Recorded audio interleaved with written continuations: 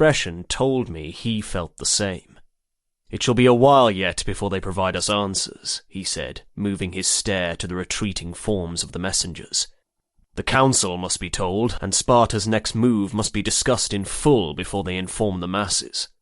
"How long do you suppose that will take?" I asked, battling through my impatience. The not knowing was the worst part. Eric shrugged. "Perhaps they will announce it soon, or it may possibly take all evening and we will not know until the morrow. I cannot say for certain." He peered at me from the corner of his eye. "There are ways we could pass the time until then." I tried and failed to hide my smile. "You're insatiable. Is my body all you fancy?" He quirked a brow before gripping my forearms, angling his face down to mine and speaking in a low tone. "Run." "Aren't we too old now for such childish games?" I asked, taking pleasure in challenging his plans. "Besides, I believe I've become a stronger runner, and I do not wish to wound your pride by beating you." "Run," he growled again. The fire in his eyes caused my own desire to ignite, and I took a step back, slowly. I knew the moment I took off running, he would be right on my heels. The statement about beating him was nothing more than a taunt, and a blatant lie, because I'd lose just as I always did. After taking several deep breaths, I glanced to the left and saw the path that led toward the meadow. And then I started running, moving so fast that I momentarily slipped on the pebbles underfoot, and I quickly gained my balance and kept going. As expected, he was behind me, only a stride or two away and almost in arm's reach. We'd chased each other through the meadows and through these trees so many times I'd lost count. The destination remained the same, though, to our stream, hidden in the woods. It was the one place where nothing could reach us, where it was only him and me and no one else. This may be the final time we ever see it. If the news the envoys carried was that the peace talks had ended and war continued, it would be the last day before everything changed. I wondered if Eric's had come to the same conclusion, and was the reason why he'd wished to go to our stream. Once we'd passed through the bushes and branches hiding our place from sight, and I'd arrived at the water's edge, he tackled me to the ground. I was not on the grass for more than 2 heartbeats before he took my face into his hands and kissed me. Unlike other times, his kisses did not begin gentle and tender. There was no build-up of seduction, no playfulness or teasing of the flesh, only desperation to touch and be touched. He kissed me hard and tugged me closer to him, breathing heavily as our kisses deepened and our hands pulled at the fabric between our bodies. No words were spoken as we surrendered to our sexual appetites. They didn't need to be. Once we were sated and no longer overcome with lust, we lay in the grass and talked. We spoke of our friends, Quill and Theon, who constantly hassled each other and could never be found without the other close by, and Hayden, who'd matured into an intimidating Spartan, and yet who still joked easily with us. When the light of day began to fade, we trekked back home. "Where have you two been hiding?" Hayden asked as we entered the courtyard outside the barracks. He barged forward and stopped a foot in front of us. "Have you heard?" I froze in place. I expected it to be longer before any answers were given. "No, we have not," Eric's answered, touching his fingers to mine as he did in tense moments such as these. "What of it?" My heart pounded so hard in my chest that I heard its incessant beating in my ears.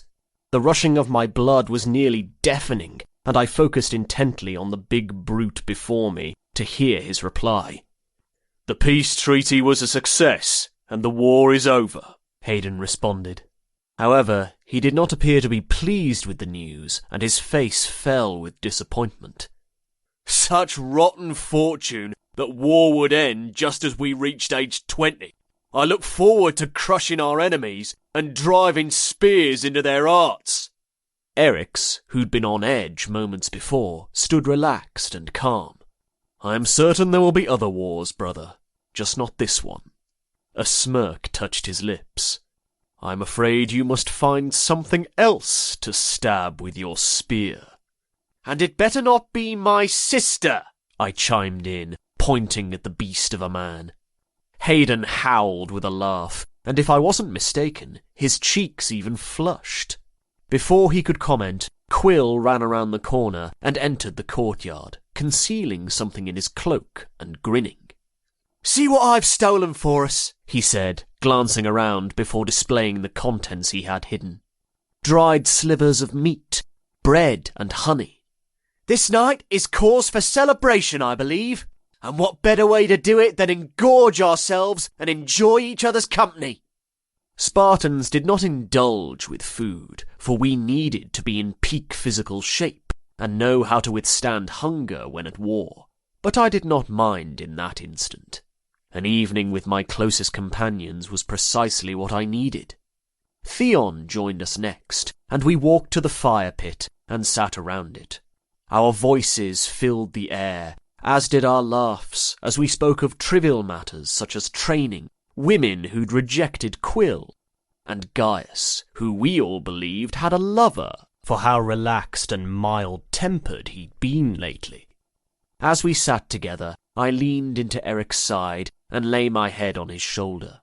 His arm slipped around my waist and held me close. We had not been there long before Ian and Melias joined us, and they easily fell into conversation. I did not recall falling asleep that night after returning to the barracks with my men. My mind often kept me awake, spinning woeful thoughts of what-ifs and future bloodshed. But I had no reason for such worries after the reassurance of the peace treaty. All I remembered was lying in bed beside Eric's and feeling his warm body pressed against mine before awaking the next morning, refreshed and at ease for the first time in many fortnights, perhaps even years. The day was one of routine, waking, eating morning meal with my physician, and then walking with Eric's to train our ephebes. The day was also very warm, much warmer than the average for early spring, yet I could not find it within myself to curse the heat, for the newly budded flowers and blossoms lifted any low mood. Demetrius' face lit up at our approach. Though Eric's and I were tough on our boys, we were never cruel, and Demetrius regarded us with admiration.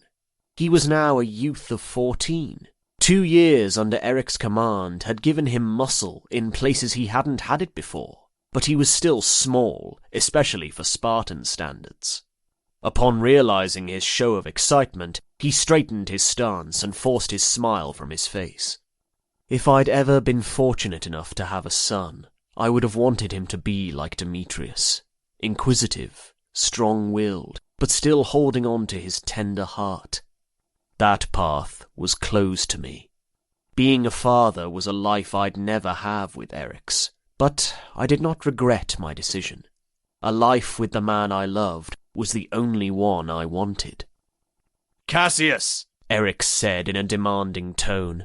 "Step forward." Cassius, who was standing beside Demetrius, did as he was told without hesitation. His golden hair held darker shades within the strands, and he stood out amongst the other boys who mostly had dark hair. The sheer size of him placed attention upon him as well. He towered over all the boys at his side. Eric's instructed him to form a defensive stance before pointing to another youth and commanding him to approach as well. Training happened as it usually did, and the day was like every other. Nothing remarkable or out of the ordinary. Simple. It was just how I preferred it to be. Later that evening, we learned more of the details of the treaty. Persia would rule the cities of Cyprus, Asia Minor, and Clazomenae. Athens kept the cities of Skyros, Lemnos, and Imbros. Every Greek city apart from those would be self-governing. Sparta was provided the position and responsibility of executing the peace and had the power to intervene if the treaty was threatened. Finally, the war was at a close and peace reigned. I only hoped it lasted. Chapter 18. Marriage ceremonies in Sparta were unlike any others I'd come to know from other Greek cities. They weren't grand public affairs, but rather kept private with very few witnesses. Visitors of Sparta often remarked on how bizarre our customs were, and how we were a peculiar civilization of ruthless warriors and women who knew not their place. They were fools, however. I had no other life experiences to compare mine to, and had not experienced the world outside of Spartan's borders, so perhaps in their eyes we were strange, but they were still fools nonetheless. It was customary for a man to select a woman at random and then capture her. The ritual allowed the man to choose a wife who was in her prime and therefore fit to bear his children.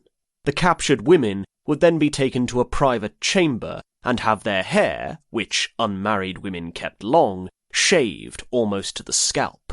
She'd be dressed in men's clothing and laid in the dark, where she waited for her new husband to slip in and bed her.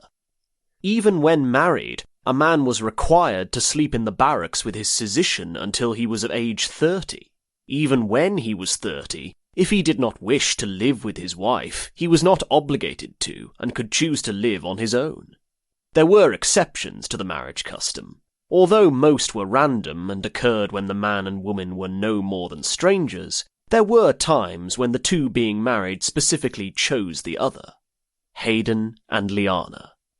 On the day of their marriage, Hayden was not the arrogant man I knew. He was unfocused and occasionally shook with his nerves. When asked a question, it took him several moments to answer, and I'd had to repeat myself frequently. Liana was being prepared by another woman, and Hayden was not to see her until later that evening. For now, he was to dine with us men, and go to her afterward. I'd visited my sister earlier that day, and I'd never seen her happier. It would be a wonderful union between her and Hayden. I knew it without a doubt. When she spoke of her soon-to-be husband, she came alive, and her eyes shone with affection for him. Are you nervous? Theon asked Hayden with his mouth full of cheese. Quill bumped his arm.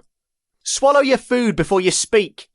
Kiss my ass, you are my mother, Theon countered, bumping Quill back. Then he looked at Hayden and repeated his question. Nervous about what specifically? Hayden inquired, although by the expression on his face, I was certain he already knew. About bedding her. At last you will know a woman's touch, Quill added, nodding fervently. I've heard other men speak of sex by saying women are very wet, you know, down there between their legs, like oil. I grimaced and pushed my plate away, no longer having an appetite.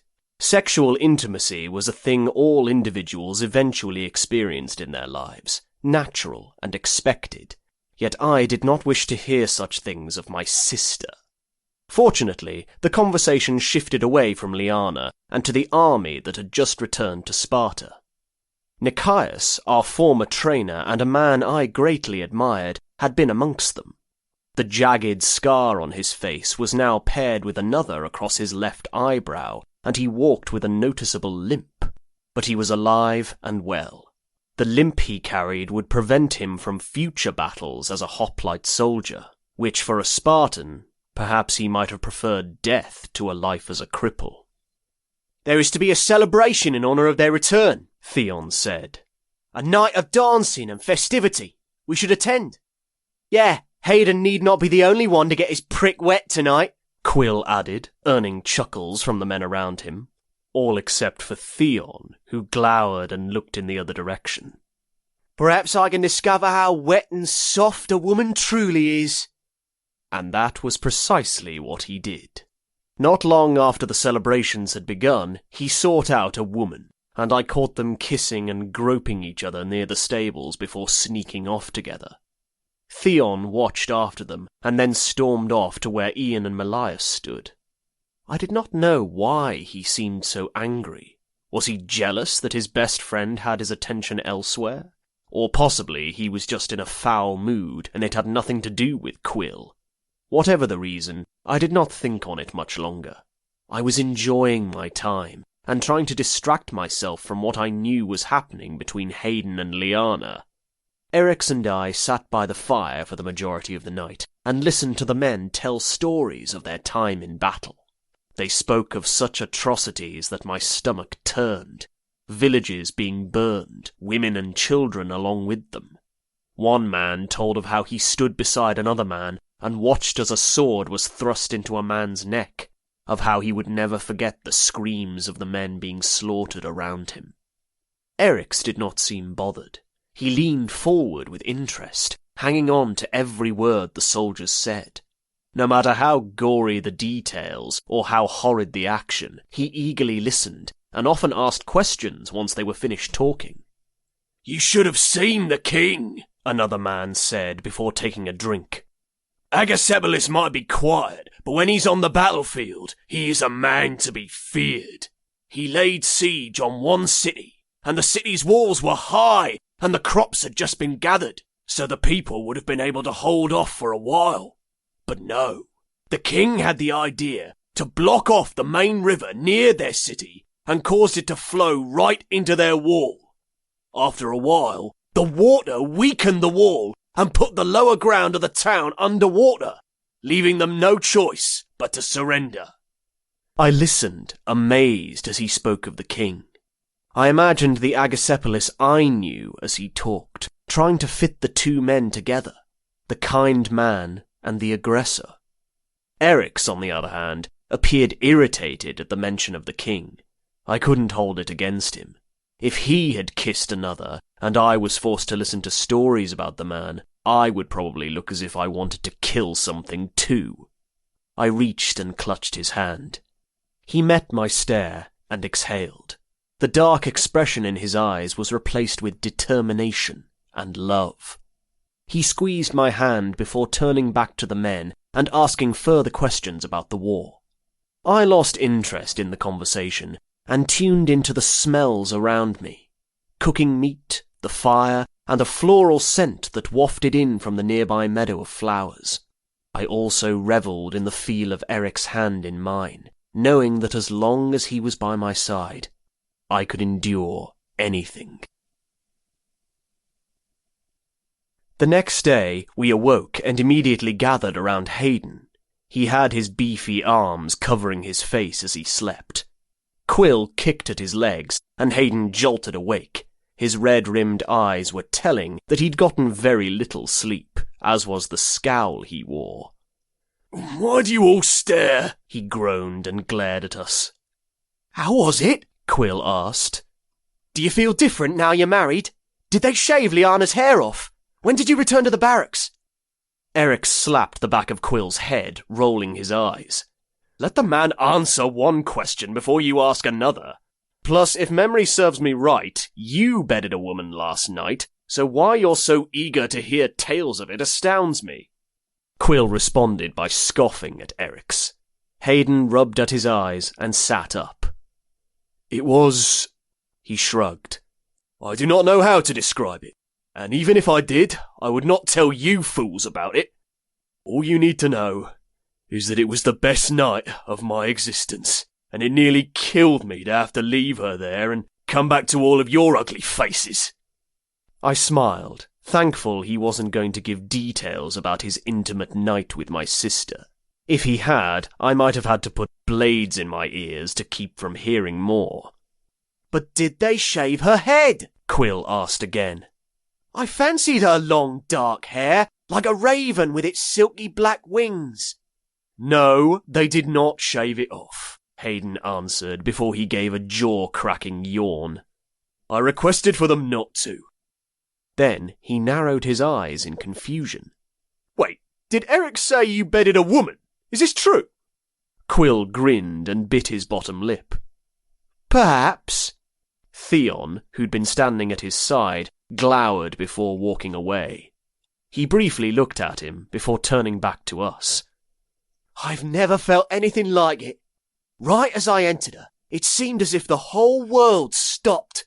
My cock ached and my body shook. The warmth of her and the wetness between her legs, it was paradise. and then I pounded her so hard into the hay that I feared the stables would come crashing down around us. I laughed, knowing the feeling he described all too well, that moment of physical contact with another. Yet I knew he hadn't felt anything quite like how Eric's and I felt when we did it. Our love for each other enhanced the pleasure. Quill would probably never see the woman again, so there was no emotional connection. When I saw Liana later on that day, her smile was contagious. "Oh, Axios," she said, clapping a hand to her mouth before doing a sudden spin. "Do not ever utter a word to him about this, because he will let it go to his already arrogant head. But I am so taken with Hayden. Never have I felt such joy before."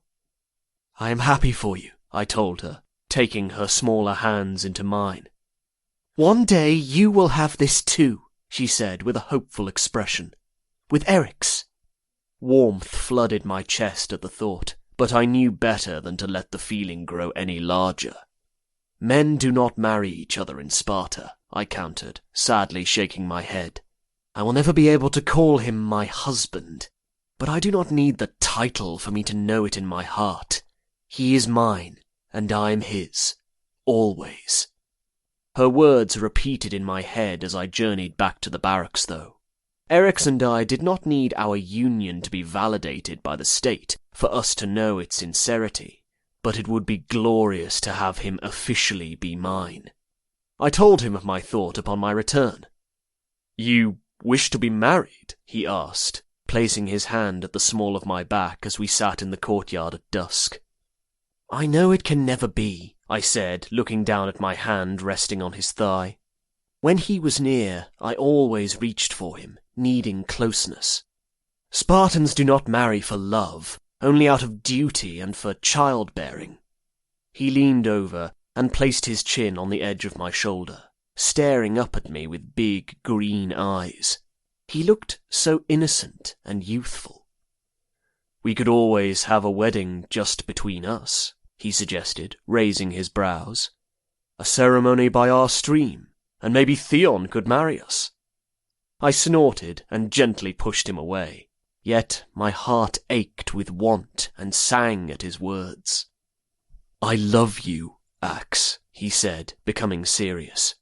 "I know we may not ever have the life you wish to have, but I hope having my word is enough. My heart and my body are yours until the end of our days. I swear it to you, by the gods." My eyes stung, and I quickly wiped at them, despising myself for always showing such weakness. But Eric stilled my hands and cupped my face, staring into my eyes with such love that I nearly forgot how to breathe. He leaned forward and kissed away the tear that had escaped from the corner of my eye. "And I swear to forever be by your side," I spoke, focusing on him. "To love and defend you, and to spend the rest of my days pleasing you. This I swear, by the gods." We kissed then, letting our oath circle around us and settle in our hearts. His lips tasted of salt from my tears, but neither of us seemed to mind. All that mattered was each other. Since we were not facing war any longer, I wondered where the years would take us, what we'd do, and for once, I did not dread the answer.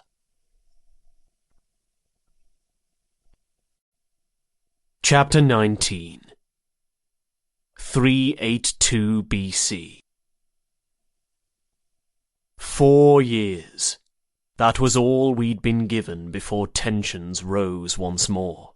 4 glorious years with Eric's, where we had not troubled our minds with thoughts of war, but rather with how to better train our boys, and when our next journey to our stream would be, where our days were spent on the field, and our nights spent wrapped in each other's embrace.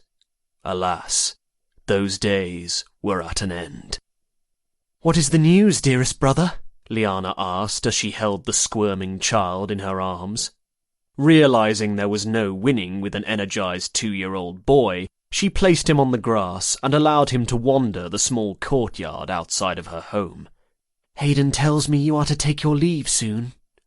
I watched my nephew, who had such a curious nature, and smiled as he went towards my sister's garden to tear her flowers from the soil. He had Lyanna's dark hair, but he resembled Hayden in the face. He was called Leonidas, and Hayden had admitted he named him after Sparta's former king, the one who had led the army at Thermopylae. "You have heard correct," I spoke, glancing from Leonidas to look at her. "Olynthus has refused to leave Pella. They've waged war. King Amyntas of Macedon has asked for assistance to force them from his lands. We leave at dawn." A year earlier, Olynthus had been asked to help Macedon fight an invasion from Illyria, and they had obliged that request. However, once Amyntas asked them to return the borders he'd allowed them to temporarily control, the Olynthians refused and took the capital. The Macedonian king then sent an envoy to Sparta, and since we were the upholders of the treaty that guaranteed the autonomy of the Greek cities, we were responsible for providing aid. Lyanna's face fell. "I thought an army had already been sent to aid them. Were they not successful?" The other army, commanded by the Spartan general Phoebus, had first been sent to aid Macedonia. However, they had become involved in political affairs in Thebes while passing through Boeotia, and had stopped their advance to seize control of the Acropolis and take over the city. Thus, another force needed to be sent. I told my sister of this. Her eyes held my stare before she averted them to gaze upon her son. She might have fought against the responsibilities of being a Spartan woman, but I saw the joy she expressed at having a family, a strong, loving husband, and a beautiful child. Motherhood suited her, as did married life. "I fear Leonidas will grow to not know his father," she whispered, and while her voice held traces of her grief, she did not shed a single tear. "What do I tell him if my beloved should fall in battle? What do I say when he is grown and asked what his father gave his life for?" She did not ask the next question, but I saw it in her face. Her son's future was not all she concerned herself with. If Hayden fell in battle, it would shatter her soul. I took her hands into mine and met her gaze once more. "If such a thing were to happen, you tell him his father fought and died for his home, that he died a true hero. There is no greater honour." "And what of his uncle, my brother?" she asked with a trembling lip, and touched my cheek. Lyanna was not one to express such weak emotions, and yet she could not hide them that day. Even though my stomach churned with worry and apprehension, I remained brave and confident, so I wouldn't add to her unease. "Do not fret over me, dear sister," I spoke, placing my hand over hers where it still rested on my cheek. "I am not the timid boy I used to be, nor am I the little boy you used to empower and tackle in the grass." She laughed at my words and pulled me into a tight hug. I held her and rested my head against hers. "Well, I am still your little brother, and always will be, but I am not so small now, and can fend for myself."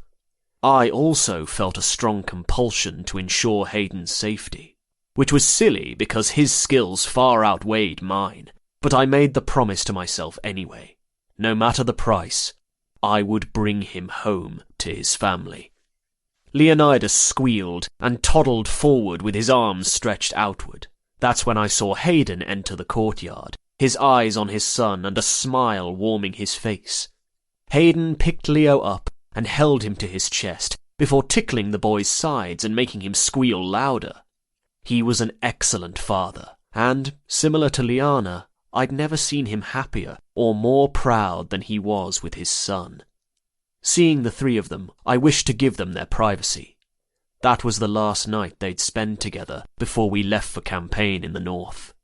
Hayden glanced my way and nodded. "I believe someone is waiting for you. He said you'd know where to go." My heart ached as the urge to be near Eric slammed into my chest, and the eagerness to be in his presence was overwhelming. I said farewell and left them, knowing exactly where Eryx waited without giving it a second thought. It was our last night in Sparta, so he would be in the one place where nothing could touch us. I could walk the path with my eyes closed, having memorized each and every turn, familiar with the trees that stood tall and swayed in the late summer breeze, and the hills that lay in between. Some days I had chased Eryx through the meadow, and others he'd chased me. So many memories lay within the field, most of them good, but others were less kind, such as the times we had set out to hunt helots, or the day I'd been angry with Eryx and stormed away from him. With the passage of time, some of the memories had faded, but the feelings they'd stirred had not. Excitement, anxiety, amusement, love. When I arrived at our secret place and passed through the bushes and low-hanging branches, I saw Eryx sitting on the bank with his back to me. "I'm going to miss this," he said, still facing away from me. "The sound of the stream as it rushes from place to place, the birds as they fly overhead, and the tranquility of being here with you, away from everyone." I sat beside him. "There will be other streams on our travels, other birds." "But they will not be the same," he said, viewing me at last. A faraway look clouded in his green eyes. "I often tell you to be strong, to not be afraid, but now I am the one who fears change. We have never gone beyond Sparta's borders, never left home." He tore his gaze from mine and grabbed a rock, throwing it into the water. "Gods, I wish to be brave, yet my worrisome thoughts plague me, and here I sit, afraid. Perhaps I am my father's son after all, a coward." I was struck with bewilderment, having never seen Eryx behave that way. I was the one who usually said such things, not him. He'd let his overconfident facade fall in my presence before, and he'd expressed his doubts, but no moment had he ever been such as this, where he'd seemed so defeated.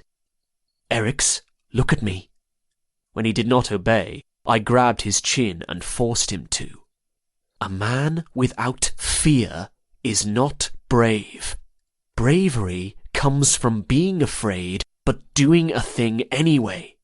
To be courageous is to fear death, and yet charge at the enemy anyhow. Fear does not make you a coward, but overcoming it makes you a man. He stared at me as if he was seeing me for the first time. "You have always been troubled by the thought of war," he commented, taking my hand in his. "How is it you are so calm?" "Because I have you by my side," I answered, seeing the way his expression shifted at my response. His eyes were no longer fearful, but held awe in their green depths. "And I know whatever we face together." Eryx cut off my words by pulling me into a kiss. Nothing more was said. At dawn, we awoke to men bustling around outside our barracks, banging on doors, issuing orders, and waking the rest of the army. Eryx kissed my shoulder as we lay in our bed, and we prolonged the moment as long as possible. "I shall never forget the way your skin smells in the morning," he whispered, brushing his nose along my shoulder blade and up to my nape, where he then placed a kiss. "Nor how warm you feel in my arms." I closed my eyes and focused on every place we connected. The light pressure of his arm around my waist, the moving of his chest as he breathed, and the softness of his lips on my neck. They were things I stored into my memory, treasured. "We should get dressed," I said in a sleep-heavy voice, and turned my head to see him. His tousled golden hair fell into his eyes a bit, giving him a boyish appearance, and his arm tightened around me. "Just a while longer." Hayden stood from his bed and stared around the room a moment, hesitating. He'd come back into our quarters late the night before, having spent as much time with Liana and Leo as he could. Just then, our door burst open, bringing with it a stream of light that chased away the darkness. "Up! a man roared, kicking at the sleeping man closest to him. "Time to gather our belongings and leave, you fools!" Theon gave a loud snore and jerked upward, while Quill rose sluggishly and rubbed at his eyes. They were lying close together, as they'd begun doing in the past year. Nothing more than friendship had occurred between them, other than the one kiss they'd shared years before, but I had my suspicions there was something more they were hiding. Quill had bedded several women as of late, but he had always returned to Theon, who welcomed him into his bed like a lover, but still kept him at a distance. Eryx leaned his head against mine before pulling away with a sigh. Cool air hit my back in his absence, and I yearned to feel his warmth again. I rose from bed and did the same as the others, packed for war. It did not take long for the army to prepare. Provisions had been gathered the evening before, so it was only a matter of retrieving our armour, which was scarce, only consisting of a helmet, cloak, greaves, and some men had breastplates, while some did not. Along with a dory spear, we also had a xiphos, a double-edged short sword which assisted in close-handed combat more so than the javelin. Our shields were marked with the letter lambda, which stood for our home of Laconia. They were passed down from father to son. The shield I carried into battle was the same one my father had used before he was killed. King Agasepalus approached before the army headed out. He would not be travelling with us, for we were to be commanded by Teleutius, a Spartan general, and the king needed to remain in Sparta to handle other affairs. He had just returned from an expedition in Mantinia, where he had laid siege to their city for challenging the treaty. Since the day we'd spent together, one I remembered even after the 6 years that had passed, I'd only spoken of him on a few other occasions. We had often seen each other from afar, though, and exchanged nods of acknowledgement, but during those encounters I did not miss the longing in his eyes as he stared at me, the knowing and remembrance of our day together, and the unspoken desire for more. He stood at the head of the line of men and wished us good fortune on our endeavours. His dark hair hung midway down his ears and held a soft wave, some strands curling more than others. A dark shadow dusted his jaw, very much like how he'd kept it in the past, and told of his preference for the style. As he spoke, I failed to hear all of his words, for we were at a slight distance, and his voice did not carry far. But I heard some of what was said. Glory, strength, honour. All words to describe our purpose for going to war. Eryx watched the king with a narrowed brow, appearing expressionless to any other observers, but to me, I saw the tightening of his jaw and flash of anger in his eyes. He'd not forgotten my time with Agasepalus either. A pang of remorse hit me at the thought. Once the king finished addressing us, he stepped aside and allowed the first group of men to pass. Our position was further back, but we stood in formation together, moving when we were able. When I passed Agasepalus, his gaze locked onto mine, and sorrow briefly passed over his face before he looked away. I was unsure whether the strange look had come from apprehension of me leaving for war and the not knowing of my fate, or the fact that Eryx stood close to me in an obvious manner of possessiveness. Before we reached Olynthus, the plan was to stop first at Potidaea, where another Spartan army awaited from a past campaign, and gather them before continuing the advance. Reaching the city of Potidaea would take roughly 1 full turning of the moon. That was what we were told, anyway. On foot, and carrying our weapons, armour and supplies, I suspected it would be longer, though. Before we departed, I had learned that Ian and Melias would not be joining us. They were instructed to remain in Sparta. Over the years, we'd all grown closer, so it was bitter-sweet to leave them behind. Bitter because I would miss them, but sweet because they'd be safe. Silence carried through the army lines. The only sound was the marching of our feet upon the earth, and the occasional clanking of shields.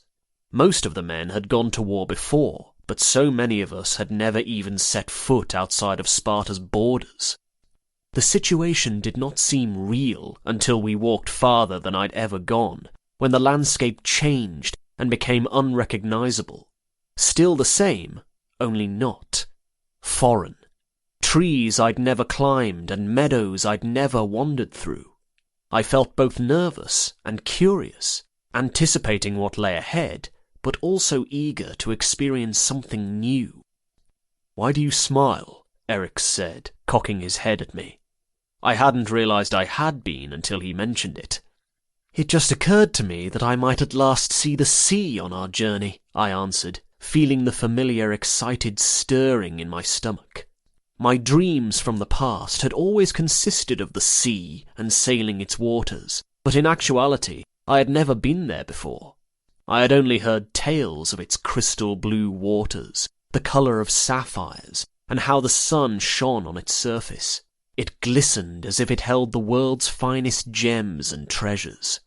A look of admiration came over Eric's face, and he brushed his hand against mine. "I should not be surprised to see you finding the smallest glimmer of happiness in such an ominous expedition. The man who finds joy in unravelling the mysteries of nature, and who questions everything. Of course you would seek the light when cast in shadow." I considered his words before responding. Even in dark days we must always seek the light. Once we surrender to darkness, we lose hope, and without hope, we have already lost. He did not say the words aloud, but by the way his green eyes crinkled around the edges as he stared at me, I knew he loved me, and that was enough. Tired of carrying my helmet, I placed it on my head and continued walking. The sides of my face were covered, as was my nose. My eyes and mouth were all that showed.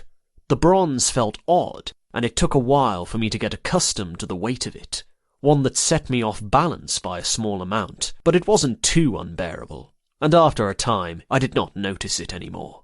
We had only worn full armour a few times in training, so I hadn't become too familiar with it. The Mora, consisting of roughly 600 men, was structured by age. Younger soldiers, such as in my group, were usually not mobilized except for in grave circumstances, and that was precisely what had happened.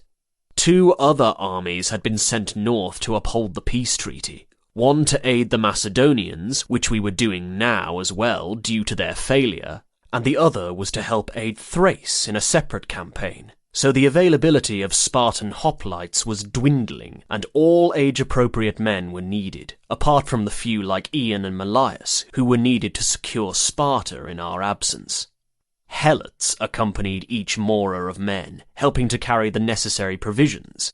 They did not have armour or weapons, but they carried satchels of food, salted meats, barley and cheese, and were available as manservants for anything we might need. The sun had made its way across the sky and was moments from setting, and yet we still moved through the terrain. Our progression had slowed as the men grew weary, our supplies and the heat of the day weighing us down. It was fortunate that the day was not as hot as it could have been. Summer was fading, and the cool autumn air blew through the land. However, no matter how cool the air, muscles became sore after carrying a large shield and wearing armour all day. Movement halted, and I looked ahead to try and see what had caused it. "I believe we are stopping to camp for the night," Eric said, removing his helmet. Even with messy, sweat-drenched hair, he still looked beautiful. He was right. We broke formation and went toward the area assigned to us by the leaders to set up camp. Due to the size of the army, the Mora separated and camped in different ranges, clusters of men scattered throughout the terrain. I'd heard of other armies setting up tents for shelter, but we did no such thing. No fire was built that night either, but I was familiar with enduring the cold and barely paid it any mind. After we'd eaten, we lay down on the ground and slept, too exhausted to do anything more. Morning came quickly, too quickly, and we awoke, gathered our materials, and continued the march north. That became our routine, tedious, lackluster. Not even Theon or Quill found the strength to liven our spirits. Days passed, and the excitement I had held on the day we had left had waned as exhaustion filled every part of my body. not only physically, but mentally as well. It seemed we would march in formation for the rest of our days, an endless trek during the day, and sleeping in a different place every night. The only time I regained a morsel of joy was when the sea came into view. I only saw it from a distance as we passed through the outskirts of Corinth, but I stared in awe at the size of it, how it stretched on as far as the eye could see. Once it faded from sight, the excitement left me once again. I yearned for the security of home once more, of waking beside Eric's, not out in the open in unfamiliar land, but in our barracks, our home. I missed training our youths, boys who now trained under others' command. For many years, I dreamt of leaving Sparta, and now I just wanted to return. Chapter 20. Battle of Olynthus. Teleatius summoned more warriors as we advanced further north. Allies joined our cause and supplied soldiers, including Thebes who had refused to aid the other armies that had travelled through the area before us. Messengers were sent to Durdus, the Thracian king, requesting aid, and he joined our campaign as well, bringing 400 cavalrymen with him. When we finally reached Potidaea, our army included Spartan hoplites and men from Macedonia and Boeotia. The other Spartan army, commanded by Eudamidas, waited in the city as well, and joined our ranks, raising our members to well over 10,000 men. The night before the battle, I lay awake, knowing I should sleep but unable to. When I closed my eyes, I saw slaughter, swords clashing against shields, and spears piercing flesh as cries of war echoed all around. Unlike other times when my mind reacted irrationally, that time it had purpose, for the images I saw in my mind's eye was the reality of events sure to come, not just foolish musings, but possibilities that awaited us. Olynthus, where the battle would take place, was only an 8-mile march from Potidaea. Once we awoke on the morrow and headed to war, it would not take long before we reached the gates of Olynthus. Not long before I partook in my first battle. Perhaps my last. "Ax, I can sense you overthinking," Eric's whispered, his breath tickling my nape. "Turn and face me."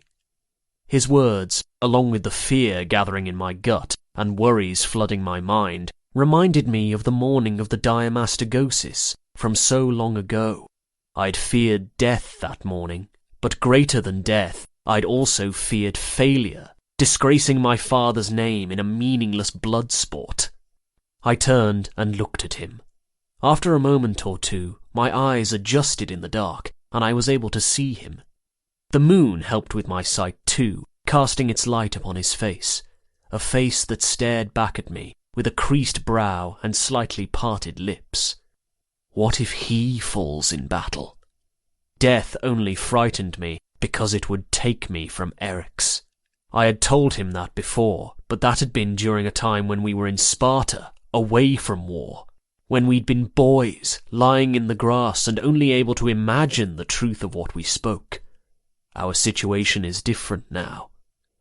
"I fear losing you," I confessed, feeling my eyes burn with the tears I kept at bay.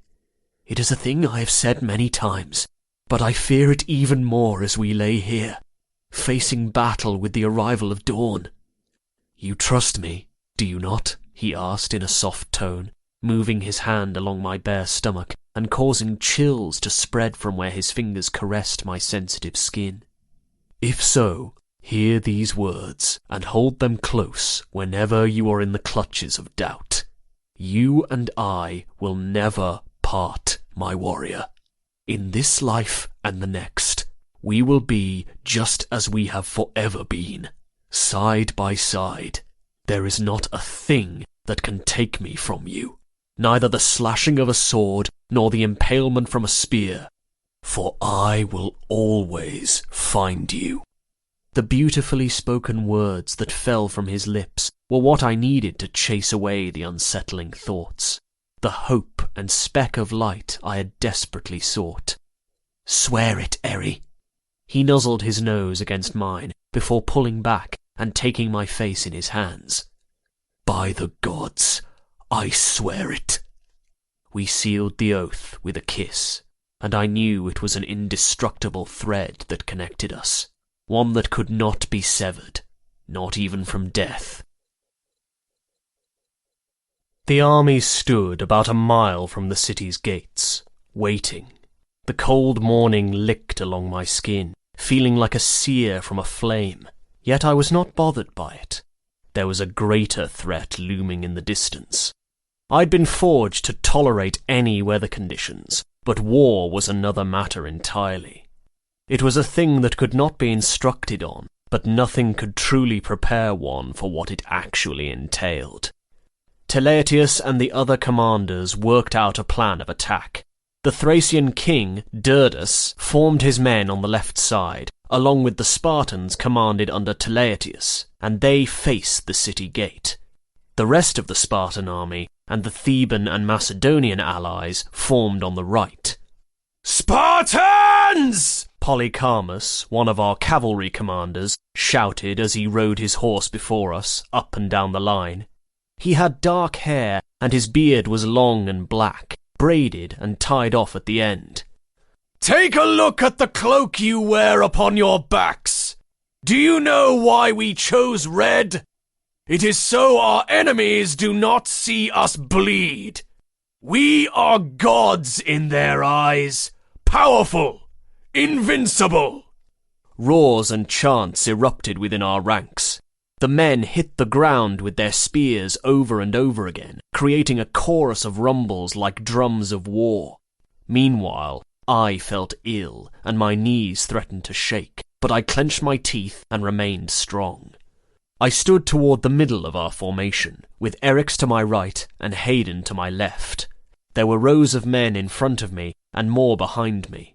I could not see Theon or Quill amongst the helmets and shields. We began marching toward Olynthus then. During our advance, I searched again for them. Wherever Theon was, Quill would be close as well. Then I saw them. They were 2 rows up from me. I nearly lost my footing as I observed them. They appeared so small, standing shorter than the other men who surrounded their small bodies. My heart ached at the thought of any harm coming to either of them. "Gods be with them. Keep them strong," I silently prayed to whichever god may be listening. I rarely mentioned a god by name, but in that moment I decided to try. "Athena, goddess of wisdom and war, gift your knowledge to my brothers and aid them in battle. Ares, god of war, gift your strength and fortitude." As we neared the gates, my heart hammered in my chest to the beat of our marching feet upon the earth. My palms started to sweat, and I tightened my grip on my spear and held my shield closer. I looked to the right to see Eryx so that I'd know he was with me, needing the strength he provided me in my weak moments. Through the opening in his helmet, I saw his eyes, green like the grass that swayed in the meadow of our home. He was my sanctuary and my anchor that kept me from detaching from this world.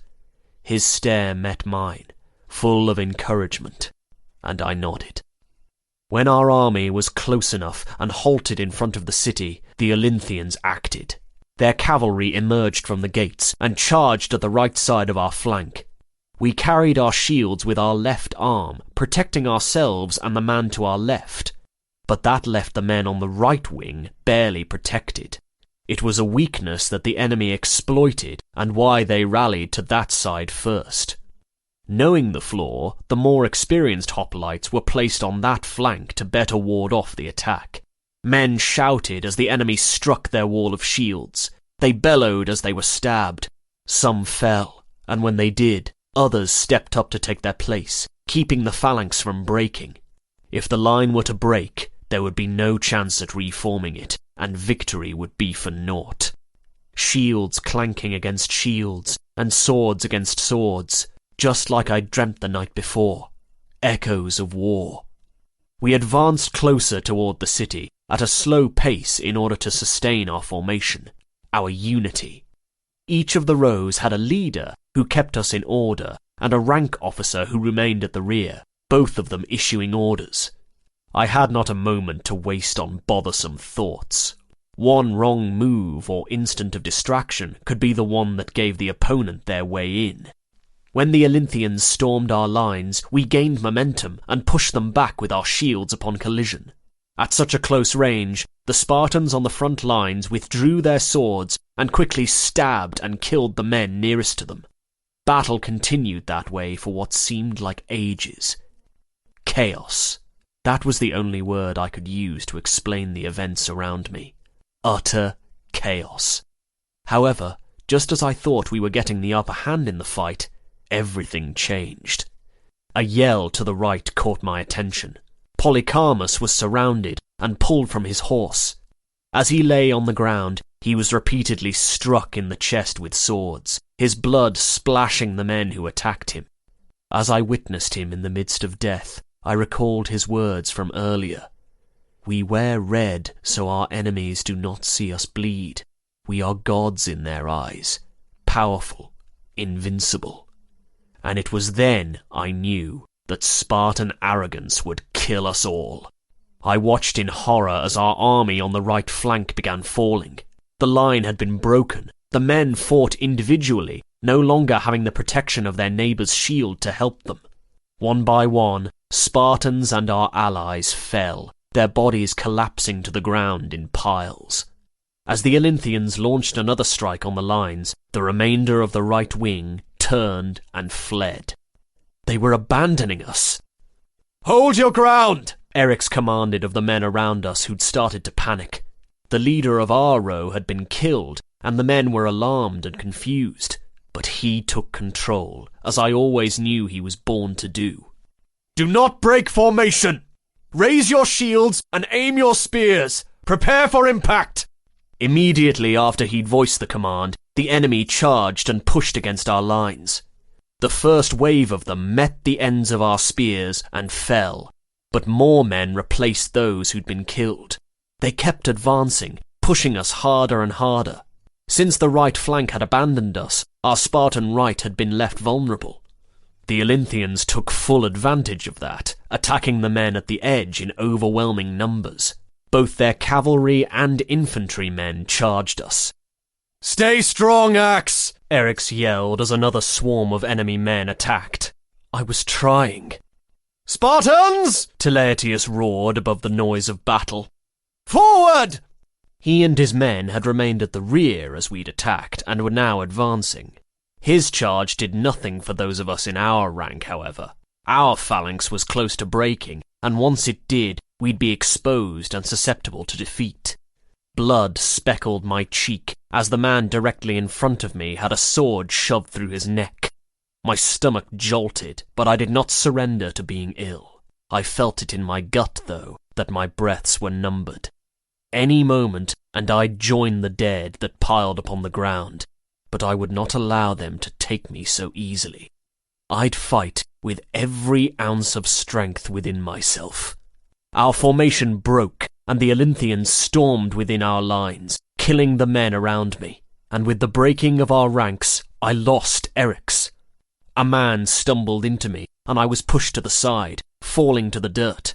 I knew any amount of time on the ground could result in me being trampled, so I hurriedly jumped to my feet. When a man aimed his sword to strike, I deflected the blow right before it hit its intended mark. There was not a moment to think or do anything except fight for my life and the lives of the men around me. The place Theon and Quill had been a moment earlier was now overcome with battling men as the enemy's phalanx pushed forward and struck them down one by one. No! Even though I longed to see Eryx, there was no time to seek him out. A man in the first row thrust his spear forward, and I blocked it with my shield, but more followed, and I would not be able to hold them back for much longer. Hayden fought by my side, and when more of the hoplites attacked, we both raised our shields to create a protective wall. Just when I believed we were to be slain, two other shields joined the fray, Theon and Quill. Thank the gods. We formed a line and defended as best we could. Sweat, dirt, and blood caked on my face and all down my torso, and my arms ached, but my adrenaline was high. Where is Eryx? It was difficult to conceal my panic at not having him in my sight. Then a hand brushed against my side, and I knew he was with me. He took a stance on my right, and together the 5 of us deflected the blows. A sword breached the gap between us and struck my right shoulder. The wound was not too deep, but it was deep enough for me to struggle with keeping my arm upright. Blood ran down my bicep and gathered in the crease of my elbow as I strained to hold up my sword. I felt little pain. It was only a slight discomfort, but the longer it was unattended, the worse it would become. Eryx, who'd growled at my being hurt, aimed at the man who had stabbed me and thrust his weapon into the man's eye, instantly killing him. Other Spartans regrouped around us. Some of the Spartiates had retreated when the flank of allies had fled, going against the very values we'd based our lives around, but most had stayed. Win or die. There was no surrender. Men fell on both sides, but we stood our ground, even while outnumbered. I prepared myself for death. If I died, I would die with the man I loved and my brothers at my side. But death did not come that day. The Olynthian commander suddenly called his contingent back, and the army withdrew back to the gates. I stared after them, bewildered. They'd been weakening our defences, and had clearly been about to triumph and swarm us, yet they had retreated. Why? "Eryx, what's happening?" Eryx looked just as confused as me. I soon received my answer. Durdus had taken his force and charged directly at the city gates. Teleatius had followed his lead and led his infantrymen behind them. Having been preoccupied with counter-attacking strikes and ensuring my head remained attached to my shoulders, I had not seen his maneuver. But now, with the diminished threat, I was able to see. His army had threatened to cut off the opponent's cavalry and prevent them from leaving and re-entering the city. I suppose the fear of being barred from the safety of their city walls and trapped between 2 armies had caused them to retreat. As they withdrew, Durdus inflicted heavy losses, killing many of them as they passed him to reach the protection of the city walls. After that, Teleatius gathered the surviving men and claimed the battle as a triumph. He boasted of Spartan prowess and gave no recognition to the allies who had helped. There was no glory to be had when so many had lost their lives, and especially when we had not even achieved our goal for the battle. We had not been successful in invading Olynthus, and they had crushed our army, nearly slaying us all. "Let us return to Potidaea and celebrate our victory!" the Spartan commander exclaimed before ordering us to leave Olynthus. I said a silent prayer that the fallen soldiers might find peace in the afterlife, and then I took Eryx's hand, not caring that the emotion might be seen as a weakness to be mocked. The gods, who I had not been certain even existed, had kept him and my companions safe for me, and for that I would be forever in their debt. Hayden had a cut on his cheek, and scratches covered his biceps from where shields had crashed into him, but was for the most part untouched. Theon had been speared in the leg, but it was only a minor graze, and Quill did not seem at all injured. As for Eryx, the only blood marking his skin was from the men he had killed. A victory, Teleatius had said. Seeing the dead warriors upon the ground, some who were so young their beards hadn't even begun to grow, I did not see a victory. Only the effects of a war we had no purpose being included in. "Sit still and let me look at it," Eryx growled as he grabbed me and forced me to sit back down on the bed. "You have lost a lot of blood." Any amount of blood that I had lost would be considered a lot to him. "It is only a shallow cut, Eri, relax," I said in an attempt to reassure him, but he continued to glare at me until I obeyed. "Very well." I watched him as he doctored the wound. His scrunched brow and intently focused eyes nearly made me laugh, but I stifled the sound and covered it with a small cough. Finding humour in the situation was the only way for me to cope, not only because of my gash, but because my mind refused to leave the battle. The screams of the men who'd fallen on the battlefield, and the faces of the dead that burned into my memory. I suspected they would forever haunt me. "You do not have to hide your pain from me," Eric's whispered after he finished tying off the wrap around my arm. He'd applied a healing salve that prevented the wound from festering. "Perhaps from the other men, but never from me." "The cut does not pain me, Eric's." "I am not referring to the cut," he interjected, still in a soft tone. "There is a shadow in your eyes, even now while you gaze upon me. We lost many men this day." Tightness formed in my throat, and I swallowed. "Do you think it ever becomes easier? War?" He studied me in silence, sitting beside me on the soft cushion. We were not to sleep outside, unlike the night before, and had been given an actual quarters to share with other soldiers so that we could rest and recover from battle. "I am not certain," he answered, averting his eyes from mine to stare down at his hands. "War is never easy, nor do I believe it ever will be. However, our attitude towards it may alter as time passes, just like when killing the helots." He moved his gaze back to me. "It is never easy to take a life, Axios, but we can learn to desensitize ourselves to the act." I had already learned that lesson. It was what came after that troubled me. The nightmares. "Lay down. You need to rest," he said. Before I could dispute him, he grabbed my uninjured shoulder and pushed me backward. I growled in the back of my throat as the realization struck that from that moment forth, he'd be even more protective. One injury, and I was suddenly a damsel in need of saving. But then he lay down beside me and pulled me into his arms, and any complaints vanished from my lips. Somehow, he mended the broken fragments of my mind with one gentle embrace. Chapter 21.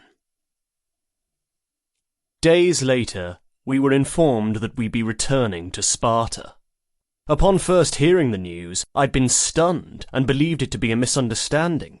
Our campaign had not been successful, no matter what lies Teleatius told himself and others. Therefore, we could not possibly be going home. Yet we were. Sparta currently had little protection, with the multiple armies having left, and needed men. So, since our section contained young fighters, we'd been chosen to return. The men who had proven to be experienced soldiers were instructed to stay in Potidaea and continue the war efforts. Fortune was in our favour as we began the trek home. Winter was not yet upon us, so the journey would be long, but at least it wouldn't be terribly cold. We had spent many winters wearing nothing more than a cloak and learning to survive in such unfavourable conditions, so even if snow had covered the ground, which was a rarity for us, it would not have mattered. But it would have prolonged the trip, and I wished to reach home as quickly as possible, as did the others. Hayden missed Liana and Leonidas, and was eager to see them, and the rest of us could not wait to sleep in our own beds once again. We had only been away for close to 2 turnings of the moon, and were already incredibly homesick. I could not imagine how the men who went on year-long campaigns felt. "What's the first thing you intend to do when we return?" Theon asked as we walked. He and Quill were in front of me, and I was between Hayden and Eric's. "I'll discard off this damned armour and barricade myself in our quarters to sleep." For the majority of the trip thus far, we had found talking as a good way to pass the time. I was uncertain of the exact number of days that had passed, but from studying the landscape, there were specific markers I recalled from our previous journey, and concluded we had less than a fortnight left before reaching our destination.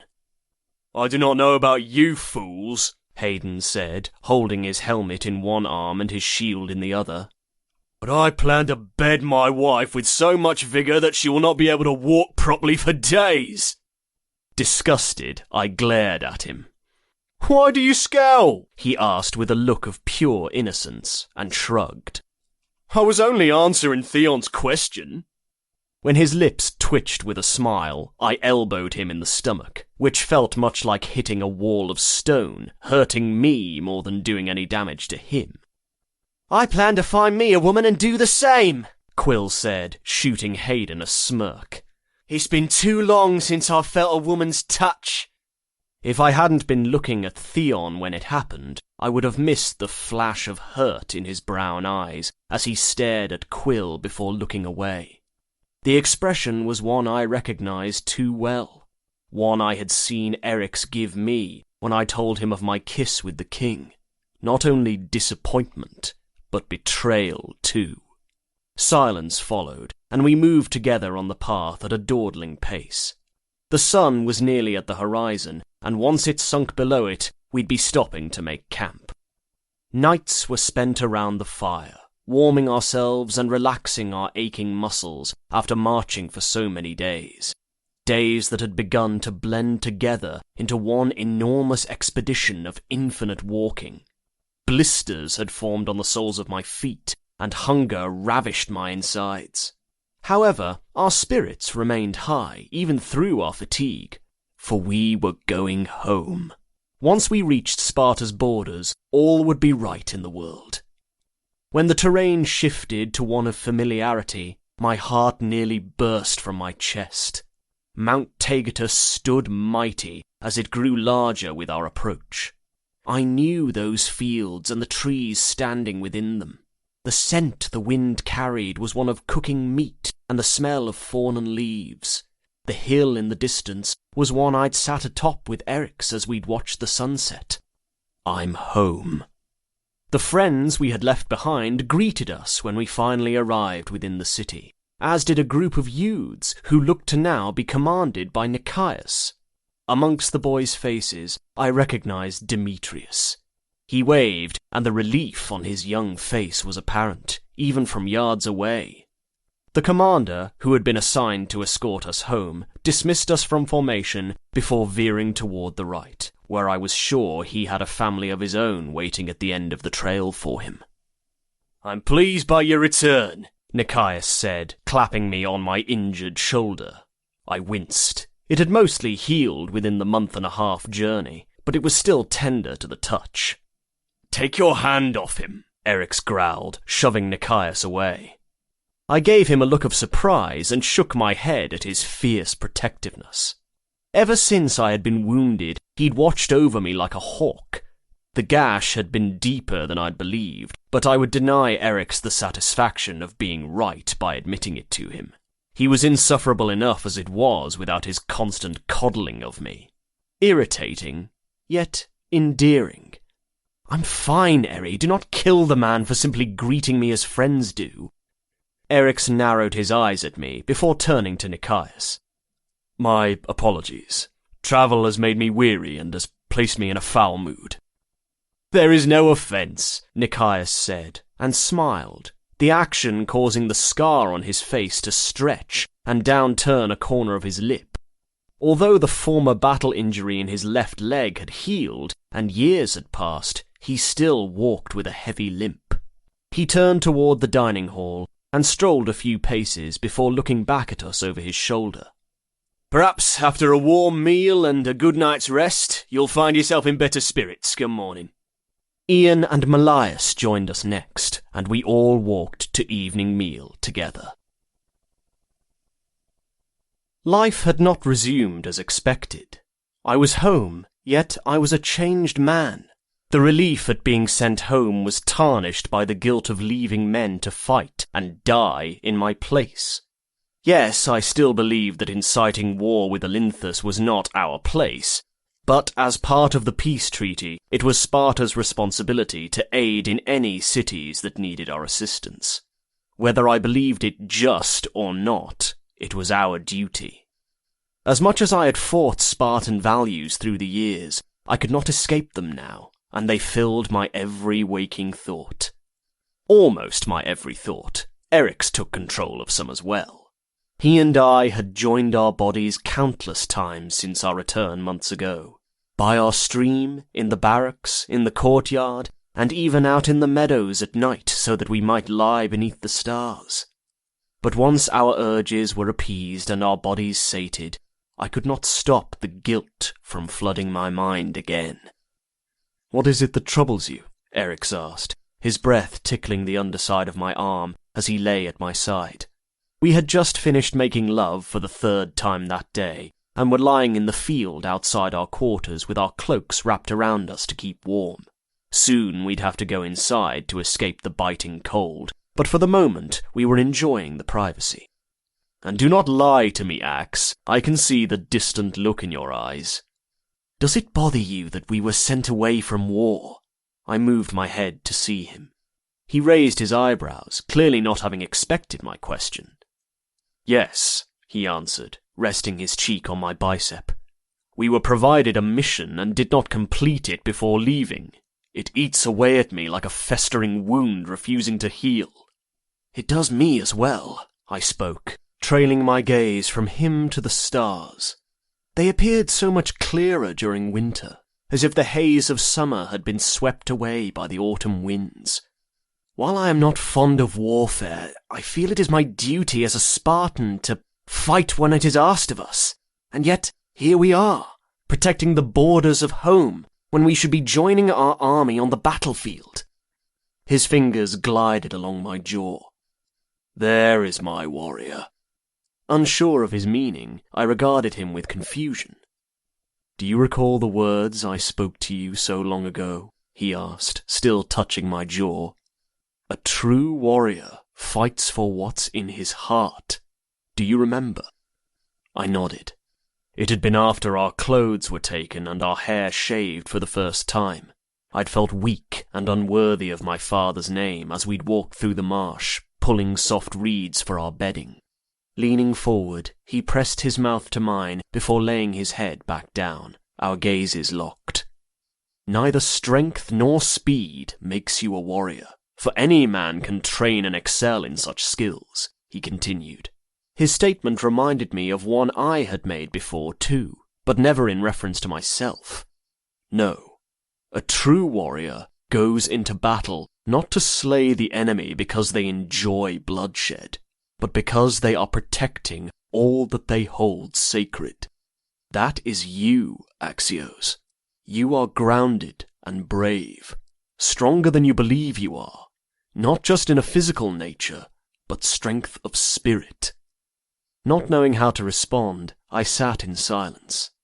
He saw me in such a rare light. I did not consider myself anything more than what I was, just a man with average abilities who had struggled with the soldier's life more than any others. "I do not see what you see," I spoke at last.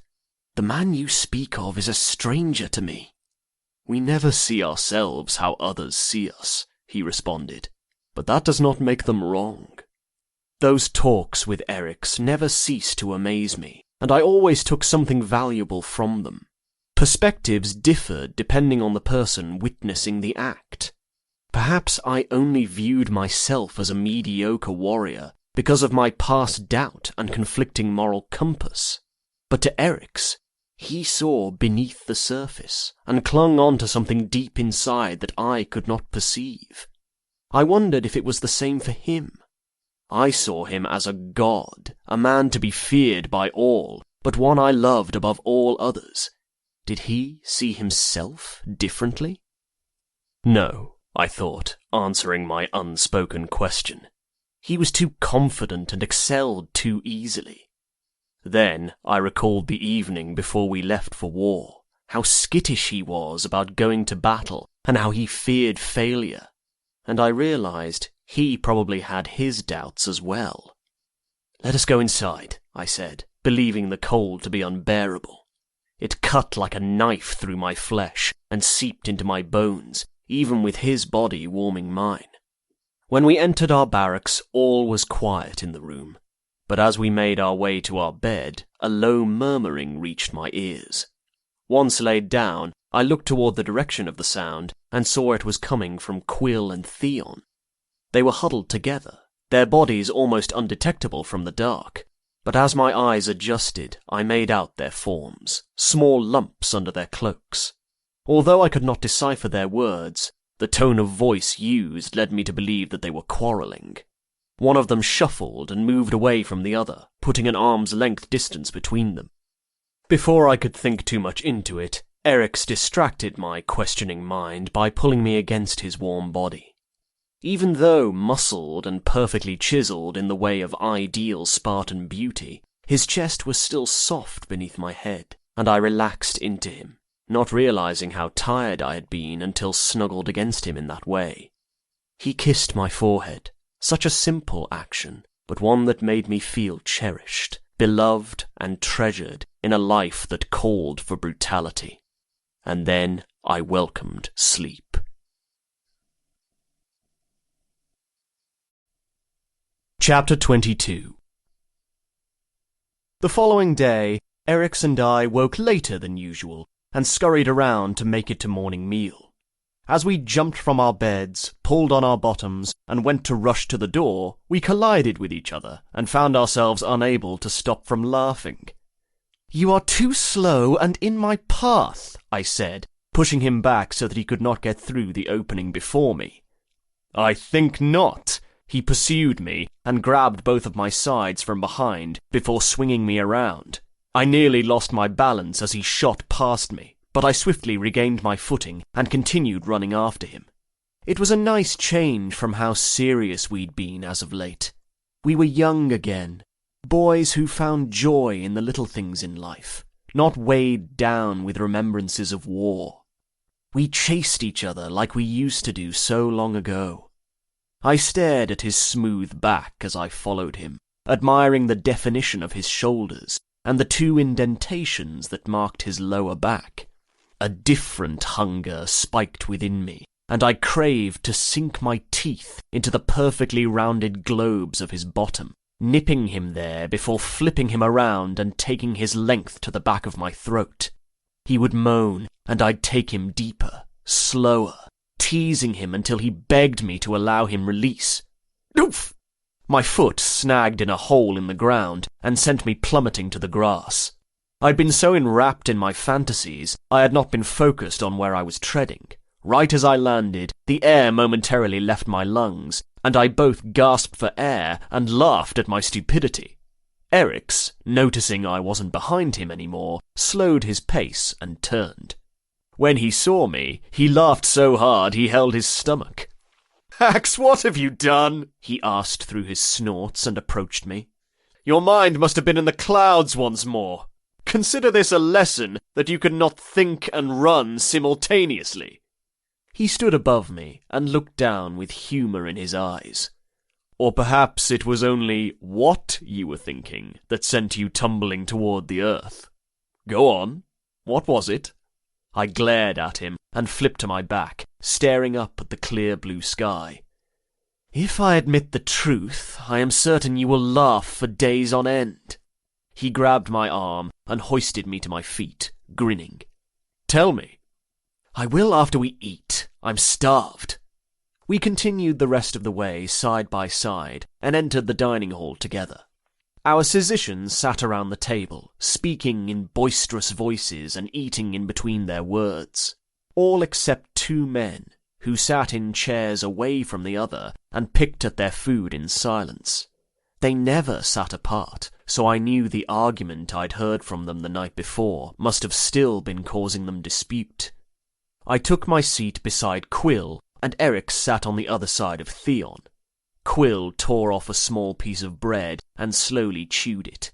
His brown hair looked as if he'd just run his fingers through it, some of the strands falling onto one side of his face.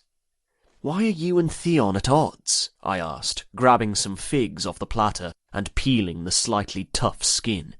I could eat them with the skin on, but only if they were ripened enough, and those were not. Figs reminded me of a certain king, however, and a moment of sorrow trickled inside my chest. He did not respond. "If you ignore my question, I will only continue asking it until you answer." With a sharp exhale, Quill looked at me. He is stubborn, foolish, and selfish, that is why. Before I could comment, he expanded his response. When I lay with a woman yesterday, he yelled at me for it, went absolutely mad with rage and slapped my chest. It is unfair. Just because he's jealous does not mean I must stop living my life. Theon scoffed from seats down. Jealous? You flatter yourself. Do you see? Quill asked, motioning to Theon. He is overbearing. If he wishes to bed a woman so badly, he needs to stop being a coward and do it. The man has fought in war. Surely he can find the courage to wet his damn prick between a woman's legs. Theon, obviously not in the mood to hear such things, jumped to his feet and stormed from the hall. I focused on Quill, wondering if he truly was that oblivious. Theon did not care to bed women, and his actions were not those of a competitive nature. Every man could see the way Theon looked upon Quill with affection, apart from Quill. But it was not my place to intervene. They needed to work it out amongst themselves. After the meal, Eryx and I walked to the field where the boys waited. "Are you going to tell me now?" he asked, bumping against my arm. "Very well," I said with a sigh, and met his stare. "As we ran, I imagined sucking your cock and lost my footing." His lips twitched, but he did not erupt into a laugh as I'd assumed he would. Instead, he held my gaze and responded, "After training, you can show me exactly what it was you imagined, and perhaps we can make it reality." My body stirred at the thought, and I wished training would hurry and end. The closer we came to the field, the more he changed from the lovable man I knew to the powerful man others knew him as, and he exuded authority by simple presence alone. Upon arrival, the boys all stood in an orderly line, having learned from experience that Eryx preferred them that way. He demanded order, respect, and all things a true leader should, and did not take anything less. "Good morrow," Nicaeus greeted us with a nod and disfigured smile. Since our return, he had given us back our command over the Ephebes, but he still lingered around the arena to assist when needed. In all honesty, we did not need his help, but it pained my heart to see him. A man who used to be so strong, now reduced to life as a cripple, and I refused to turn him away. He was only a handful of years older than us, and I did not want him to believe his life was worthless just because he could not march with our armies. Every life had purpose. Eryx nodded to him and strolled to the middle of the field where he narrowed his gaze at the youths. "Balin, forward!" he demanded in a deep tone. The boy did as instructed and stood before his trainer, awaiting further command. And then Eryx punched him. His tactics had surprised me once upon a time, but I'd become familiar to them. It was not meant to be cruel, but to ensure that the boys knew how to act on impulse. Balin might have been hit by the first swing, but when Eryx tried again, he was ready and ducked before attempting a hit of his own. "He truly is a glorious sight," Nicaeus said from beside me. His blue eyes followed Eric's movements, and the corner of his mouth curved downwards, an expression that was frozen on his face from the scars. But even with the scars marring his face, he was still handsome.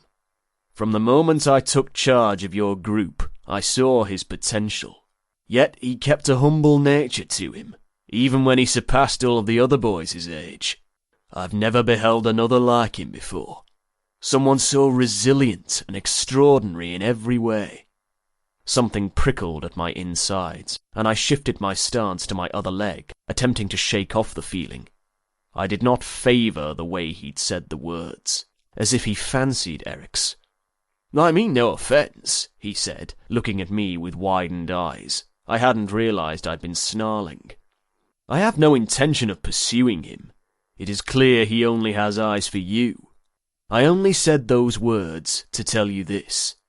There will come a time when you must make a choice, and from what I've learned of Eryx, he will never defy his orders, and he will hold all Spartan principles close until he draws his final breath." His face softened, and he returned his stare to the man who was on both of our minds. But he listens to you. If you ask it of him, he will obey. Confused, I held my tongue, not exactly certain of his meaning. During my time in war, something happened, he continued, his voice now different, as if the memory of battle took him from this place. It was when we were passing through Argos. I was with King Agasepolis when he visited the oracles at Delphi. He took only a handful of men, and I was chosen as one of them. I will never forget what I witnessed in that temple. A young girl with pale hair, whose eyes clouded all white, and speaking in a voice that was not meant to come from her body. She gave the king the answers he sought. But then she looked at me. Chills crept up my spine and settled in my nape. What did she say? I asked. Nikias moved his stare to me. His ashen face made his blue eyes appear even lighter, as if crystals glistened within the depths. Nothing, he answered. She said nothing, but as her white eyes were on me, I saw something in my mind's eye. Glimpses of events that had not yet come to pass.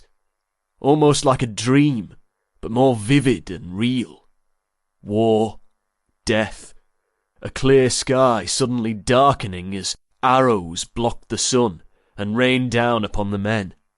And then I felt a searing pain in my leg, the very one I limp with now. The next day, I was wounded in battle. The story he told was captivating and extremely unsettling. But I struggled with understanding how it pertained to what he'd said of Eric's. I mentioned that to him. The battle I saw was not the one I fought in, he spoke in a raspy voice. The retelling of events disturbed him. I saw Spartans fighting Thebans on a great plain, and within the enemy lines there was a unit of 300 men. They fought fiercely, protecting the men at their sides as they cared deeply for them. Deeper than the connection most soldiers share. He hesitated, and I got the impression he regretted telling me even this much. What more did you see? I asked, the anticipation too great to resist. He had said Sparta had been fighting Thebes in the war, and they were our allies. I did not understand. Nikias heavily exhaled. So many bodies. Spartans and allies alike. Upon the ground, I saw... Axios! I jumped and turned to Eric's. He stood several strides away and scowled. Come here, he demanded. Nikias stepped back and lowered his gaze. I vibrated with the anxiety of wishing to know more of the story, but, alas, it was not the time for it, and I forced myself to put it from my mind as I approached Eric's. He studied me once I was before him, and concern flickered across his face. When our gazes locked, I nodded to reassure him I was fine. Then he grabbed my arm and flipped me to the dirt quicker than I could react. I hit hard and stared up at his satisfied smile. See how easy it is for a distracted mind to give the enemy an advantage? Eric's asked, looking at the boys. An army is only as strong as its weakest man, for we all fight as one. I swept my leg behind his and tripped him, sending him to land beside me in the dirt. Swiftly, I got to my feet and grinned down at his stunned expression. What was it you were saying about distractions? Taunting him would only cause him to go harder on me in front of the youths, but I did not care. It had been too long since I had challenged him, and it always made for a more intense love-making session later in the evening. Allow me to remind you, he said with a smirk. You will have to catch me first, I taunted further. I knew I was in trouble, and excitement stirred within me. His eyes sparked with the challenge. I then spent the remainder of training learning new ways as to how a person could be thrown to the ground. That night, Eric's was a wild beast as we surrendered to sexual wants. He thrust into my body hard and quick, pulling from me long, pleasured moans that soon had me panting and desperate for air. I loved feeling the power of him, how he filled me so completely, how he took me hard, and then other times as gentle as that of a caring lover. I ran my hand down his damp, muscled chest, and then down lower to touch where we connected. He exposed his throat and groaned as he pushed into me again, and again. His movements slowed, becoming longer strokes that hit me deeper. "Harry!" I moaned his name, laying my head back in the hay and staring up at him. The hums of his pleasure added to my own, as they always did. "More!" He thrust into me to the hilt before pulling back slowly, agonizingly slow. His green eyes flickered to view me, and a smile curved his lips. My heart raced, and I moved beneath him, trying to slide his length back inside me. He took hold of my hips and held me in place, denying me. Then he slammed forward, hard, and I gasped. As he started a new rhythm of my hips, I watched him through half-lidded eyes and tried to keep from yelling too loud. We had come to the stables because it was too cold outside, and we'd wanted complete privacy. But even still, if I was too vocalized in my pleasure, I was sure people would hear. Eric's crashed into me again and gave me precisely what I craved, non-stop pushing and withdrawing. His fingers dug deep into the tops of my thighs as he anchored himself in position. "God's axe, you feel incredible," he spoke in a lust-driven tone. "The way your body clings to mine." When he halted his movements again, I growled. There was no smile on his face that time, only the intensity of his desires. He pulled out of me before flipping me to my stomach. "Get on your knees," he demanded. I did as he said and lifted myself up. He pressed himself against me, teasing my backside with the tip of his cock before positioning it at my entrance. He drove into me from behind, gripping my hips and pulling them backward as he thrust forward. The new angle caused him to touch a sensitive area within me that had me shuddering with need of release. He reached and took hold of my aching cock and worked his hand down my slick length as he continued pounding himself into me. "Eric's, please!" And he did not deny me. I hit my orgasm and whimpered, digging my fingers into the hay and arching my back. Pleasure rippled from the tips of my toes to the top of my head, and I coated his hand as streams of white shot from my quivering member. As he reached his own peak, his body quaked. His thrusts faltered, the rhythm erratic, and heat filled me. Afterward, he lay on his back, and I snuggled against his side, resting my head on his chest. He had one arm placed around his head, and the other was around me, as he traced designs up and down my back with his fingertips. "What was it you and Nikias were discussing today during training?" he asked after we'd caught our breaths. "I did not favour the look on your face. Your eyes were troubled. If he said something to upset you, I have no problem cutting out his tongue." I opened my eyes and peered at him, fighting the cloud of sleep enveloping me. "He did not upset me. Keep your blade away from the poor man. I did not know how to speak the words. The situation continued to confuse me when I thought upon it. "He did what?" Eric's pressed. His eyes were shut, but from the hardened expression on his face, I knew he was intently waiting for my response. "He told me a story," I answered, not knowing how else to explain it. "One of his time in the war." Eric's gave a small smile. "You fancy stories?" No longer feeling sleep's clutches, I flipped more onto my stomach and rested my chin on his chest. "This was unlike the stories that you tell. It was unsettling.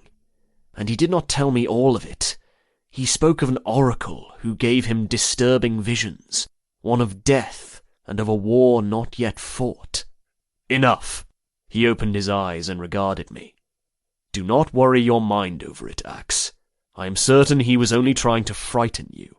Men who lose so much, as he has lost his purpose as a Spartan, look for ways to give themselves other advantages. And you, my warrior, scare too easily. His disregard told me that no matter what I said, he would not take me seriously. Once his mind was set, it was difficult to make him think differently. "You are right," I said, not fully believing the words, but saying them anyway. He was probably just weaving tales to unnerve me. But Eryx had not seen how pale Nikias' face had gone when telling the story. That was not the look of a deceiving man.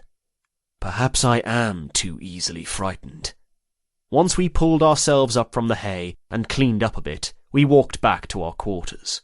The night was cold, and bumps formed on my skin. Eryx moved closer to me and added his body heat to mine, but said nothing. Warmth spread to my chest at his behaviour. He might not have said he loved me often, but his actions said it for him. Nearing the barracks, I heard voices in the courtyard, and I stopped to listen. Eryx stilled at my side, and gave me a droll look. "It is not your place to eavesdrop." I rolled my eyes at him and listened anyway, concealing myself behind one of the pillars. When I peeked out from the edge, I saw Quill and Theon standing close together near one of the archways. "What do you wish me to say?" Theon asked, leaning against the arch. Quill leaned closer to him. "Speak the truth. That is what I wish for you to say. Why do you become so enraged when I'm intimate with others?" Theon tried to walk away, but Quill grabbed his arm and slammed him back in place. "By the gods, answer me! Because they aren't me, Quill!" Theon shouted. His shoulders slumped and he lowered his gaze. "They aren't me." I could not see Quill's face, but his spine straightened and he became very still. "It is like a dagger to the heart when you are with them," Theon said, in a melancholy tone. "Twists my insides to know you pleasure them, that your lips touch theirs." I did not know that's how you felt." Quill shook his head and took a step back. "Why did you keep this from me?" Guilt prickled my ears at eavesdropping on their private moment, one not meant for prying eyes. Curiosity had always been a flaw of mine, and when it concerned those I cared for, it only worsened. "I hoped you would realize you felt the same," Theon responded, his voice shaking.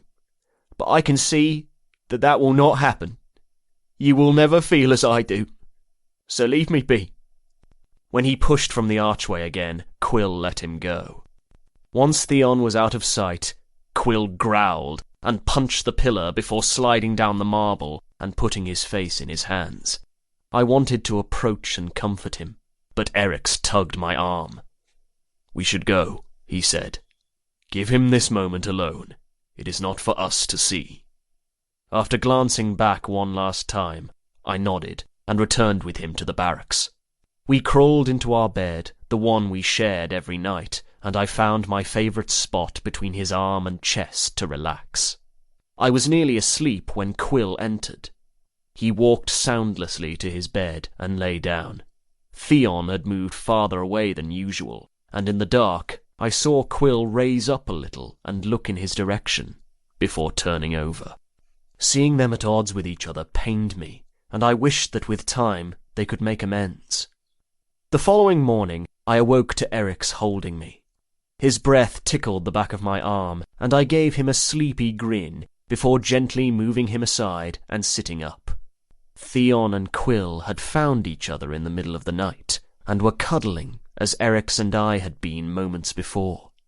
As the day progressed, neither of them said anything in front of us about their conversation from last night, but they behaved differently, as if they'd talked in private and came to some kind of understanding. They were not bickering anymore, and were back to their old, playful selves.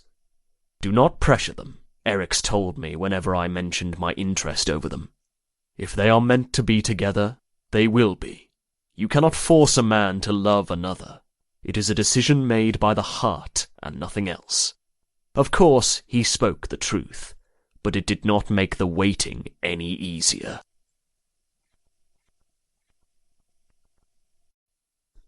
Chapter 23. 381 BC. Nearly 1 year later. "You're growing strong like your father," Hayden said as he picked up his son. Leo squirmed in his arms before grinning and slapping at Hayden's face. He looked at the toddler and creased his brow. Yet you have your mother's spirit. I laughed. Hayden placed Leonidas back on the ground and watched with a father's pride as Leo waddled around the yard, stopping every so often to pick something from the grass. Liana was inside preparing fruit and nuts for a midday snack and would join us shortly. "He's beautiful, Hayden," Eric said, watching the boy.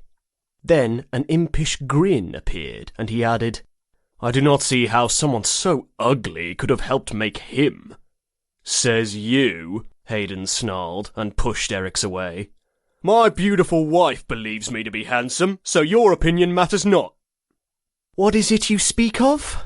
Liana asked, appearing with a small wooden platter of food in her hands. Upon seeing her, Hayden's face softened, and he pulled her to his side. "Only that your opinion is all I care to hear." She met his gaze, and they shared a smile, one full of affection. Witnessing a man such as Hayden become so tame in the presence of my sister caused warmth to flood my chest. They were perfect together. Autumn had arrived, and with it, the leaves had begun their transition from green to a flourish of orange, yellow, and even red. Standing beside Eric's, I leaned into him and breathed in the crisp air. His lips touched my temple. We spent a good portion of the day there before leaving, and when we returned home, we heard news that uprooted our lives once again. Theon, Quill, Ian, and Malaius were sat around a fire, staring into the flames in silence. Nikias stood beside them and looked up at our approach. "Have you heard?" he asked, limping towards us. When we gave him blank stares, he continued. "Another army is being sent north, under command of King Agasepolis." "What of the army that is already there?" Eryx asked.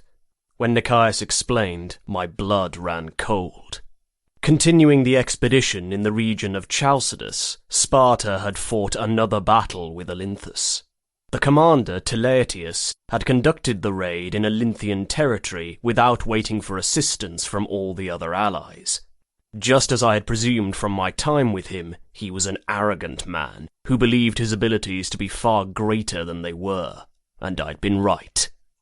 "He sent his army to destroy the fruit trees and fields outside the city," Nikias explained. "I can only imagine as a way to anger the enemy and abolish a food source at the same time. The Olynthians sent out a cavalry to meet them. Much fighting ensued afterward, and men from both armies perished." I listened as he spoke, seeing it all so vividly in my mind's eye. I had fought on that field, outside of those city walls. I knew what the Olynthians were capable of. "Messengers have said that Teleetius was doing well, but then the tides changed, and the enemy gained the advantage. Our army was hit with the enemy's heavy infantry, and then charged from the opposite side by more cavalry soldiers. Teleetius and over 1,000 of his men were killed." I might have thought the man too conceited and power-hungry, but I did not wish death upon him. All of the Spartan men who had died, Eryx and my companions, would have been amongst them if we had not been sent home. And now we are to return. "When do we leave?" I asked. Nikias shrugged. "The king wishes to choose the men who are to accompany him, along with his 10 advisors. Word has it that once he makes his selection, the army will be departing in 3 or 4 days' time. That's all I know."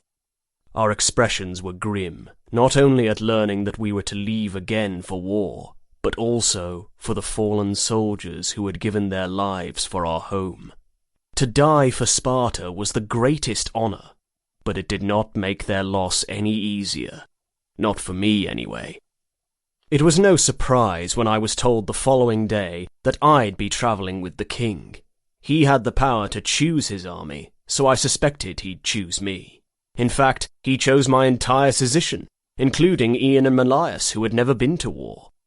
They no longer hid their relationship. Malaius, who'd grown into a heavily muscled man, engulfed Ian's slender frame when they openly embraced each other.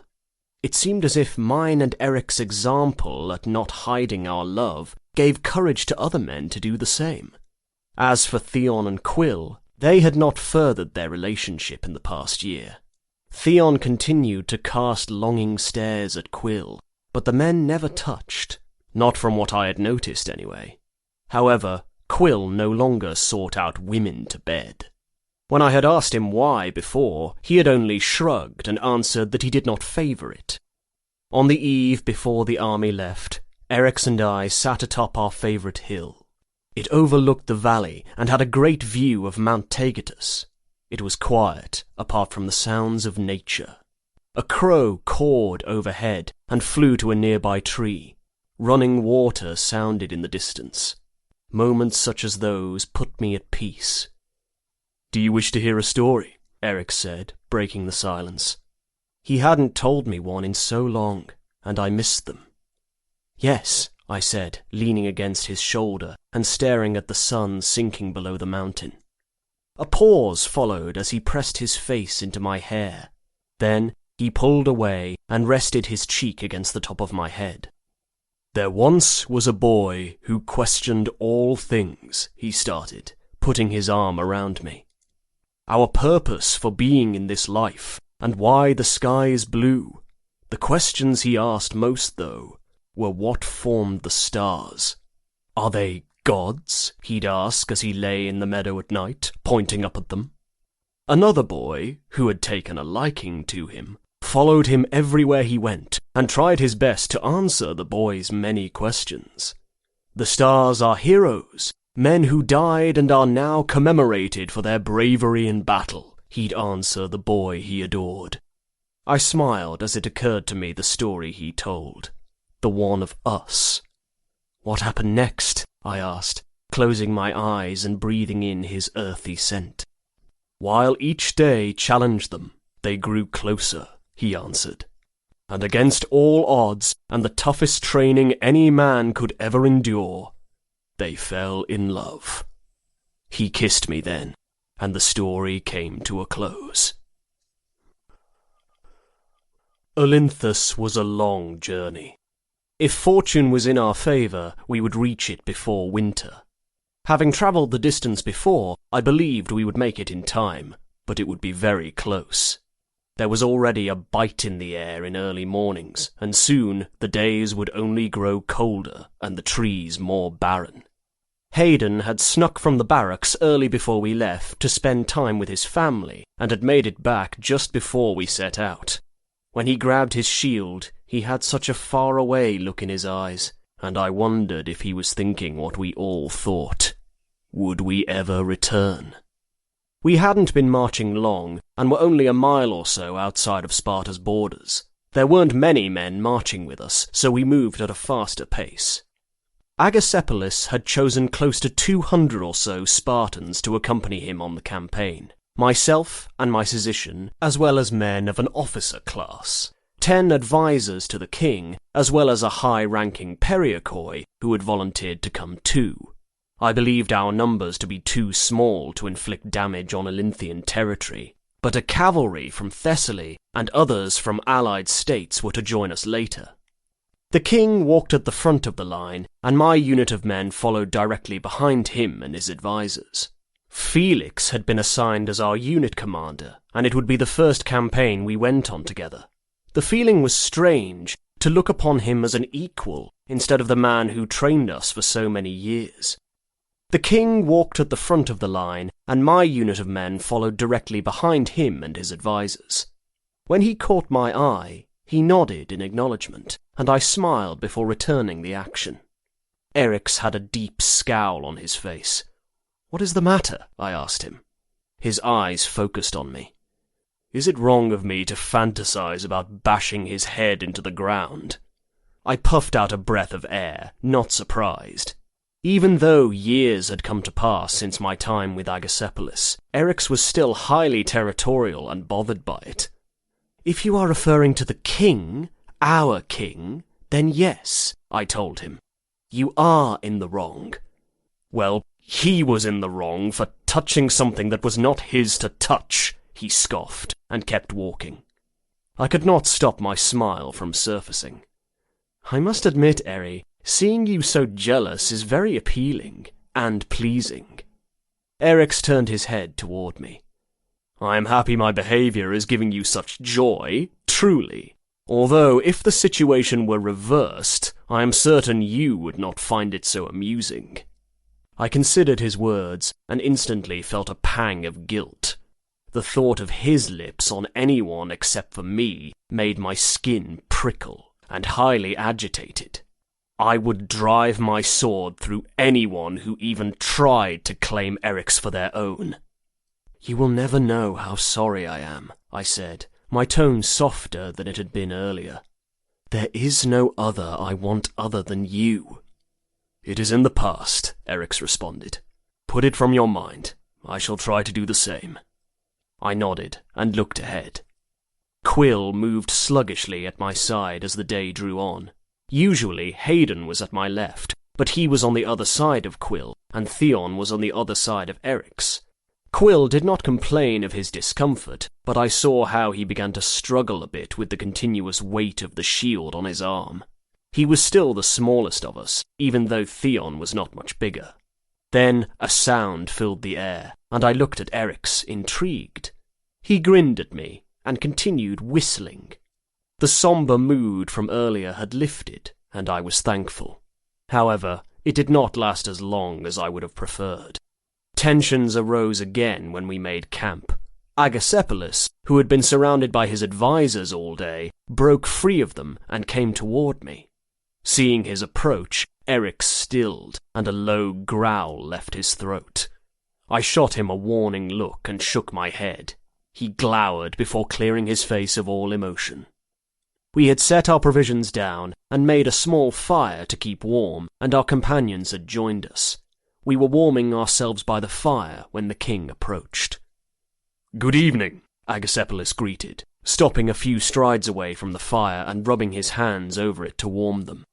The passage of time had not touched his appearance. The same brown hair I remembered, and the same stubble upon his jaw and chin. He was almost 30, and still had his youth, but he also had a look in his eyes that told of his time in war. I wonder if I have that look now too. "My king," I stood and gave a quick bow. He and I exchanged a look. His brown eyes gleamed with a memory, and I was sure mine did as well. During our time together, he had asked me not to refer to him in such a formal manner, but in front of the other men, I thought it wise to address him as such. Even though we Spartans rarely held any man higher than the other, kings were a different matter entirely. "I only come to see how you are all faring," he said, not taking his gaze from me. "The walk was long and tiresome this day." "We are well," Erix answered in a taut tone, standing at my side. He wrapped his arm around my waist and narrowed his eyes at the king. Agasepolis moved his stare to Erix and focused on where he held me.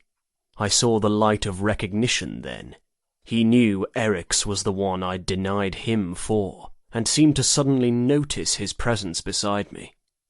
"Get your rest," the king spoke, holding more authority in his voice than he had before. "We leave at first light." He glanced at me once more, before turning and walking back to his area. One of his advisors, an older man with greying hair, instantly neared him and started talking. Agasepolis held up his hand to silence the man, and then continued towards his mat on the ground. I laid down and stared at the fire, watching the flames dance in the pit. Enough to provide some heat, but not wildly blazing as it had been. The men around me settled down too, and conversation drifted off one by one. Nothing more was heard except the licking of the flames against wood and stone. Theon lay on his makeshift bed of weeds, and Quill snuggled in behind him without a word. Erix did the same with me. His strong arm came around my stomach, and he tugged me to his chest before burying his face in the back of my hair. As I shut my eyes, my mind wandered to Nicaeus and the warning he'd given me a year before. The thought had been pushed from my mind because we'd settled back into everyday life in Sparta, and war had not been on the horizon. But as the army finished our first day of travel and rested for the night, I remembered him speaking of a battle that had not yet occurred, one where he'd warned me to persuade Eryx to make a choice. What choice? How am I to know? Nikias had never told me the rest of the story. I then wondered if the battle he'd seen in the vision was the one we were marching toward.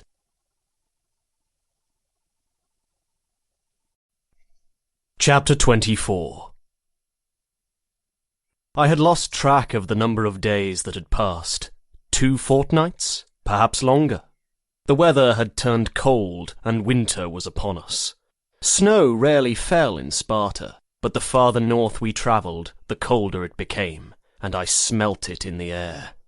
The Helots who travelled with us were not adapted to extreme conditions as us Spartans were, and they shivered under their layers of animal furs. The one who walked with our main unit was a young man who looked to be no older than 18. He wore a leather cap on his head, as was custom for the slaves as humiliation, but I was certain it was a blessing in these conditions. Pale hair stuck out from the bottom of his cap. Not white, but not golden either. A unique shade that was not often seen. He reminded me so much of the boy I had seen at the first dining mess we had attended with the older men, the slave who had been forced to drink wine and mocked as he stumbled around. Then his throat had been slit. Because of me. Amidst my ponderings, the slave caught me looking at him. He promptly averted his gaze, but not before I had seen his eyes. Eyes that were the same shade of blue as the other slaves had been. You must toss away any qualms about the slaves being equals and see them for what they are, Eryx had once told me. I'd soon learned to do as he said, but as I walked on the cold, hardened path and observed a Helot who could only be the brother of the slave Eryx had slain, I remembered the boy I used to be, kind and considerate of all men, and I felt a wave of sadness crash over me as I realized how far I had strayed from that boy, and how many Helots I'd killed since then out of duty. "What are you called?" I asked, not able to stop myself. The Helot looked back at me with widened eyes, and his mouth went agape. "Pyrrhus," he stammered. "I am called Pyrrhus." It meant fire. "That is a strong name," I said, still observing him. He stood shorter than me, but was about the same height as Quill. Although he had stuttered his words and appeared timid, I saw a flash of boldness in his blue eyes, as if he was stronger than he had first presented. "Tell me, do you have a brother?" Pyrrhus narrowed his brow. "Yes, he was called Theros. Spartans killed him when I was only 7. He had snarled upon saying the last words, showing his hatred for us. I could not blame him for the animosity. Eryx looked toward the Helot, and though it was brief, I noticed the sympathy on his face before he masked it. He said nothing. "Why do you ask?" Pyrrhus then pressed, scrutinizing me. "You said 'did,' as if you already knew of his fate." "I knew him for a short time," I answered in a reflective tone, remembering the way Theros had shyly smiled at me that night at dinner. Such beauty, gone from the world too soon. "You greatly resemble him. I am saddened by his loss. Though I did not know him well, I am certain he was a great boy and would have grown into an even greater man." My heart ached with the sincerity of my statement. There was also remorse behind the ache too, for I was the reason Theros had been killed. "You are different from the others," Pyrrhus spoke, his curious eyes searching my face. But for what, I did not know. "I wonder why that is." I did not get the chance to answer him, and I was unsure what I would have said even if I'd been given the opportunity. The men ahead stopped marching up, and we were told to stop and make camp for the night. Pyrrhus was ordered to accompany another group of Helots. Their responsibility was unpacking the food and setting out the portions of it for us. By the time we were all fed and settled down for the night, the moment between he and I had passed and was all but forgotten. "I worry over you," Eric's whispered, touching my cheek. We had laid down, and he faced me, resting one of his arms under my head like a cushion. Your mind has been ever more distant as the days have passed. The fire lit the side of his face, and I stared at his beautiful features, his perfectly sloped nose and his full bottom lip, the high angle of his cheekbones. There is no need to worry, I said, pressing my cheek against his hand. I am here with you, always. I did not tell him of how the story Nikias had told me still troubled me. Every night that we had made camp, I heard his words repeat in my head. There will come a time when you must make a choice. Eryx listens to you. If you ask it of him, he will obey. I closed my eyes and focused on the sound of the crackling fire to clear my mind. Soft noises sounded as Eryx fell asleep.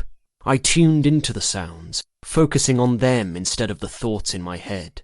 Soon, my body felt weightless as my muscles relaxed and I drifted into sleep's clutches. As I fell into a deep slumber, I imagined a bright blue sky. I stood below the sun, and my skin prickled as the heat of it washed away the cold. Eryx was at my side, and he smiled at me. His golden hair blew in the soft breeze, and the beauty of him had me looking upon him in awe. "We're home, Ax," he said in an elated voice.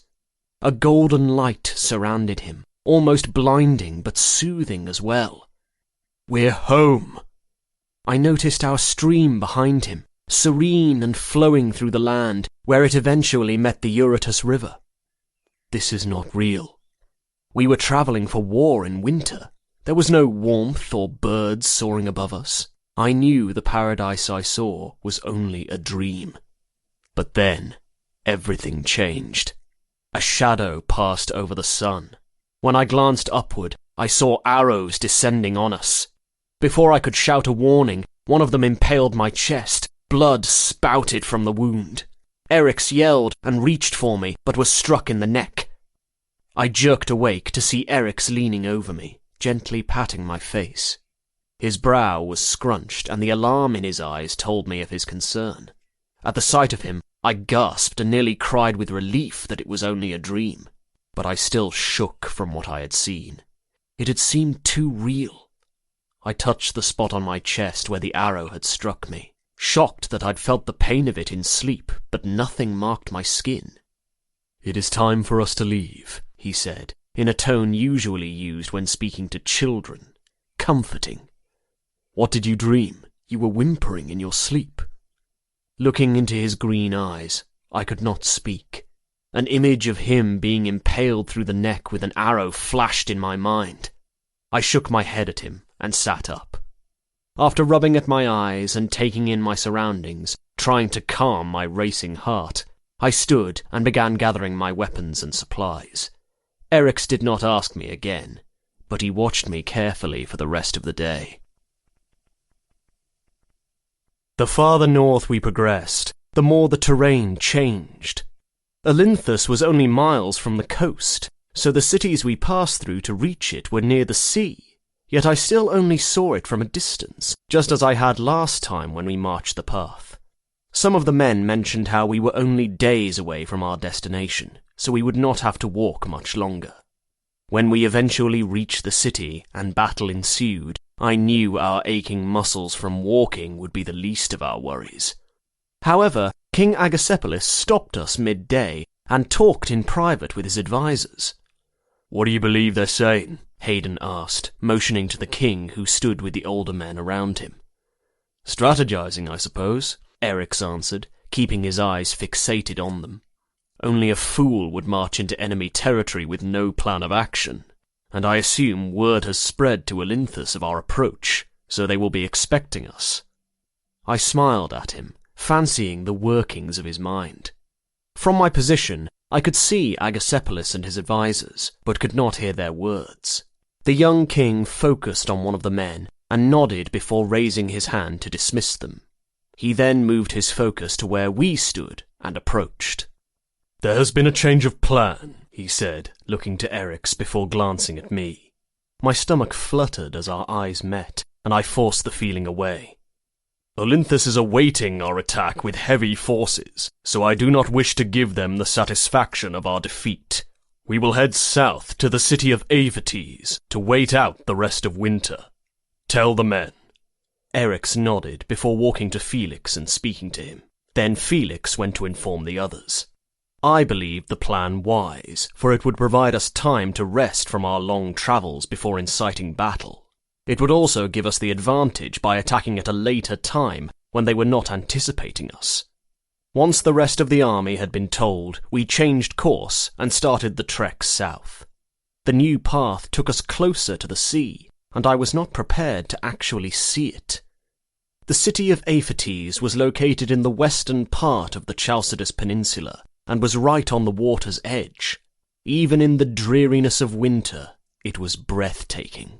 As we neared it, I observed the tall, lush mountains and the trees that I had never beheld before, ones that swooped at odd angles and looked as if made from long, pointed leaves. The sun shone that day, and the cold upon my skin was not nearly as biting as it had been days earlier. The air was almost warm.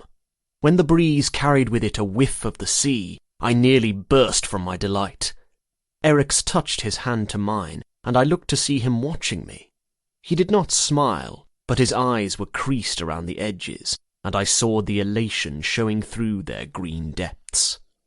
"You have made it to the sea at last," he said. "I have."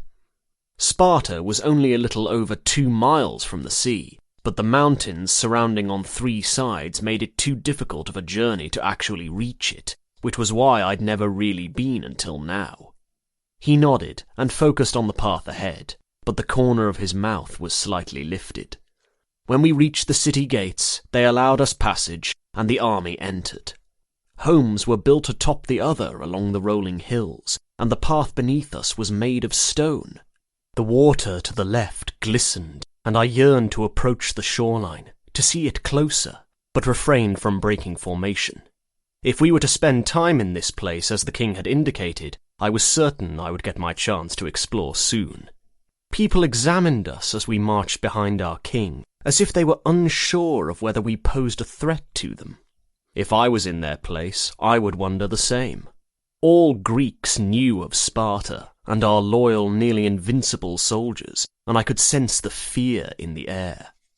Unlike the last campaign where we had stopped in Potidaea and had been stationed outside, we were given accommodations in Aphetes. The people wished us to be comfortable for the duration of our stay, but I also suspected they wished it so we would have no reason to turn against them. Whatever the motive behind their kindness, I was grateful for it. Agacephalus sent an envoy to inform the army of allies who awaited us that our plans had altered. They were now to meet us in Aphetes. Once business was finished and arrangements were made, we were taken to a building near the shore and shown to our quarters. The Spartan officers and periakoi were assigned to a different area, but the rest of us were told to stay together.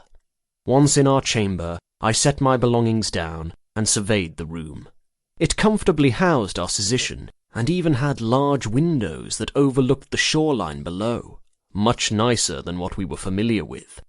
I peered out of the opening and stared in amazement at the land and sea. Crystalline waters extended far beyond what I could see.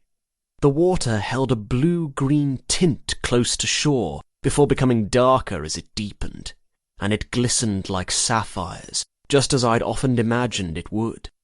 Agacephalus had said he wished to stay there through winter, and for the first time since we left Sparta, I was excited to be away from home, and eager to see what awaited ahead. There was no foreboding of arrows piercing our flesh, or thoughts of death, while I stood at the window and beheld the most tranquil sight I'd ever laid eyes upon. I felt at peace. A soft kiss on my shoulder and a pressure at my back pulled me from my musings. "Come to bed," Eryx whispered against the skin below my ear. "The sea will still be waiting for you on the morrow."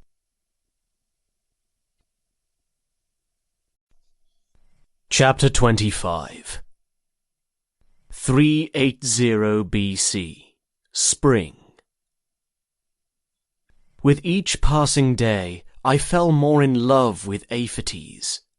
Eryx tried to hide his liking for it, but I saw the joy in his eyes when he believed my attention to be elsewhere. Afterward, he'd make a remark that diminished that joy.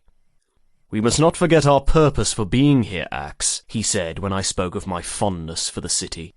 "This is not our home." But to me, it felt like it could be my home, a place I could live with Eryx and be happy for the rest of my days. Our time there had been spent enjoying each other's company, learning the ways of the people who dwelt in the city, and experiencing true happiness and harmony for one of the first times in our lives. The nautical, tropical climate was perfect. "Imagine it, Eri," I told him as we walked along the shore that midday. "We could build a house right there."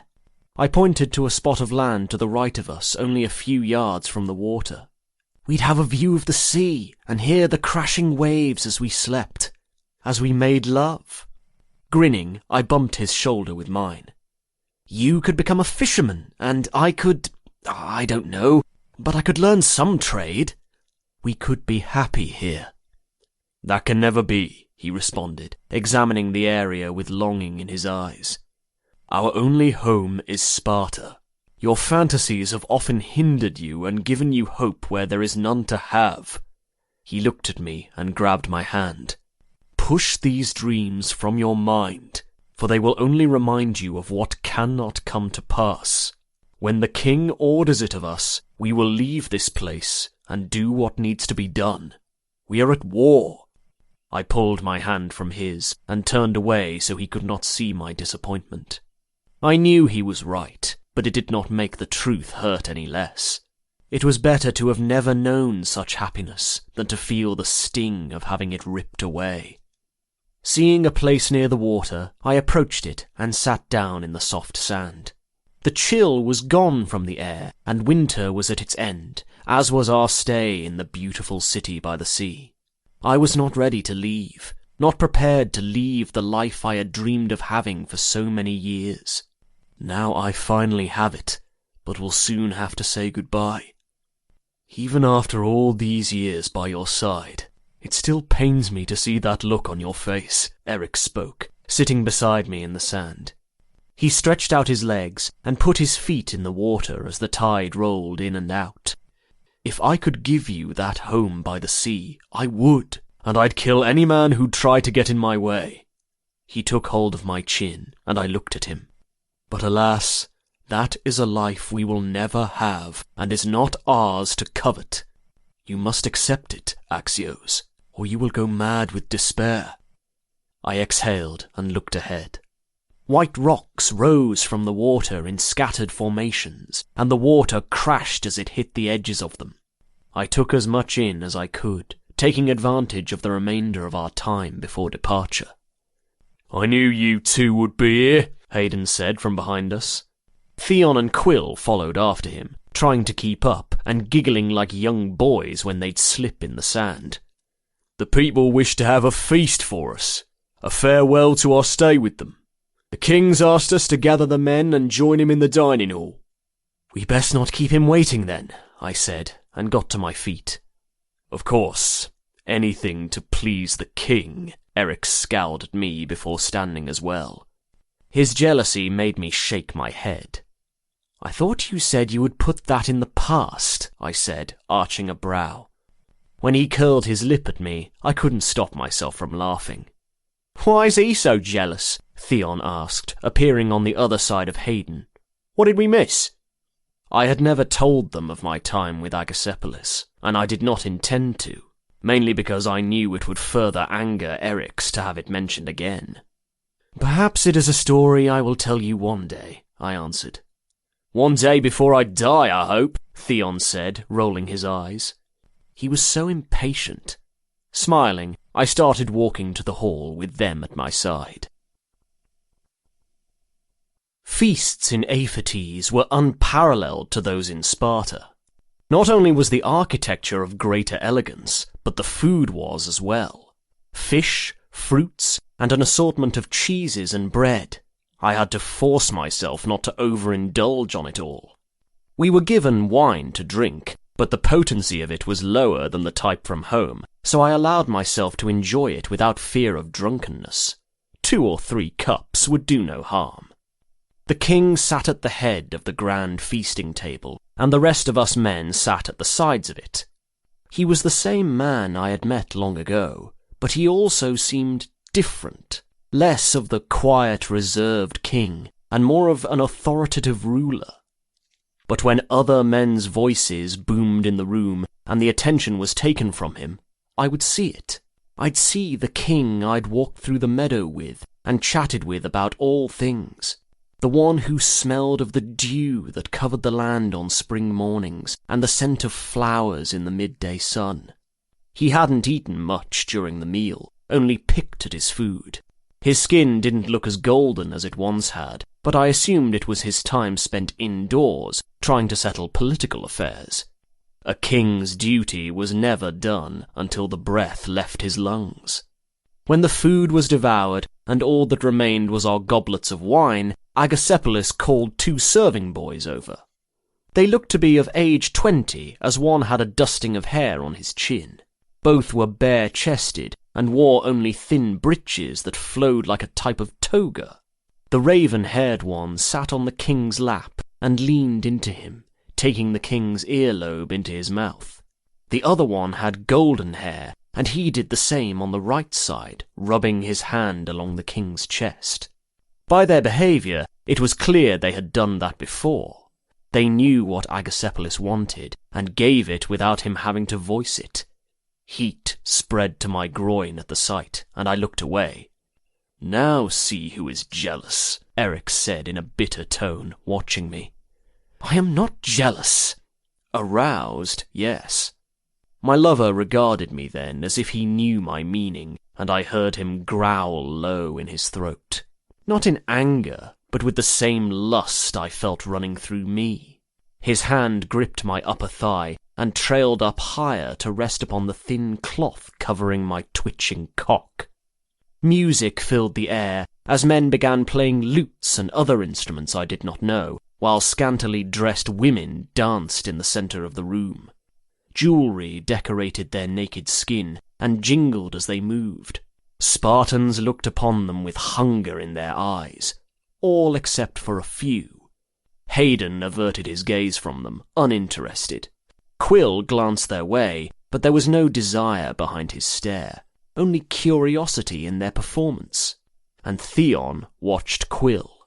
When Quill caught him staring, they exchanged a smile, and in a movement so inconspicuous most others would have missed it, they moved closer together. Eric's hand caught my focus again when his touch became heavier. His fingers traced the outline of my stiffening cock through the material before moving to the tip of it and giving a slow stroke down the length. I bit the side of my fist to keep from moaning aloud. Some men stood from the table and approached the women after their dance, and others sought out the women who sat at the other tables. They were on the prowl for potential bed partners, but I already had mine and craved privacy. Fortunately, their leaving was the opening I needed to stand and pull Eric's from the table and head towards the exit.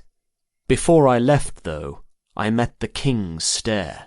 The boys on either side of him kissed and nipped at his ears and throat, but his eyes were fixated on me.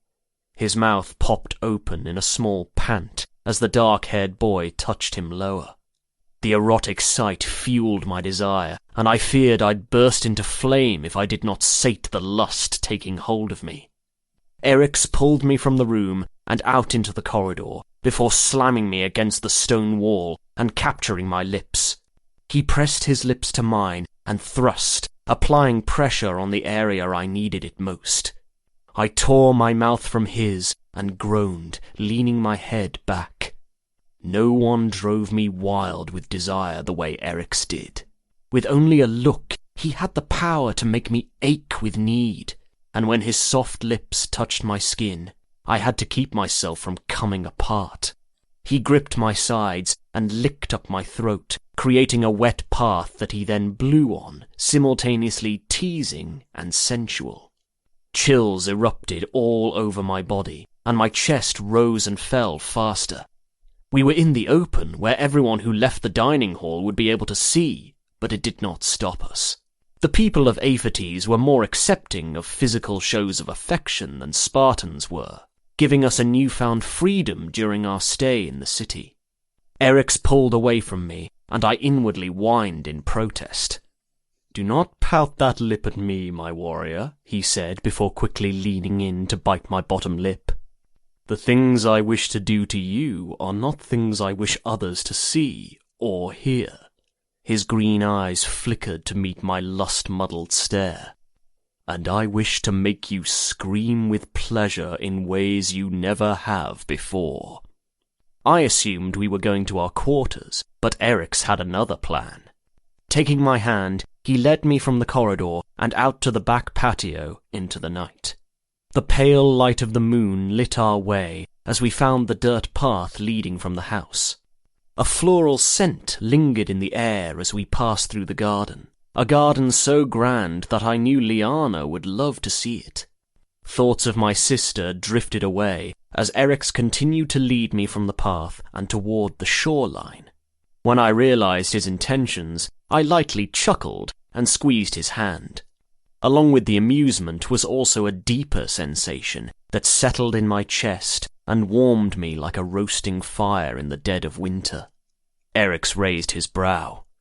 "You wished to make love by the sea, did you not?" His unexpected act of care caused a lump to form in my throat.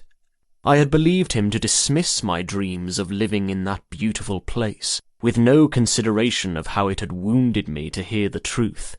And yet, there he was, trying to give me a part of that dream in the only way he could. At the water's edge, he laid me down in the wet sand, covering his body with mine, and kissed me. Not rushed like before, but softer, as if savouring the moment. He tangled one hand in my hair as he used the other to remove the cloth separating our skin. Still kissing him, I wrapped my arms around him and rubbed my hands down his back, reveling in the feel of the hard contours of his shoulder blades and muscles beneath my palms. "Do you wish I was him?" he asked in a pained voice that shook with the emotion he couldn't mask. He did not need to specify for me to know who he meant. The hurt in his eyes as he'd asked the question made my stomach knot. "Never," I answered as I stared up at him and cupped his face, a face that displayed so much insecurity in that moment. Whatever it was that I felt for Agasepolis, my love for Eryx was greater. "For as long as there is breath in my lungs, I will love you, only you.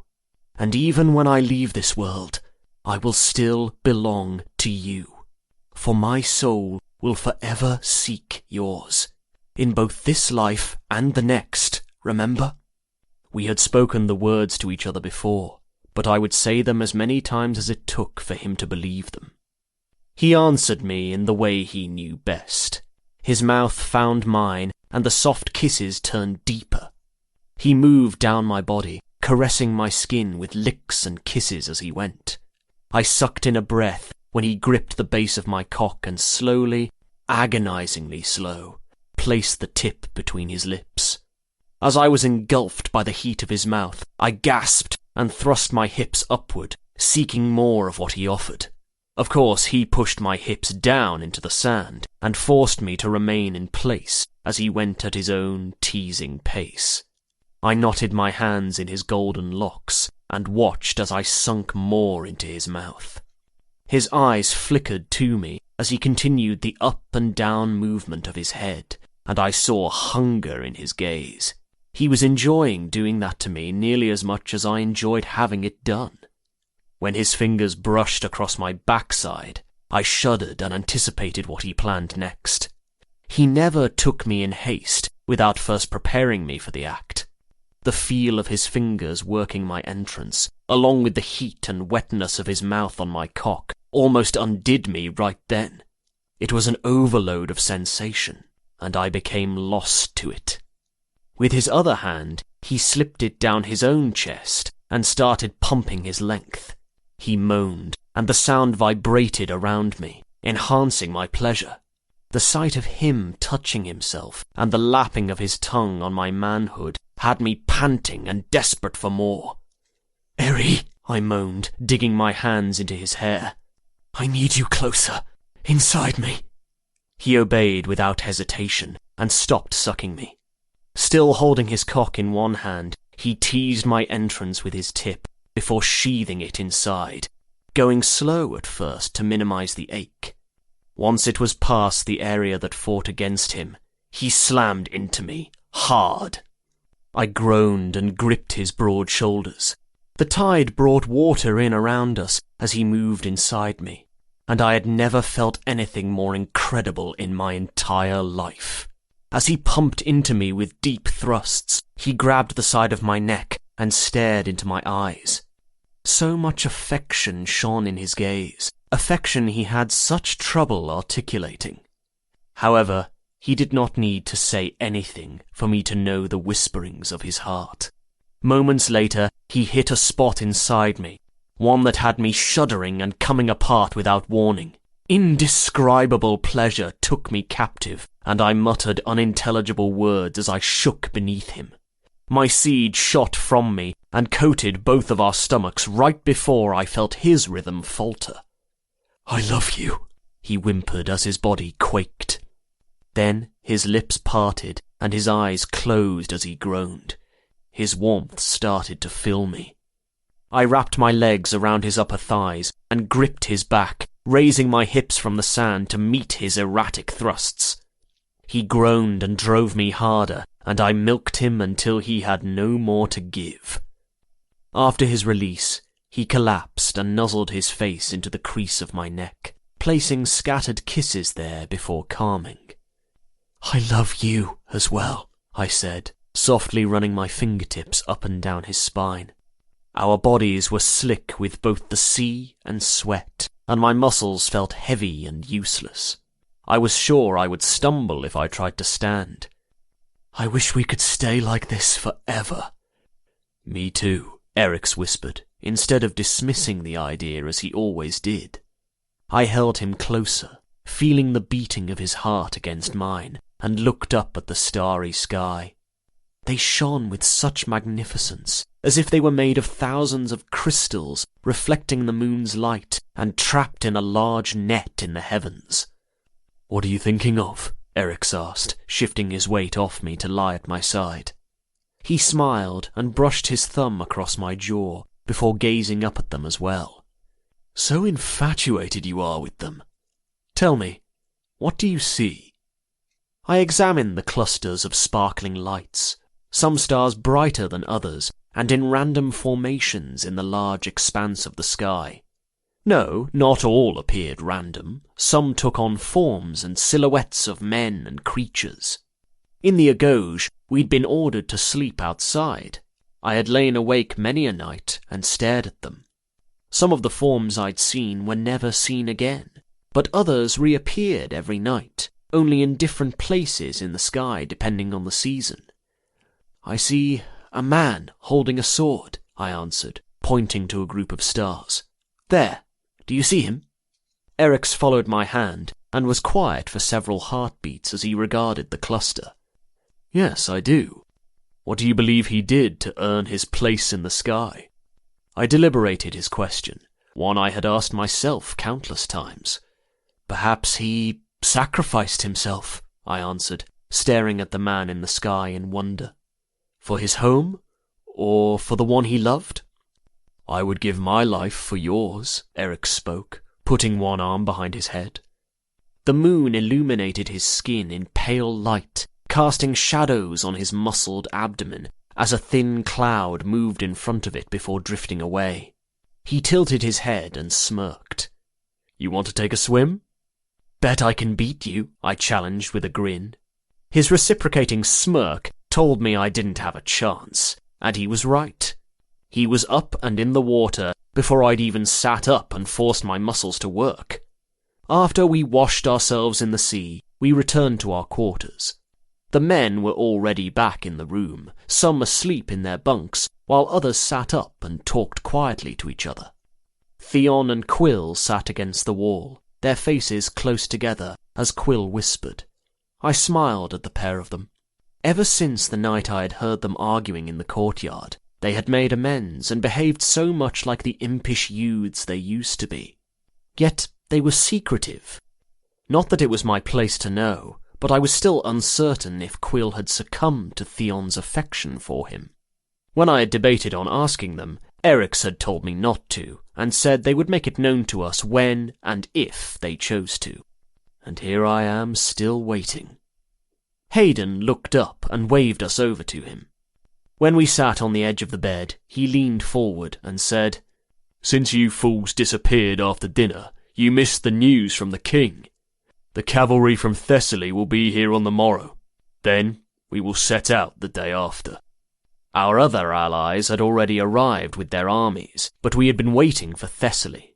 Spartans that had been stationed in Potidea had joined us too. They were under the command of Eudamidas, a fierce leader.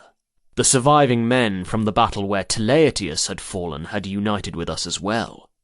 "So we will arrive in Olynthus in 2 days' time," I said, more to myself than to either of them. Hayden nodded. "That is what appears to be so." I went to lie down on my bed, not in the mindset to speak more of the forthcoming battle. But the refusal to speak of it did nothing to stop the thoughts from haunting my mind anyway. 2 times Sparta had tried invading Olynthus, and 2 times we had not been successful. The odds seemed to be stacked against us. There was talk of how the gods must have been angry with Sparta. We were an army that rarely lost a battle, and yet there we were, being challenged again and again. However, I did not believe in such musings. Sparta's pride was killing its men, not the gods. The Olynthians had struck down every army sent to take their city. Even with the allied forces and men from the other Spartan armies joining our cause, we were still of smaller number than the previous battle. If those men had failed, what chance did we have? Eryx lay beside me and pulled me into his arms as he liked to do, and I closed my eyes, trying to find comfort in the feel of him. When I finally fell asleep, more nightmares found me, tormented me.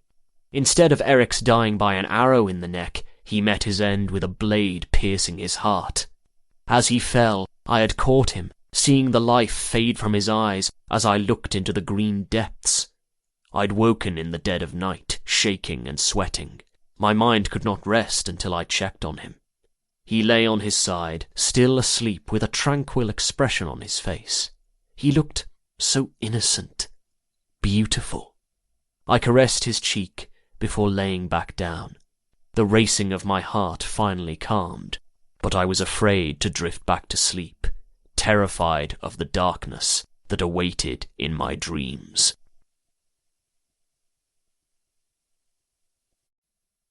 Chapter 26. The day was abnormally peaceful as we marched toward battle. Blue sky spanned above us, broken up only by the occasional wispy cloud. The sun warmed our skin, but it was not insufferable. The spring air held with it a cool breeze that helped balance the heat blazing down upon our armoured bodies. I was inhaling the sweet scent of the morning and trying to soothe my worrying mind when the line of men in front of me stopped, causing me to nearly collide with them. I looked to Eryx, confused. He met my stare and shook his head. "I do not know why we've stopped." We must have been a mile or less from Olynthus, so perhaps the king wished to give us instruction or encouragement before the fighting ensued. The Spartan unit was directly behind him and his advisors, and the allies followed behind us. I tilted my head to see Agasepolis. He was a remarkable sight to behold as he turned to address us. His armour was the same as ours, a helmet made of bronze, a large, rounded shield, a breastplate, ankle guards, and a red cloak draped across his back. But he somehow appeared more superior. Perhaps it was his regal stature, or maybe it was the way he stood with such confidence, but his appearance alone demanded attention. "There are plans I have kept secret," the king said in a loud, clear voice. I do not wish for the enemy to catch word of my strategy and ruin the element of surprise. All that know of the plan are me and the commanders. Tension filled my shoulders, and I straightened my stance to help rid it. Worrying was useless. Fretting a thing would not stop it from coming to pass. It would only cause suffering and tormenting thoughts until it did. I needed to trust in my king. If he had a strategic proposal, it would work. It had to. Agasepolis then told us his strategy and ordered the commanders to inform their units toward the rear. He was dividing the army. One force was being sent to lay siege on Olynthus as anticipated, but the other was going to storm the Gulf of Torone, an essential ally of Olynthus, and take the city. Torone had already sent men to aid the Olynthians, so they obviously were not expecting an army to advance upon them. Unaware, and without their full fighting force, they were all but defenseless. Their city rested in such a flourishing area that taking it would give us the advantage in moving forward in the war. After the men became aware of what was expected of them, the king's plan was set into motion, and we began marching again. Agasepolis travelled with the Spartan, Periakoi, and smaller allied force, while the larger force continued north to Olynthus. Spartans were divided between the two armies, with the more battle-experienced men, Felix among them, heading north, while the rest of us went to Torone. The king did not seem troubled that we were short of men. In fact, he seemed confident as we walked, not arrogant as the Spartan commander Polycarmus had been during the first encounter at Olynthus before meeting his death, but self-assured in his warfare tactic. Eryx was at my right, and I turned to him. He faced ahead, and all that was visible through his helmet was his eyes and mouth. Catching me looking at him, he returned my stare, and even though his eyes were partially blocked by the helmet, I still saw the questioning gleam in them. "Do you believe this plan will work?" I asked. He knew so much more than me when it came to strategic maneuvers, and I refused to allow myself a moment of hope until he reassured me.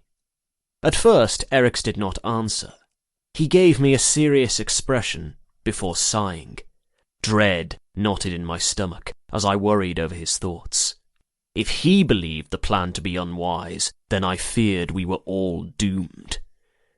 "Even though the words will taste like venom on my tongue when I speak them," Eryx said in a rigid tone of voice, "the king has a keen intellect concerning battle, and is a true leader to be feared. The city of Torone is not prepared for an army at its gates, and will fall with very few of our soldiers' lives taken. I know this in my heart.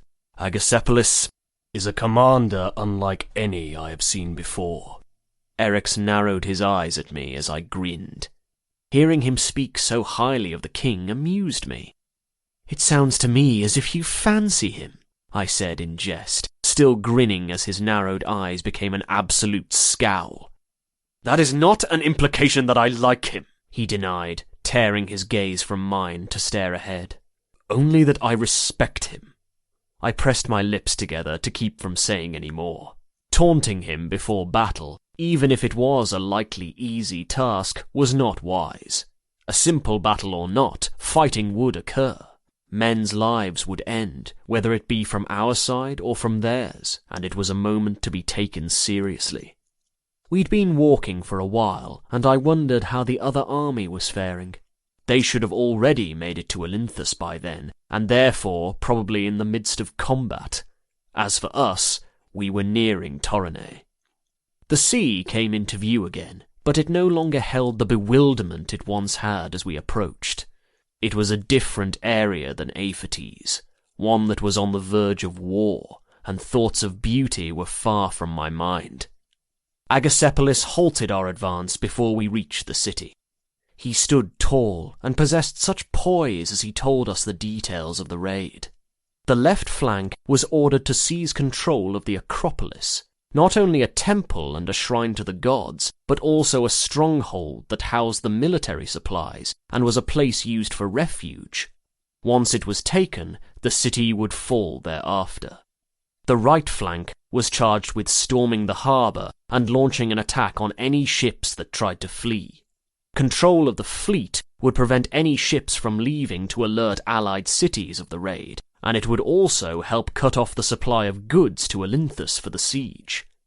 As the king talked, I studied him. Something was off.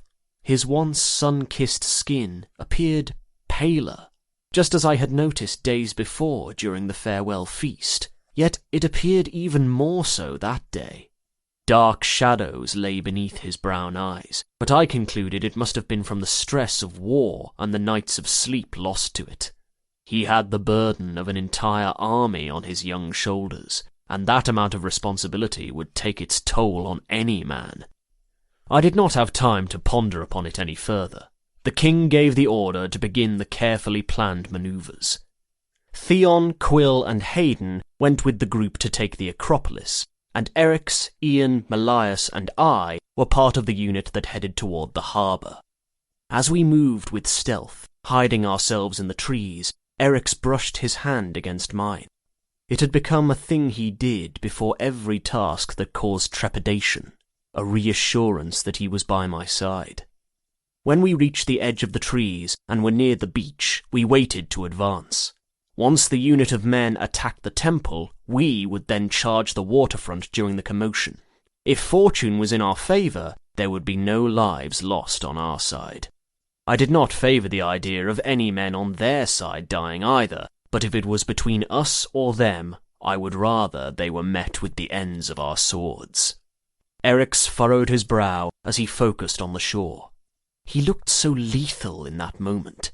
Determined eyes and a body that was both strong and agile.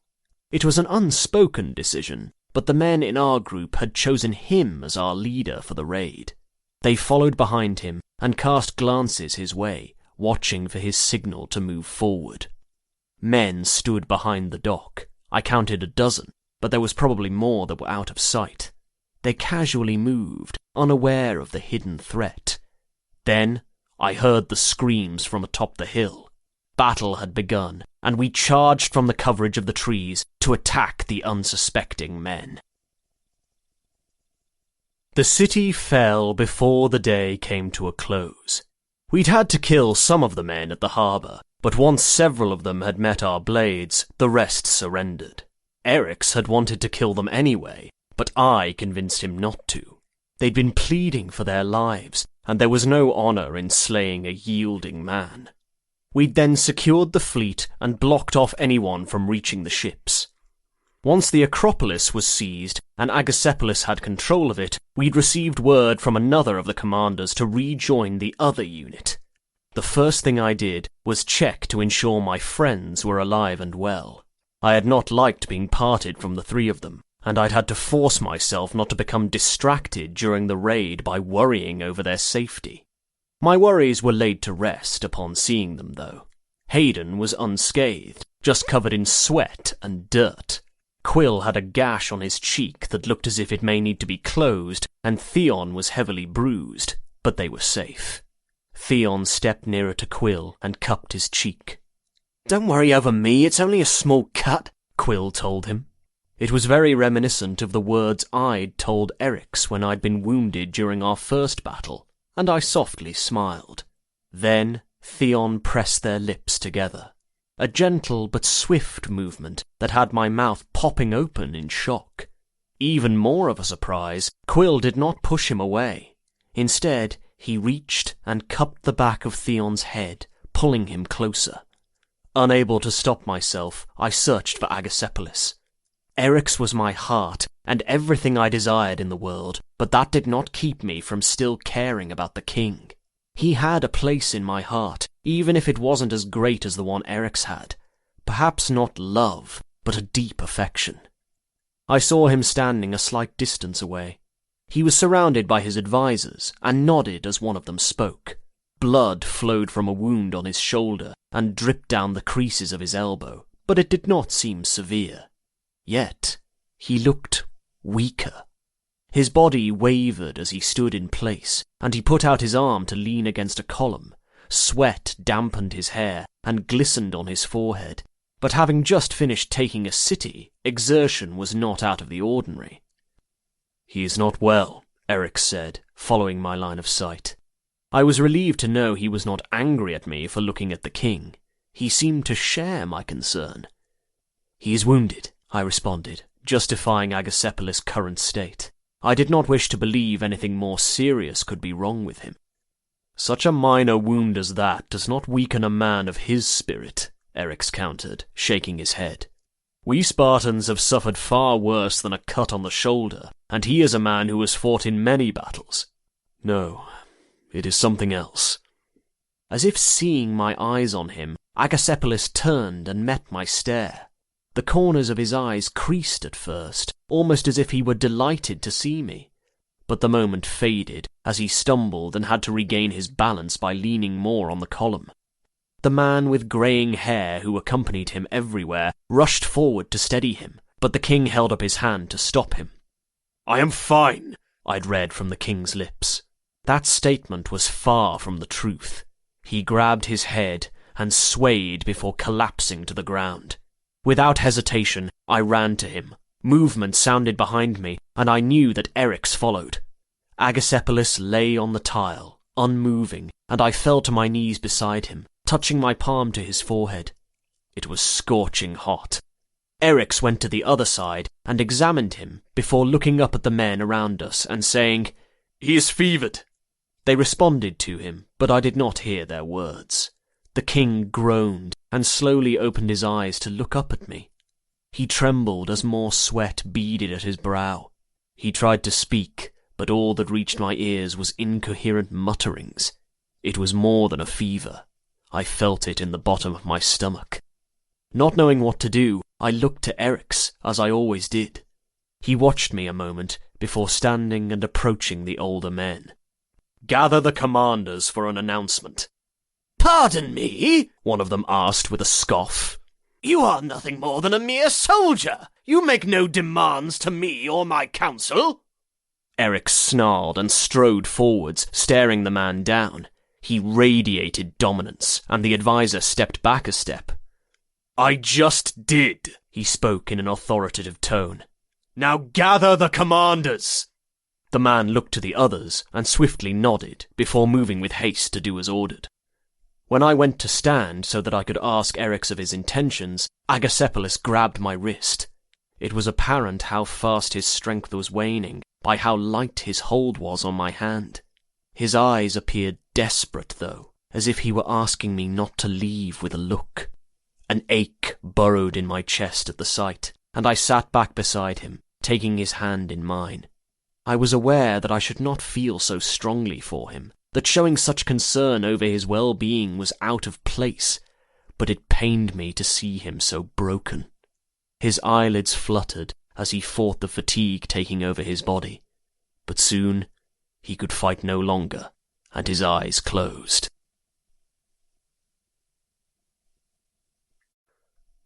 Chapter 27. Eryx proved himself to be an excellent leader. I had known that about him ever since we were young boys, but he truly displayed the traits of a man to be obeyed over the following days as he issued orders. The army remained in Torone to keep control of the city, but Eryx commanded a small unit of men to transport the king back to Aphates, which was a few days' journey away. His decision had been questioned, of course, by the advisors. "Do you think it wise to carry him for travel when he is so ill?" they had asked. Eryx had squared his jaw before retorting, "He is in need of a physician, and there is none within our ranks. Only a fool would trust a healer from the city we just captured to aid the king of the army that conquered them." No arguments had followed his answer, and then we had taken our leave. 2 of his advisors travelled with us, and the others stayed in Torone to handle affairs in the city. With fewer men, we moved quicker through the terrain, only stopping when absolutely necessary. All that mattered was getting our king the help he needed. Even Eryx shared that belief, and he was not bothered by my attention to our ailing ruler. Along the journey, I had cleaned and bandaged the wound on the king's shoulder to the best of my ability, and had wet cloths to place on his forehead in an attempt to soothe his fever.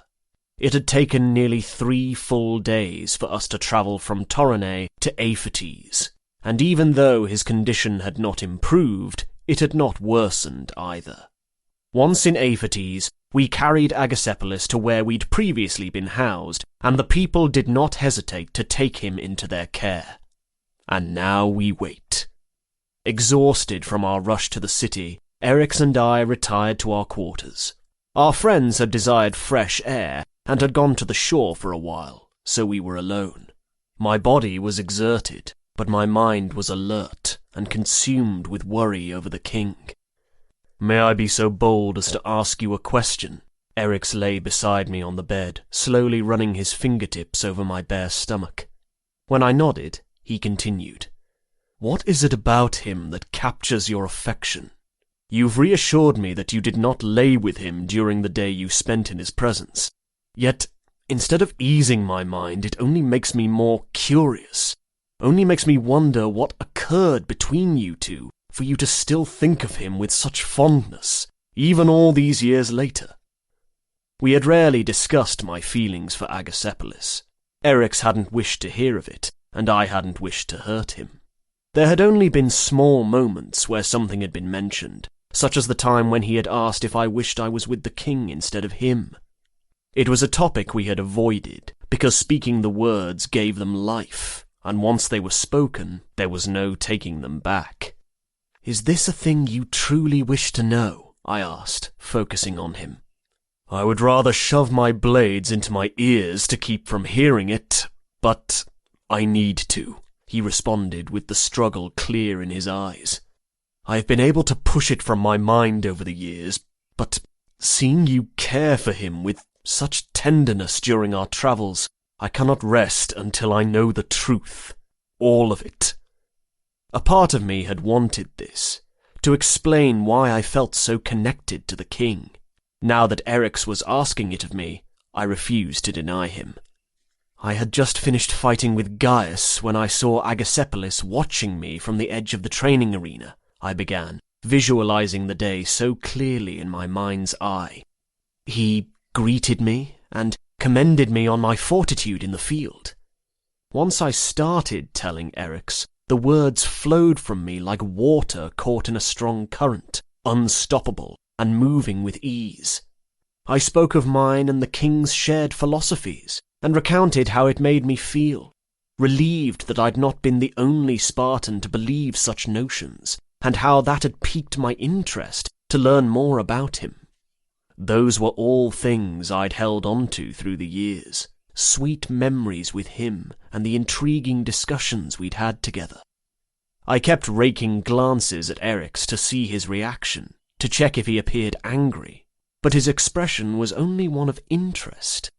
He trailed his hand along my chest as he listened, only stopping me every so often to expand more on certain parts of the story. He was curious about the part with the fig. "He fed it to me," I confessed, feeling my face heat as I remembered how awkward it made me feel.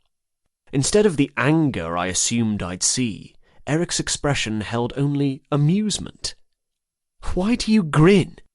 He shrugged and smoothed his hands down my stomach to play with the dark hair below my waist. Heat spread to my groin, but I pressed again for an explanation, knowing he meant to distract me. He looked back up with humour gleaming in his eyes. "The act of him feeding it to you nearly upset me because of the intimacy that detail evoked in my mind, but then I saw your expression. It clearly made you uncomfortable." I scoffed. "And this brings you joy?" He laughed and kissed my shoulder before raising his head and meeting my gaze again.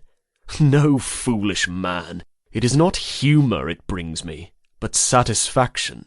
You adore it when I feed you, so it is a hold over you that I have that he does not." I shook my head in disbelief. "There is no competition, Eri. I am yours and forever will be. Caring for another does not change that, for I do not love him.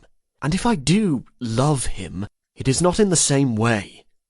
I know, Pressing his body closer to mine, he asked, "What happened after he kissed you?" Even though he asked the question so casually, I felt him tense. "I denied his request for more. We said our goodbyes, and then I left," I answered, sparing him from the unnecessary details. "One reason I believe the day meant so much to me was because, and you may think this silly, but he told me I was extraordinary. Yet it was more than that. You had just informed me that morning that you planned to eventually marry a woman, to cast me aside, and I was hurt." "And he made you feel wanted," Eric's whispered. I nodded. "I find it difficult to be angry with him now." He lay on his back and stared up at the ceiling. "You were in a fragile state, and he took care of you when I did not. When I was blinded by future responsibilities and hurt you, made you believe I no longer wanted you." His green-eyed gaze shifted back to me, and they glistened with unshed tears. "It is no surprise he fell for you too. You are everything that is beautiful and right in this world. I do not deserve you." "Enough," I demanded. He was drowning in regret and self-hatred, and I refused to allow him to continue. "I forgave you long ago. It is time for you to do the same." Eric's regarded me with a furrowed brow before leaning forward and kissing me. His lips were soft and inviting. He grabbed the back of my head and tangled his fingers into my hair before pulling me on top of him. Sometimes our kisses began slow and gradually built, but that time it started rough and verged on aggression. More than a submission to lust, it was a claim of possession, that we belonged to the other and no one else. When we came together, it was hard and driven by both passion and sexual hunger. I rode him, flinging my head back as I sped up my pace, not wishing for the movement to end but needing the release. The pleasure was all-consuming. Eric's leaned up and bit my neck as he lifted his hips and drove himself faster into me. "Eri!" I wrapped my arms around him and clawed at his back, begging for more. Growling, he grabbed my hips and flipped me to my back on the bed, before repositioning himself between my legs and thrusting again. I came apart beneath him soon after, and he followed, burying his face in the crook of my neck as his heat filled me and his muscled body quaked. Each time we joined, serenity blossomed inside me, one I could find nowhere else. Being connected to Eric's in such an intimate way completed me, as if he had the missing half of my heart, and when we united, the two halves met once more. "At it again?" a voice asked from the entryway.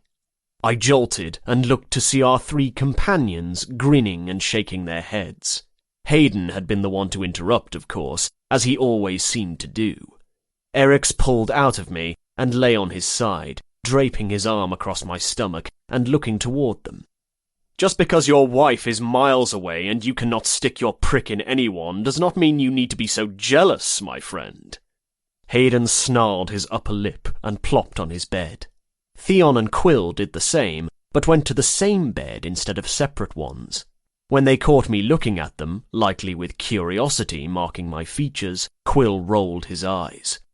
"Why do you stare?" he asked in a dry manner, removing his cloak before lying on the soft cushion. "You should all be too familiar with boys bedding each other by now." I quirked a brow. "So you two are bedding?" Theon shot me a grin, before quickly pursing his lips when Quill caught him. I needed no answer to confirm my assumption, not as if it mattered. They were clearly made for each other, and it seemed as if everyone, apart from them, had known it for many years. "Any news of our king?" Theon asked as he snuggled in beside Quill, nestling his cheek on Quill's chest. "Not as of yet," Eric's answered, stilling his hand that had been tracing the outline of my abdominal muscles. "Perhaps we will know more on the morrow." Word reached us the next day. We had all woken and were in the dining hall for morning meal, when Pyrrhus approached. I had been pleasantly surprised when I discovered he and the other helots were treated with care while in the city. The people there did not look upon them as slaves, nor did they mistreat them. They had even been given their own quarters. "Pardon my intrusion," he said once at the edge of the table, lowering his gaze to the floor. "I was sent to retrieve you." His pale hair had grown longer during our stay in Aphates, and swooped over his brow and fell a little into his blue eyes. The silky strands were straight, and I wondered if they felt as soft as they looked. "For what purpose?" Eryx said, studying him. "To see your king, sir," Pyrrhus answered, still in a submissive stance, but with an unwavering tone. "His condition has turned for the worse." My heart raced wildly, and a weight settled in my chest at his words. "Thank you, Pyrrhus," I said, standing from my seat. He glanced at me in shock, and I suspected it was because I had not only addressed him by his name, but had also remembered it. "You are dismissed," Eryx said to him, but I had already started leaving the hall. As I headed towards the chamber where Agacephalus lay bedridden, my friends walked with me, and we strode through the corridors in silence. Sun streamed in through the window openings, as did a gentle breeze that caressed my face, but my mind was elsewhere, and not able to appreciate the beauty of the day. The man who reminded me of such mornings was ill and fading like light when chased by shadow. Reaching the room, a woman exited from it and looked at us. Her grim face spoke wonders before she even uttered a single word. "How does he fare?" Eryx asked, breaking the silence and asking the question I had been too nervous to ask. "We have done all that we can to ease his pain," she said, folding her hands in front of her. "Yet I am afraid that is all we can do. His burning fever will not break, even after making him elixirs from bark of the healing trees and having him drink. He continues to perspire and shake with chills, and his mind is slipping. There are moments where he speaks nonsense, and there are others where he is himself once more. With fortune on our side, and mercy from the gods, his condition may improve. But it is my belief his time with us is nearly at an end." I had heard tales of men who'd been struck with such a fever that took them in only a few days' time, the same one that seemed to have its claws in my king. "You are certain?" Hayden asked. When she nodded, a hollowing began in my stomach. "Which of you is Axios?" she asked, glancing between us. "He keeps saying the name in his sleep, and when he wakes it is all I can decipher from his incoherent mumblings." Eryx squeezed my hand, and I realized I'd been staring at the door with tears in my eyes. I turned to him, and he nodded. "Go, we will wait here." I stepped forward, and she allowed me into the room. Upon entering, I was struck by another stream of sunlight. The room had a patio off to one side, and was open to the outside elements. The greenest plants, array of flowers, small fountain, and the late spring breeze made the chamber feel peaceful. And yet, somehow that only made the situation even more upsetting. Then I saw Agacephalus. He lay in a large framed bed on the other side of the room and faced the atrium. Where so much beauty thrived before him, he was cast in shadow, as if comforting rays of sun could not reach him. Pillows surrounded him, I supposed in hopes to provide him as much comfort as possible, but instead they just made him appear more fragile, small. "Axios," his voice cracked as he spoke, and his tired eyes focused on me. I had hoped that once we reached the city, the healers would be able to break his fever and heal him, but he looked the same as he had when I had last laid eyes on him, perhaps worse. The dark shadows beneath his eyes were darker, and his pale skin had become even more ashen. "Yes." I closed the distance between us, and stood beside the bed, looking down at him. Placing my hand over his, I was uncertain of what to do, of how I could make him better. "I am here." Contrary to what I'd earlier hoped, He was only becoming more ill, as the woman had said, and I was unsure of how much longer he would hold on. The truth was in his face. "Your eyes are saddened," Agacephalus whispered, staring up at me and clutching the hand that held his, only he had very little strength. "I do not favour seeing you this way," I answered, fighting the emotions trying to surface. Memories of him smiling and walking beside me through a meadow entered my mind, of him strong and with his health. They were of a man who'd had such a prosperous future ahead of him. And now that man was debilitated by an unforgiving fever. "This is not fair. You are too young to face such a fate. Too wonderful a man." He gave a weak smile. "Life is not just. The gods care not whether a man is a beggar or king. We are the same in their eyes, and when they wish to take us, they do." Pain sliced through my chest, and I clenched my jaw. "Well, the gods may not have you." I spoke through the tightness in my throat, and held his hand tighter in mine. "I will not let them." The true extent of my feelings for him had not been fully realized until he lay before me so near to death. He may not mean as much to me as Eric's did, but I still cared deeply for him, and was not prepared for him to part from the world. "You would rage a war on the gods for the sake of one man?" he asked, his voice raspy and growing weaker with each passing moment. He was not just a man. To me, he was so much more. Before I could respond, he jolted upward and started coughing, violent coughs that shook his entire body. I sat on the edge of the bed and rubbed his back in an attempt to soothe him. There was nothing more I could do, and it pained me to be so helpless. When he looked back up at me, there was blood dripping from the corner of his lips, and even more smeared in the palm of his hands. "I shall get the physician," I said, shifting off the bed so that I could leave. "Don't," he said, before leaning over and dipping his hand in a bowl of water that sat on the stand beside the bed. Once his hands were clean, he wiped his mouth with an already bloodied cloth, using the areas of it that were unsoiled.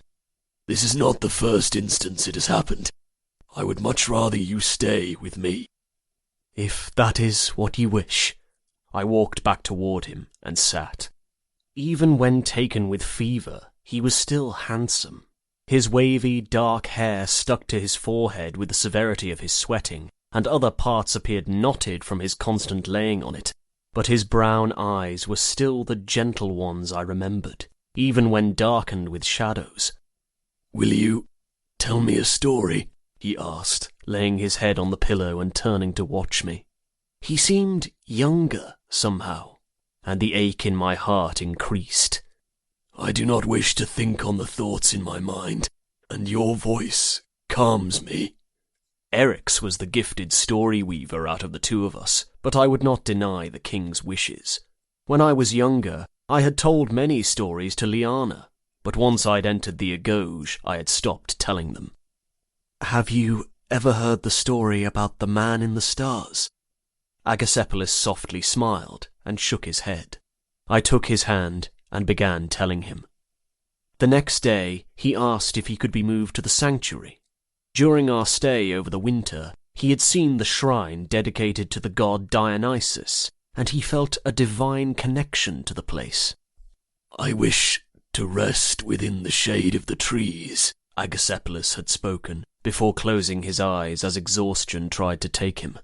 "To feel the cool water on my skin."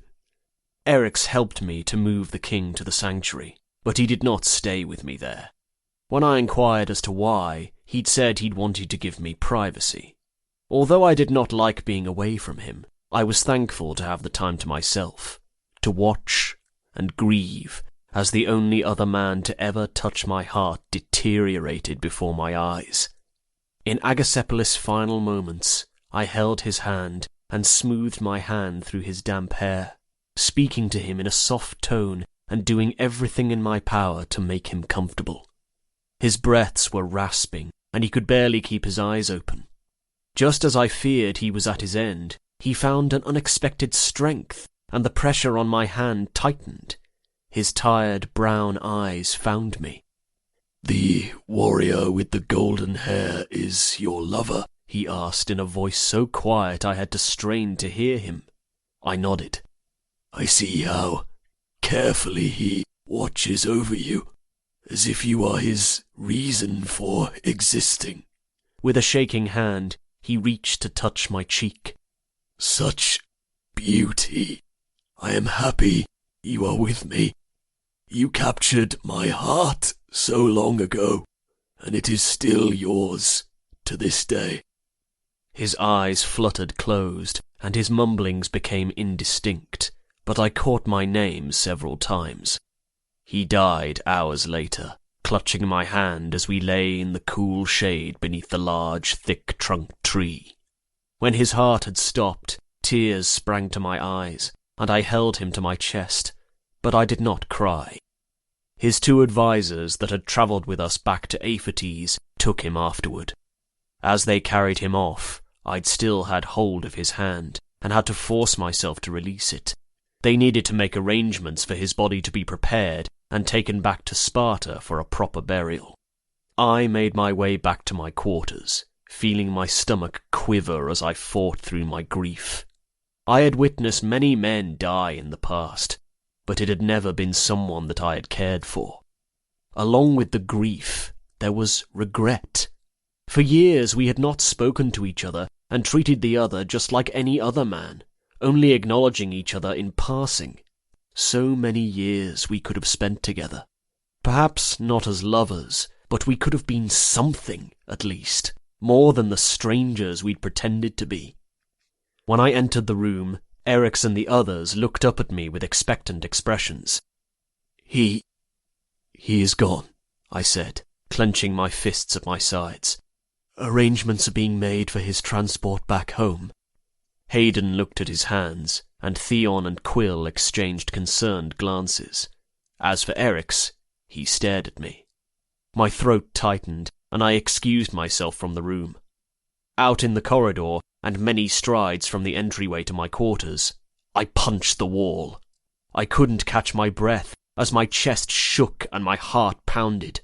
My vision blurred, but I continued to hold back the tears. Then, arms came around me. Eric's pressed his mouth to my nape and tightened his hold around my waist. Having him near me and feeling the sense of security he provided, I choked out a sob and turned to bury my face against his neck. Showing such weakness was frowned upon, but I could not hold it at bay any longer. Eric's held me as I cried against him, occasionally kissing the side of my head and saying soothing words. He placed no judgments on me, nor did he show anger for me expressing sorrow over another man. Once I calmed, I slid down the wall and stared at the open archway straight ahead that led out onto a patio. The moon appeared bigger that night, and the stars shone all the clearer. Eric sat beside me and put his hand on my thigh. "I apologize," I said in a hoarse voice. "It must not be easy to see me mourning him." "There is no need to apologize," he responded, moving his fingers in small circles on my leg. "You cared for him, and now he's gone. Grief is not a thing we choose, and we cannot run from the pain of it."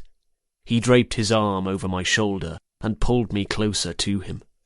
"Remember the story of the sisterhood of nymphs who mourned their brother?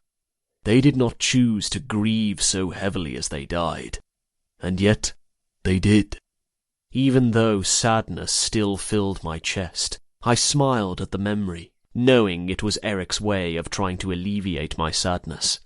Whenever I displayed too much sensitivity, he often showed compassion for me, but would follow it by a lecture of Spartan strength. But he didn't in that moment. He must have known how hurt I was. My shattered heart began to slowly mend and warm with my love for him. "If I die, do not allow Zeus to turn me into a star," I spoke, grinning despite the gaping wound in my heart. "But you love the stars." Eryx kissed my temple before nuzzling his nose along the edge of my brow. I grinned. Well, perhaps it wouldn't be so bad to live in the sky and have such beauty around me, but only if you were there too. The distraction of his story and brief moment of light-heartedness was then broken, and the headache of losing Agasepolis returned. Do you think he is among the stars now? I whispered, peering at the sky through the archway. Yes, he answered, resting his head on my shoulder. And when the sun sets and the stars appear each night, he will be with you once more. Chapter 28. Before we left Aphates to return to Sparta, we received news concerning the army in Olynthus. They had laid siege just as Agasepolis had strategized, barricading the city behind its gates and cutting off supplies and aid from its allies. It was only a matter of time before the suffering of the people became too great and the Olynthians surrendered. And Agus will not see it.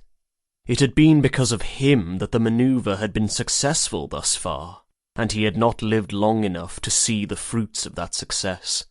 It was a glory that would be given to another, more than likely whoever replaced him as Sparta's second king and took command of the siege. Before we departed, Pyrrhus approached me. "Do you wish me to travel with you?" he asked, expressing great sympathy for my sorrow. Even though he showed hate for Spartans, he did not show that same dislike for me. "You may need my help." In Aphates, he was treated as an equal amongst the people. In Sparta, he was a slave whose life held no value. "No," I said, placing my hand on his shoulder. "Stay here and live your life. You can be happy here." "I have never felt such happiness," he admitted, briefly looking toward the ground before moving his gaze to rest on me. "If there is ever a time you return to Aphates, find me. And if you never return, and this is the last time I shall see you, I wish you great fortune." I was pleased that he'd have a better life. His brother might have fallen at the hands of a Spartan, but I hoped my actions amended some of the wrong I'd done toward him. And then I left. Once we reached Sparta, there were no celebrations of our return, only silence and respect for the man we carried with us, one who was laid to rest near the orchard he adored so much. His final request before he had died was to rest beneath the shade of the trees in the sanctuary, so I insisted that he be buried in such a place as well, so that he may forever be amongst the beauty of the trees, and when they flourished each spring and summer, it would be as if he were alive again too. The other king, Agesilaus, was greatly upset by Agasepolis' death. Agesilaus was a man in his upper 50s, but that did not make him any less of a force to be reckoned with. He had been such a close confidant of Agasepolis, and he mourned the younger king's passing with such devastation that one might have believed he felt more than mere comradeship for him. After Agasepolis was buried, I stood near his grave and stared at the mound of freshly dug earth. "It pains me to see you this way," Eryx said, standing at my side and placing his hand at the small of my back. The sun shone that day, bright and magnificent in the sky, and its warmth helped soothe the chill creeping up my spine. "Death is a thing we must become desensitized to. He will not be the last man you care for to die." "I know. We were at war, so of course what he said rang true. Men had already perished, and countless more would suffer the same fate before war ended. I'd had plenty of time to accept the king's fate, as it had taken a moon's turn for us to journey home. Having him finally laid to rest brought the emotions back, however, as if it truly was farewell. After looking at Agasepolis' resting place one last time, I turned to Eryx. "Shall we leave for evening meal?" I did not have much of an appetite, but I needed to distance myself from the sorrow the place conjured into being. Eric studied me in the way he always did when he knew I was inwardly struggling. "I have a better idea," he said, taking my hand. "Follow me." "I will follow you anywhere." I nodded, and we started walking. At first I believed he was taking me to our stream, the one place we journeyed to when we desired privacy or when we needed the escape, but he was leading me in the opposite direction. "Where are you taking me?" I asked as he pulled me along with him, down the hill and into the valley. We jumped over a small stream and kept going. "Eri?" He only peered at me from the corner of his eye and smirked, not answering. Knowing he wouldn't tell me no matter how much I asked, I remained silent and continued strolling with him.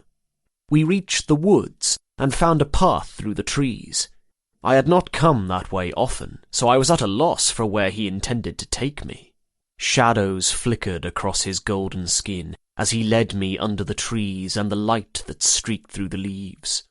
Shortly after, we came out onto a bank of sand, and the sun found us again. The river was up ahead, the rushing of its water creating a soothing sound to fill the air. The mountain was closer and stood to the right, the white of its peaks visible and appearing jagged. There was not a cloud in the sky as I looked up at it, just an immense span of blue and golden light. "Why did we come here?" I asked, arching a brow at Eric's. "I wanted to show this to you," he said, still holding my hand and leading me to the water's edge. He pushed me in. I gasped as I was immersed in the cool water. After finding my footing on the slippery ground beneath me, I stood and glared at him. The water reached my waist at that depth and dripped from my hair. It was the end of summer, so the heat of the day was intense, and the refreshing dip in the river was actually nice once I grew accustomed to the shock of it. Eric's grinned as his eyes scanned my half-submerged body. "You being wet is an improvement." I leapt up and grabbed his arm before dragging him into the water with me. He spouted off obscenities as the cool river coated his bare skin, and without warning, he grabbed my shoulders and pushed me back under the water. Our competitive natures got the better of us, and we dunked each other and playfully brawled. He pushed, and I returned the action. He grabbed me by my nape to dunk me under, and I twisted and put my legs around his waist, taking him with me. Since we were weightless within the water, it made for better fun as we tossed each other around. We laughed and voiced light threats as we wrestled, but soon our touches shifted from playful to enticing. Our lips connected as his strong arms came around my waist. I moaned into his mouth as he pushed me back against a large slab of rock jutting from the river and began a slow grind of his body against mine. His fingers skimmed down my chest and moved even lower to touch my backside, opening me before he took me. I closed my eyes as his fingers stimulated and rubbed. When I exposed my neck, he kissed down it, still with his hand working my backside. The feeling was indescribable. Need built inside my being, and I was on the verge of combusting. I gazed upon him again and bit my bottom lip as he grinned with a seductive look. He stared into my eyes as he filled me, panting through his parted lips, and then groaning as my body welcomed more of him. Eric's was too beautiful for words, even after spending the last 16 years with him by my side, 10 of them with him as my lover.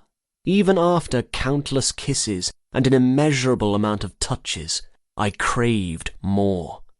No amount of time with him would ever be enough. "Do not ever leave me, Ax," he said, gripping the side of my cheek and pressing his forehead to mine, still moving inside of me. By the gods, I could not bear it. My whole world is right here in my hands. Without you, I am nothing. His unexpected proclamation made my eyes water, and I held on tighter to his shoulders. It might have been difficult for him to express his emotions, but when he did, it was a thing of beauty, and never failed to bring me to tears. "I shall not leave you," I responded in a breathy tone, leaning my head back against the rock and gazing at him. My climax was building and trickling down my spine, and I would shatter at any moment. "I swear it!"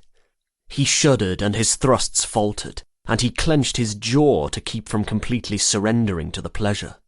He preferred for me to orgasm first. Reaching between our bodies, he took hold of my length and began stroking me under the water. That was all I needed to hit the peak.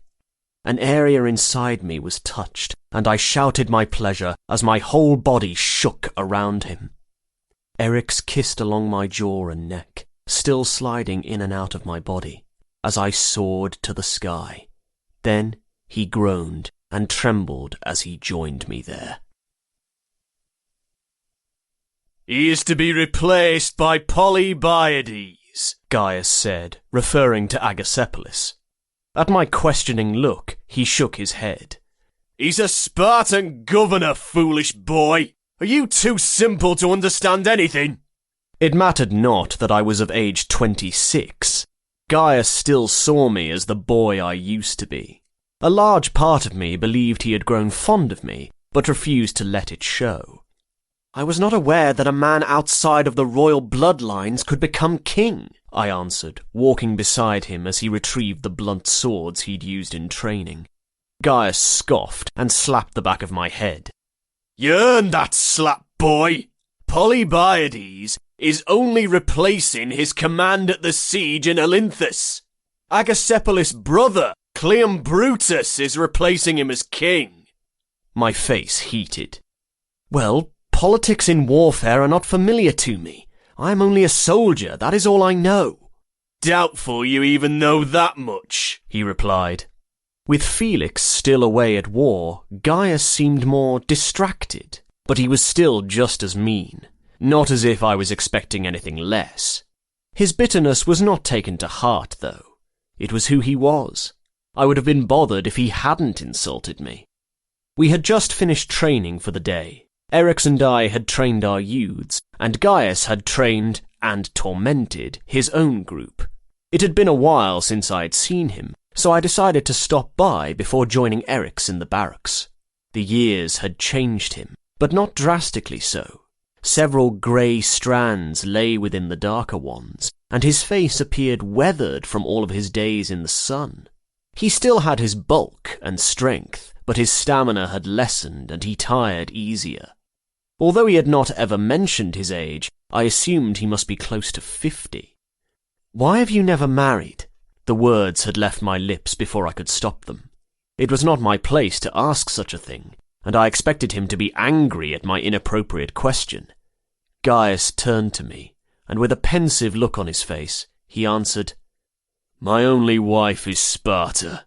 I do not wish for another." "Have you never wished for children? A son?" He did not answer at first. He only regarded me with a slightly annoyed expression. "I have all the sons I need. Now enough of these questions, boy." I smiled at his statement, certain he was referring to us. I had always thought of him as cruel, which he was to an extent, but beneath that cruelty there was also a good man deep down. Even though he had dismissed the thought of more questions, I asked another anyway. "When do you believe we will leave again?" We had only been assigned to escort the king's body home, nothing more. It was only a matter of time before we were sent back to battle. "Axios!" Hayden interrupted and approached us, holding a worn leather ball. When he saw Gaius, he gave a courteous nod of his head. "Gaius?" Gaius excused himself and left, heading toward the agora. I stared after him a moment, wondering what he would have said to my question. "What is it you want, Hayden?" I asked, looking at him before moving my attention to the ball he held. "And do not tell me you wish to play as if we were children again." "Afraid you'll lose?" Hayden smirked and tossed the ball into the air before catching it. When he threw it into the air again, I snatched the ball from him and took off running. He yelled from behind me and started a pursuit, but I kept going. In the midst of my running, I glanced over my shoulder to see how close Hayden was, and then I collided with something in front of me. Theon was no match for my size, and we both tumbled to the grass on impact. Hayden, who had been close on my heels, tripped over my leg and crashed on top of us. Poor Theon had both of our weights on his small body, and he wriggled around beneath me and shouted obscenities, pushing against my chest to shove me off. Once I pushed Hayden's colossal body off mine, I rolled off Theon, stared up at the sky, and laughed. It almost felt wrong to be so happy when so much darkness was in the world, when a man who meant so much to me had just been buried days before. But if I did not seek out the light, I would be consumed by the darkness, and life was too beautiful for such a thing. A shadow then pressed over my face. I tilted my head to see Eric standing there, looking down at me with a playful grin. He reached for my hand and helped me to my feet before gently kissing my lips.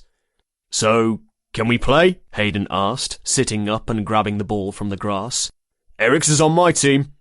"Remember that I adore you," Eric said to me, taking several steps back to stand beside Hayden, "especially when my team beats yours. If we were to leave again soon for war, we might as well make the best of the time we had remaining." "So confident you are," I said in mock astonishment, going to stand beside Theon and Quill. "Let us see how long that confidence lasts." We played all afternoon, and only stopped when it was time for evening meal.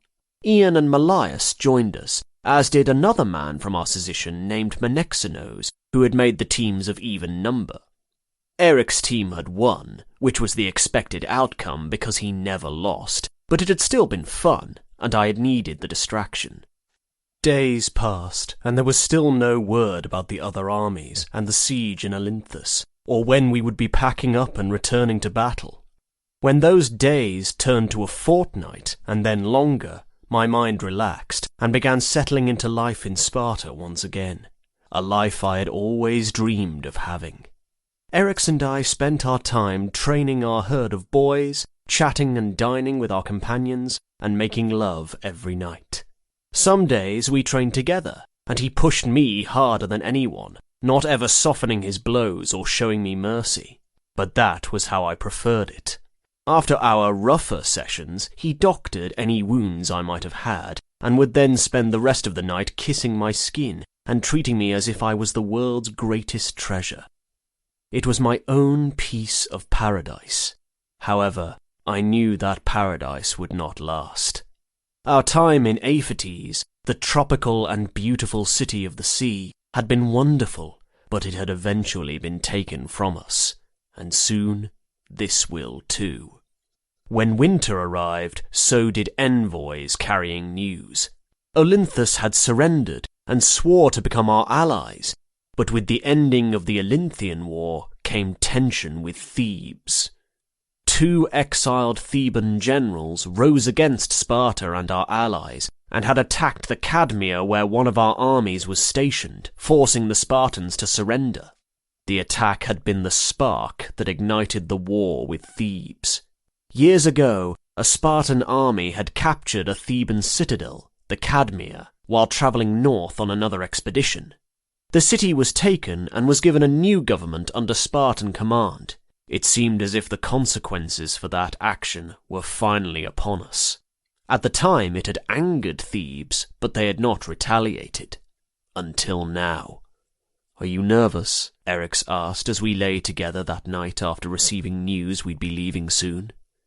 No, and I wasn't. Not really. I am only saddened, for now we have to leave home again. Leave our life here while we go fight a war I do not believe in. Erix lightly ran his fingers along my chest, comforting me. "What do you believe in, then, if not war?" "You," I answered, turning my head to gaze at him. His hair was in disarray from me entwining my fingers in it while we made love, and I reached to brush aside one of the golden strands from his face. "Us." The expression in his eyes softened, and he leaned into my touch. "I believe in us as well," he said, "and that is why we must go. If we do not, our enemies will think us weak, and the fighting will never come to a close. The home you wish for us to share someday, the one near a stream and surrounded by fruit trees, will never be unless we win the war. Only then will we find the peace we seek. Since our return to Sparta, my vision of our life together had changed from a house beside the sea to one of more likelihood, just a simple home there. As long as Eryx was by my side, we could live in a tree for all I cared. He was all I needed in my life. In only 4 years' time, we'd be of age 30 and would be allowed to move from the barracks and into a house on our own property, to begin living the life I had always wanted for us. If war continued, then that dream would never come to pass. "Let us speak of something else," I requested, flipping to my side and cuddling against him. "What do you wish to discuss?" Eryx asked, putting his arm around me and moving his fingers up and down my spine. "Tell me a story," I asked, peering at him. "It's been too long, and I miss them." With heavy-lidded eyes, he met my eager stare and smiled. "Many tales I have told you, yet there is one that comes to mind. One of a city by the sea." I grinned. What made this city so special? He raised his eyebrows with his excitement and answered, "The water glistened like sapphires, you see, beautiful and unlike anything ever before seen. But if one looked closer, deeper, they would see the treasures that waited beneath the waves, a forgotten underwater kingdom." As he talked, I closed my eyes and listened to the melodic tones of his voice, allowing them to soothe the worry and sadness in my bones. Whether we stayed in Sparta or went off to war, he would be with me, and that thought overshadowed anything else. "Are you listening?" he asked in a humoured manner. "Of course," I answered, opening my eyes and looking at him, memorizing the way the faint light danced around his naked form. What happened next?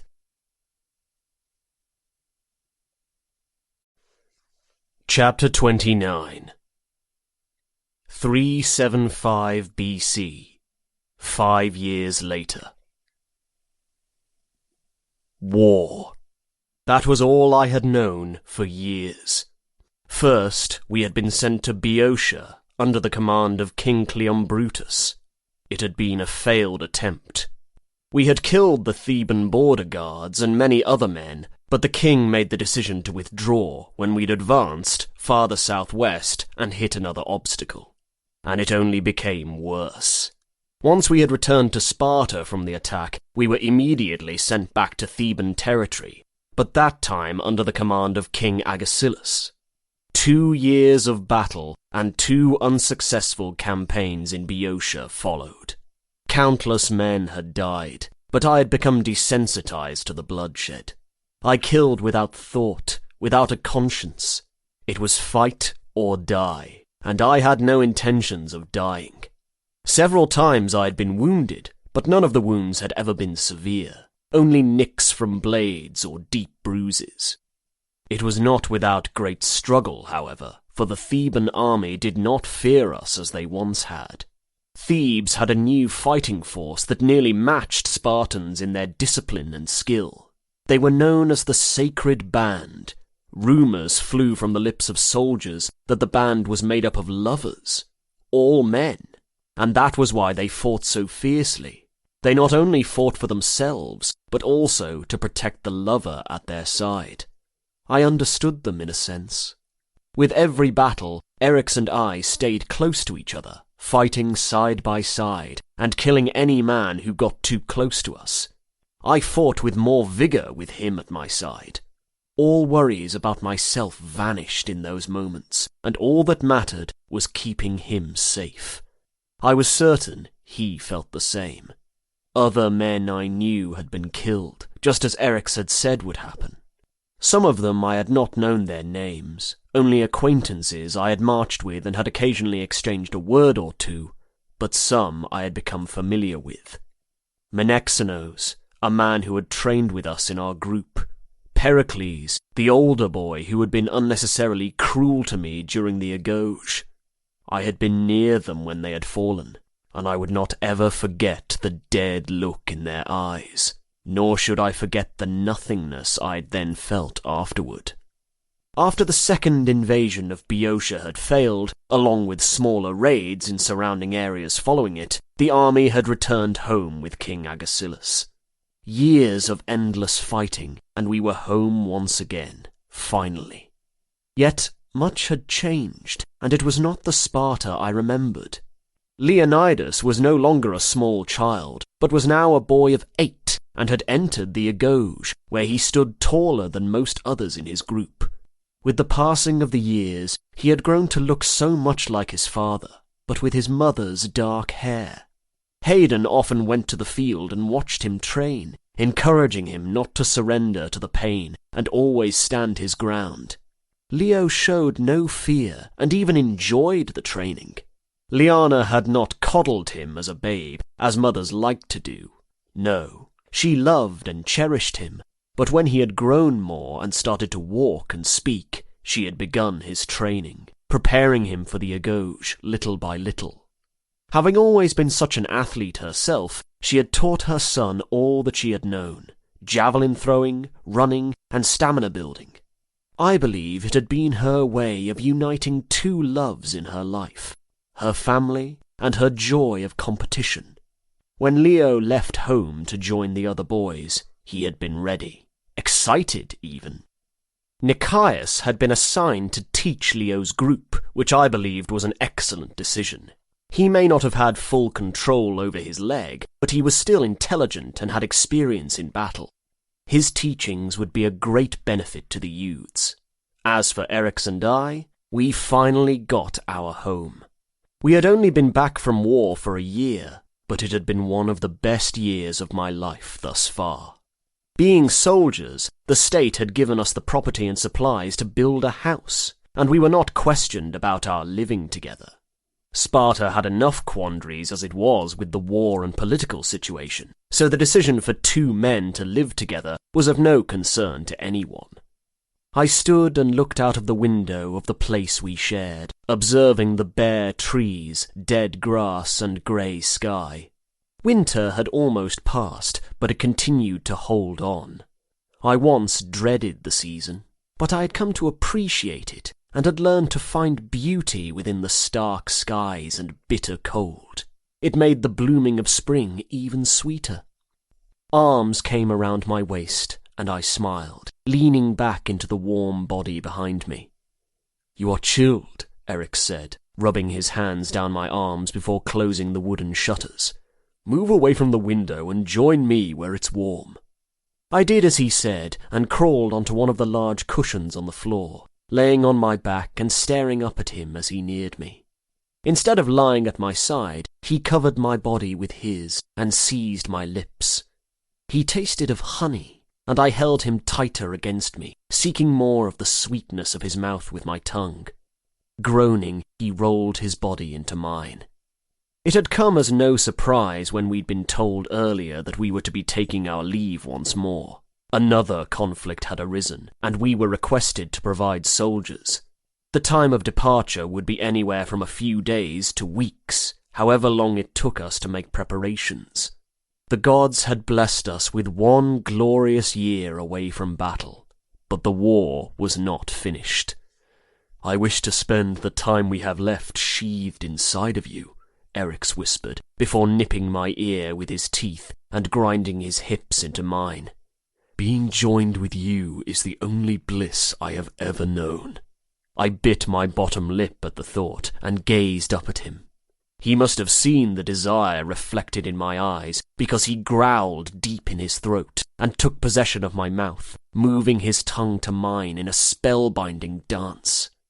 When we fell together, there was no rush. We revelled in the feel and taste of each other, cherishing each moment, savouring each moan and every kiss, and letting the rest of the world fade away until it was only us that remained. By the time the army set out for campaign, signs of spring were everywhere. The air still held a chill, but the birds had begun singing their songs in the morning again. Flowers blossomed, and the trees had started regrowing their leaves. Unlike other times when we had left for war, I felt nothing. No fear or worry. It had become too familiar to me. Before we left, the men said goodbye to their families. Liana and Leo were with Hayden. My sister caressed her husband's face and stared at him in the same way Eric stared at me. They did not need to embrace or display tears and sorrowful farewells to show how deeply they cared for the other. What they possessed was love, and it was clear to everyone who looked upon them in that moment.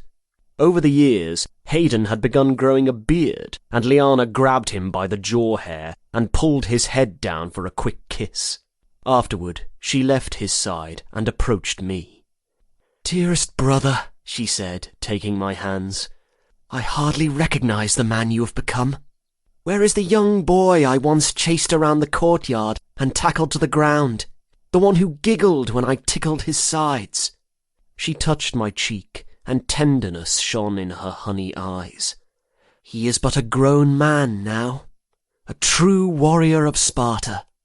If our father could see you, I am certain you would make him proud." "And what of our mother?" I asked.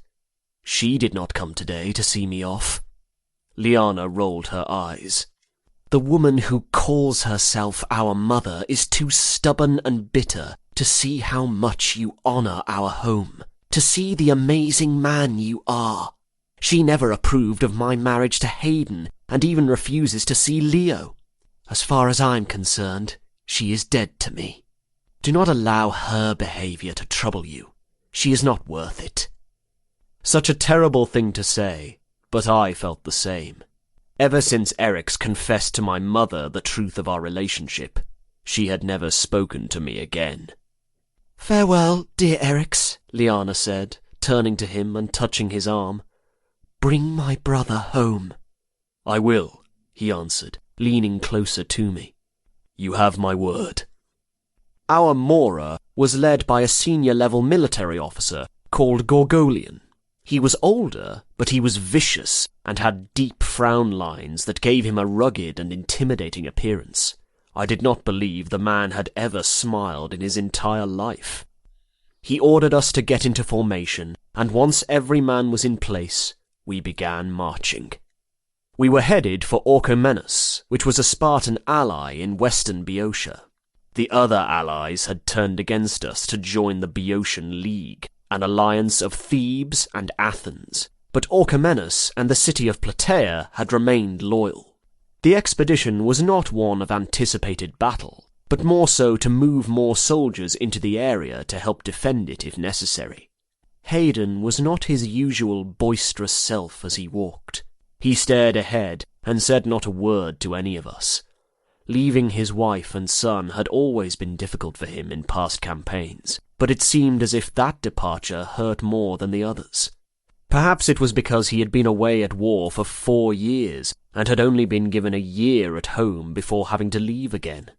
The time he had missed with his family would upset any man. Fortunately, my family travelled with me.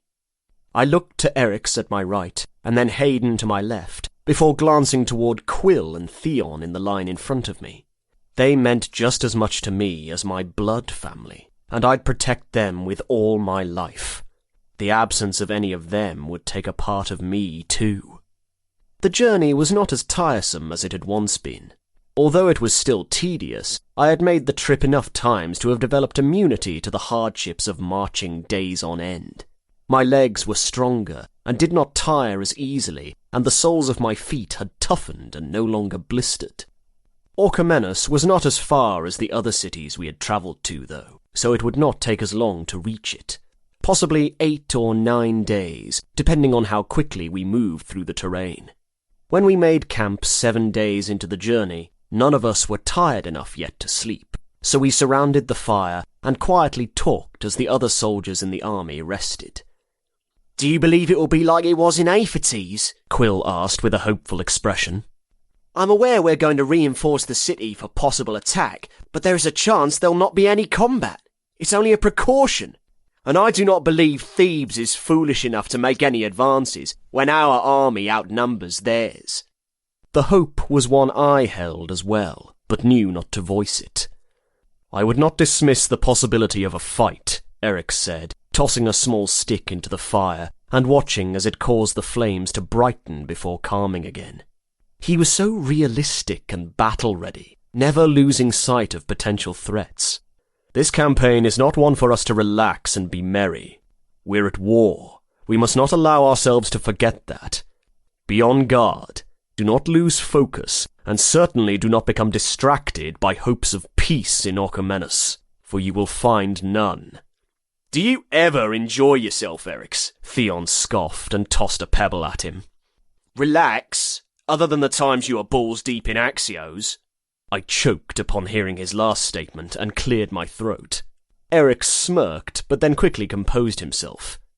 It is what has kept us all alive for these many years.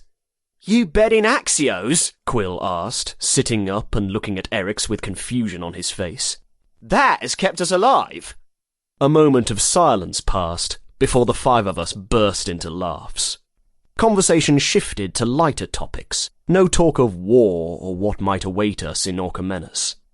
Hayden spoke of Leonidas and how he could not believe his son had grown so much. Theon spoke of how he wanted to build a home for him and Quill when we returned, and Quill, who had stopped being so private in his affections, reached out and took his hand.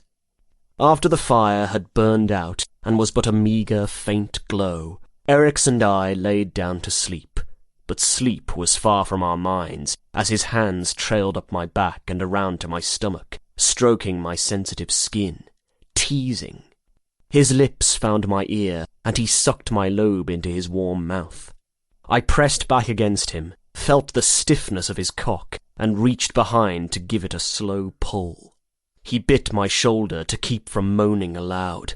Discreetly, he removed the clothing separating us and began working my backside, slowly moving his fingers inside me. It was me who had to keep from moaning that time. Fortunately, Eryx knew, and he put his other hand to my mouth. Once his fingers weren't enough, I whimpered, and he positioned his thickness at my opening. The feel of him sliding into me stung at first, as it always did, but then I relaxed into him, craved it. His hand remained covering my mouth as he took me, slow but hard. Once our bodies were sated and our muscles relaxed, sleep finally found us. Morning arrived too soon, and we awoke. After packing our supplies, we continued the march. It seemed as if travelling for war had become my life, and that the past year in Sparta hadn't been real. Imagining anything other than the continuous walking and sights of hundreds of men in front of me and behind me was difficult. Days later, we reached Orchomenus. The city was surrounded by mountains and rolling hills that stretched for what seemed like miles on two sides. Everything prospered with life, and it was a glorious view to behold. The greenest plants and trees, and the most stunning structures of marble and stone that reached toward the heavens. The Acropolis sat atop one of the tallest buildings, overlooking the valley and Lake Copay below, and I craned my neck to see as we passed. The commander of the army already garrisoned in the city greeted us upon our arrival. He was called Theopompus, and from what I had heard from other soldiers, he was a warmonger who constantly searched for more lands to raid and more cities to conquer. He and Gorgolian dismissed us and then walked away together, animatedly talking amongst themselves. We joined the rest of the army and made camp on the western shore of the lake. Now we wait. For what, I didn't know, but I felt uneasy. I studied the men around us, all casually lounging on the grass or around the fire cooking their meals, unconcerned of any forthcoming threats. And why would they worry? There was no enemy charging our way and no danger in our path. As far as any army was concerned, we were the threat. "What is plaguing your mind?" Eryx asked after tossing his weapons to the ground and ridding himself of his helmet. "And do not lie, for I will know." "In truth, I am not certain," I answered, continuing to shift my gaze around the area. "But my stomach twists and my heart races, and there feels to be a weight settling in my chest, a burden I cannot lift." A memory was attempting to surface, but I could not recall it. He closed the distance between us and pulled me to his chest, gently grabbing my chin and turning my face to his. "You are weary from travel. Once you eat and rest, you will feel better." Exhaling, I stared into his green eyes, seeking the comfort in them. His alert mind would have caught any perceivable danger. If he believed the situation to be fine, then I had to believe the same. "I suppose you are right," I spoke, resting my forehead against his cheek. "You too!" Theon exclaimed, running toward us with a huge smile. "Come see what Hayden is doing. He's balancing shields on that thick head of his and seeing how many he can do before they fall." Eric smoothed his hand down my side as he stepped out of our embrace and looked to our shorter friend. "Well, it would be but a shame to miss that," he spoke with a heavy amount of sarcasm in his voice. "Truly." "Let us go watch, you too serious man," I said with a laugh and pushed against his shoulder. "We can mock him later when he makes a fool of himself." "Now that is an excellent plan," Eric spoke, raising a brow at me before turning back to Theon. "Lead the way." My unease was forgotten then, and when it tried to resurface later on that evening, I dismissed it as nothing more than the slight apprehension that came with being in a new territory.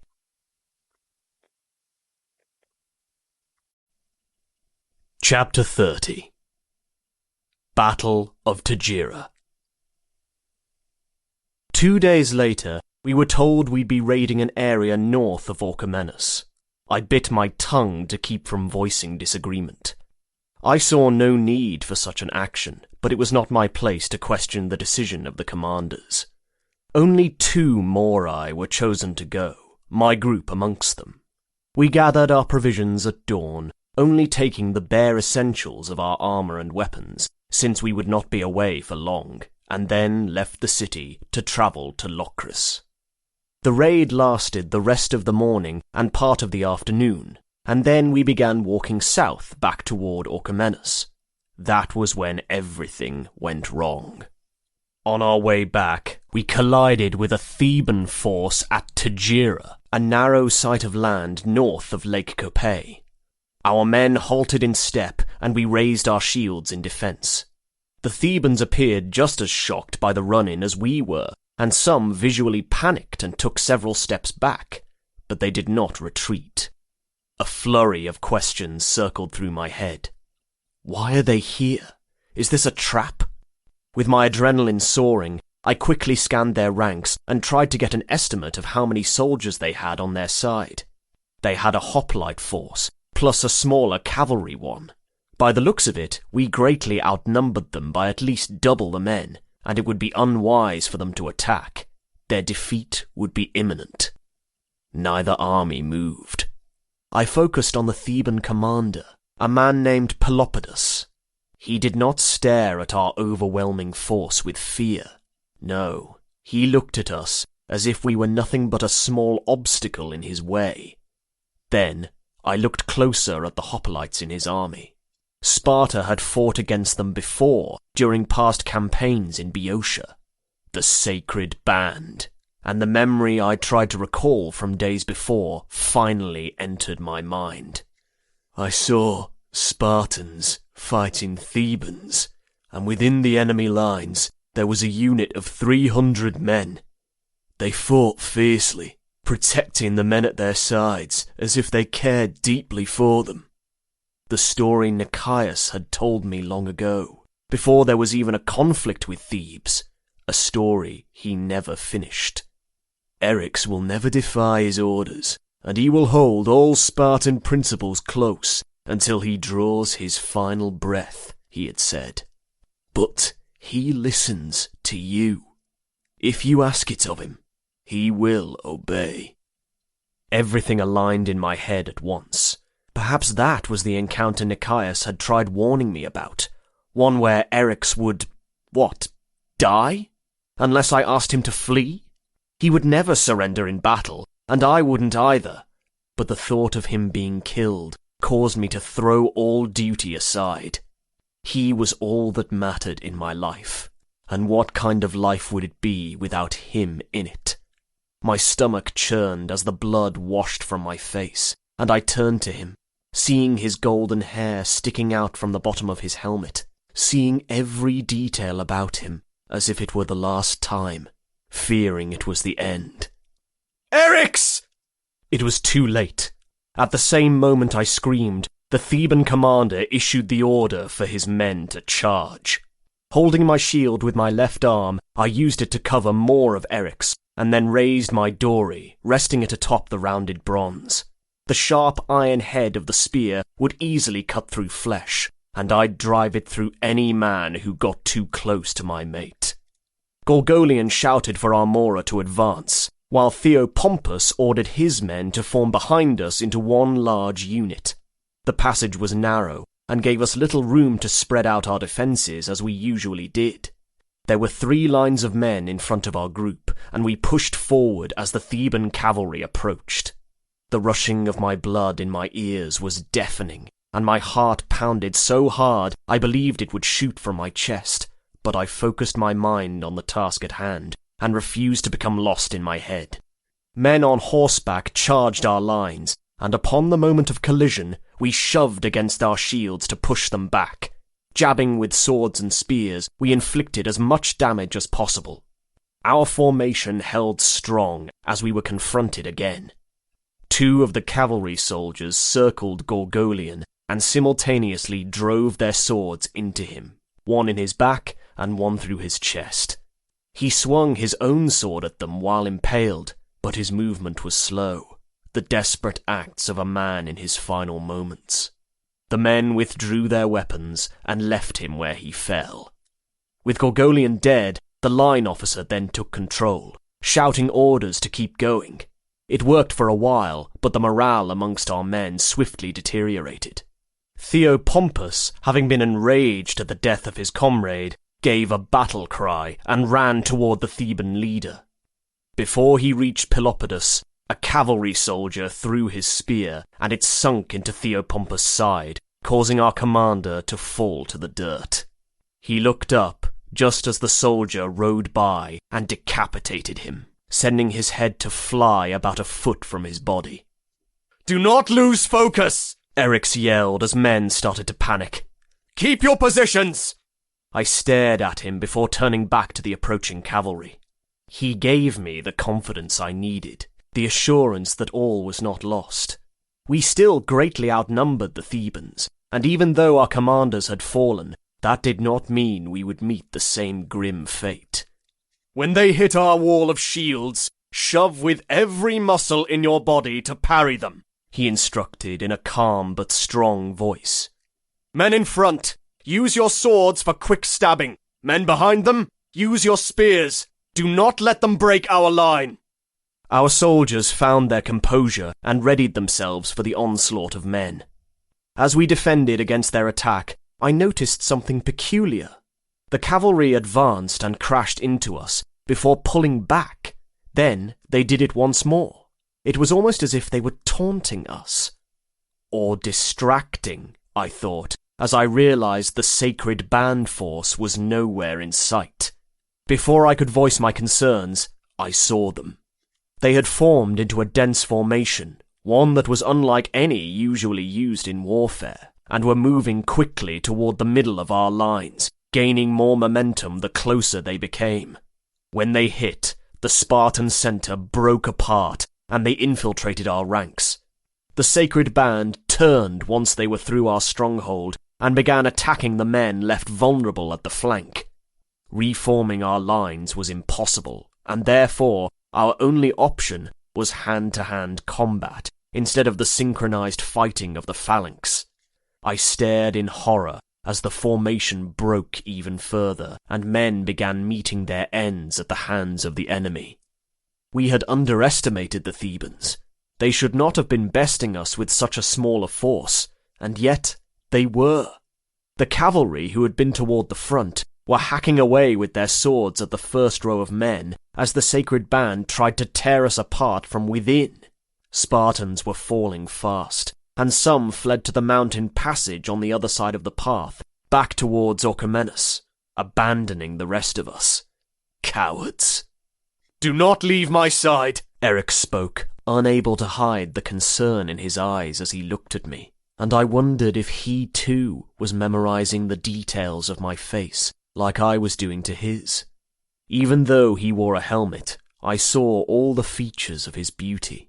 The shape of his eyes, the perfect slope of his nose, and his flawless lips. He touched his hand to mine. "No matter what happens, stay with me." I nodded, not knowing how to respond. If it truly was the end, how did I say goodbye to the man who was the reason for the beating of my heart? In that instant, the enemy was upon us. My dory was more of a hindrance at that proximity, so I tossed it aside and unsheathed my sword. It was lightweight, but the double-edged blade and elongated pointed tip allowed for both slashing and stabbing.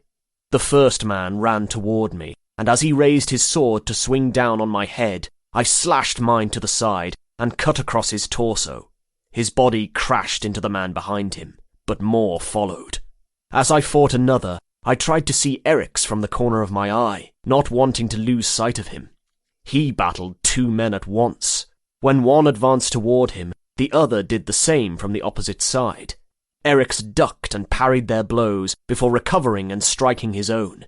His fluid movements and precise attacks made him untouchable. Any man who neared him soon met his blade. A slash to my left arm drew my attention from Eric's. The wound threatened to weaken my hold on my shield, but I fought against the weakness and gripped the shield even tighter, shoving against the man and knocking him back into another Spartan, who sliced him nearly in half. Worry spiraled through me as I frantically searched the area for my friends. During the commotion, I had lost track of them. Hayden was fighting a soldier several strides away, and he looked to be in control.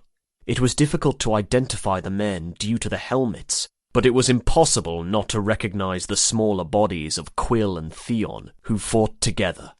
When Theon swung his sword, Quill knocked the enemy back with his shield and blocked any counterattacks. They moved quickly, using their small sizes to their advantage against the bigger soldiers. Their fighting styles complemented the other. Quill struck a man, but was then knocked aside. "Quill!" I read on Theon's lips. Theon tried to get to him, hacking away at the man before him and frantically keeping his gaze fixated on his lover. And then my breath caught in my throat. While Theon clashed with a soldier, another Theban approached him from behind. He was gradually becoming enclosed by the enemy. "Theon!" I shouted, slashing through the man in front of me and trying to reach him. Quill was standing, but preoccupied with his own combat, and was close to being swarmed as more soldiers advanced his way too. The amount of still fighting Spartans had dramatically decreased, as most had already fled towards safety. We were surrounded.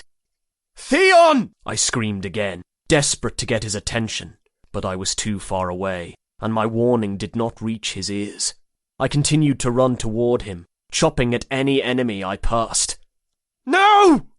He was stabbed in the back and stopped fighting, staring at the tip of the sword poking through the center of his chest. Once he was unfocused, the man he'd been fighting speared him in the stomach. "Gods, no!" Tears blurred my vision as I saw him fall to his knees, blood now coating his chest. The men withdrew their weapons and moved on to another Spartan, leaving him bloodied and forgotten on the ground. No longer held by the men, Theon swayed in place before falling forward. When I finally reached him, I gathered his small body in my arms and turned his face toward mine. He held my stare as he shook. Blood dripped from the corner of his parted lips. "Where's Quill?" he stammered before coughing up more blood. "Quill!" His eyes widened as he trembled, and his breaths left him in harsh gasps. Panic, fear, sadness. His face reflected them all. But then he stopped wheezing, and the lines of pain marking his face smoothed, leaving him with a calm expression. When his body stilled and his eyes glazed over, I knew he was dead. and my heart shattered in my chest. In my grief, I had not noticed the Theban advancing on me. Right as I glanced up, his sword was swinging down toward my forehead. There was no time for me to try and deflect the blow, so I continued to hold my dead friend in my arms and prepared myself for the strike. It did not come. Another sword clanked against his and pushed the enemy backward. "Stand, Axe!" Eryx roared as he raised his shield and blocked a hit. I was momentarily stunned and just stared at him. "By the gods, do as I say!" So I did. I laid Theon on the ground and hurried to my feet beside Eryx, readying my blade. The man who had tried plunging his sword into my skull launched again, and I struck him in the stomach. He fell, but another took his place, then another. My sorrow turned to rage as I stared down at the swarm of Thebans closing in on us. More Spartans were slain, and the ones who saw the same odds against the enemy as I did joined the other cowards and fled the battlefield. A body moved beside mine, and I looked to see Hayden at my left. He nodded at me and focused ahead. Quill joined us next, at Eryx's side. "Where's Theon?" he asked, looking between the three of us. From his place, he could not see Theon's body. I did not have the heart to tell him the truth. Not in that moment, when the truth would only devastate him and prevent him from fighting with a clear mind. So, I said nothing. Among the fallen, I saw a Theban soldier kneel down by another, holding the dead man in his lap and stroking the hair from his bloodied face. When a Spartan attacked, the man did not move to stop him. He only sat there, holding who I believed to be his lover, and met death with a sad smile. When more soldiers advanced on us, the four of us fought with everything we had, every ounce of strength we could muster, and all the anger at having our brethren slain. We shifted into a different formation, Eryx at my side, Hayden at my back, and Quill at Eryx's back. We used our shields to protect ourselves and each other. My blade became an extension of my arm, and I hacked and stabbed at any man who came within reach. However, there were soon too many Thebans around us for us to keep the formation, and we were forced to split apart, each of us fighting on our own. Eryx was too far away for my liking, and when I looked to see how he fared, I saw 4 men surrounding him. I stabbed the man I was fighting in the throat, and kicked his body off my blade before charging to Eryx. I cannot lose him. Before I reached him, he had easily cut through the men. He glanced up at me, blood dripping down his torso and staining his helmet, all from the enemy and not his own. The relief was too much, and I smiled. Of course he could take care of himself. "Axe!" he yelled before running toward me. I was confused as to why he appeared so frantic. Then I turned around and came face to face with the enemy. He plunged his sword into my chest and held my stare. He was young, too young to have had such hate penetrating through his dark eyes. He shoved harder before withdrawing the blade. At first, the stab had only felt like a punch, but then a sharp, stinging pain, unlike any I had ever known, spread through me. I wheezed and clutched the wound as blood gushed from it. Crimson covered my hands, and they uncontrollably shook as I looked at them. I struggled to stand as my body fought against me and swayed. The other soldier then took his shield and bashed me in the face with it. The ground felt like it was quaking and everything blurred. I didn't know if I was standing or if I'd fallen to the ground.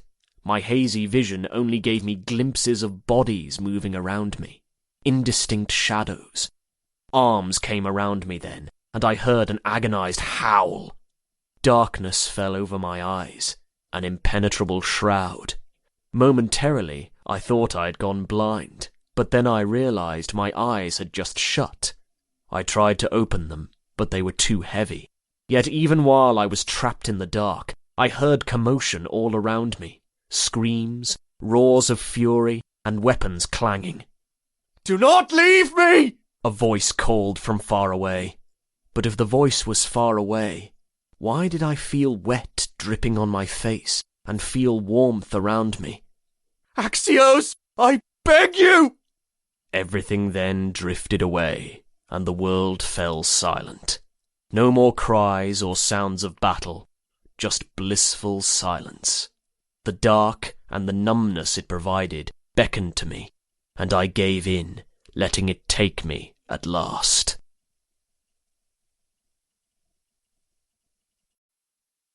Chapter 31.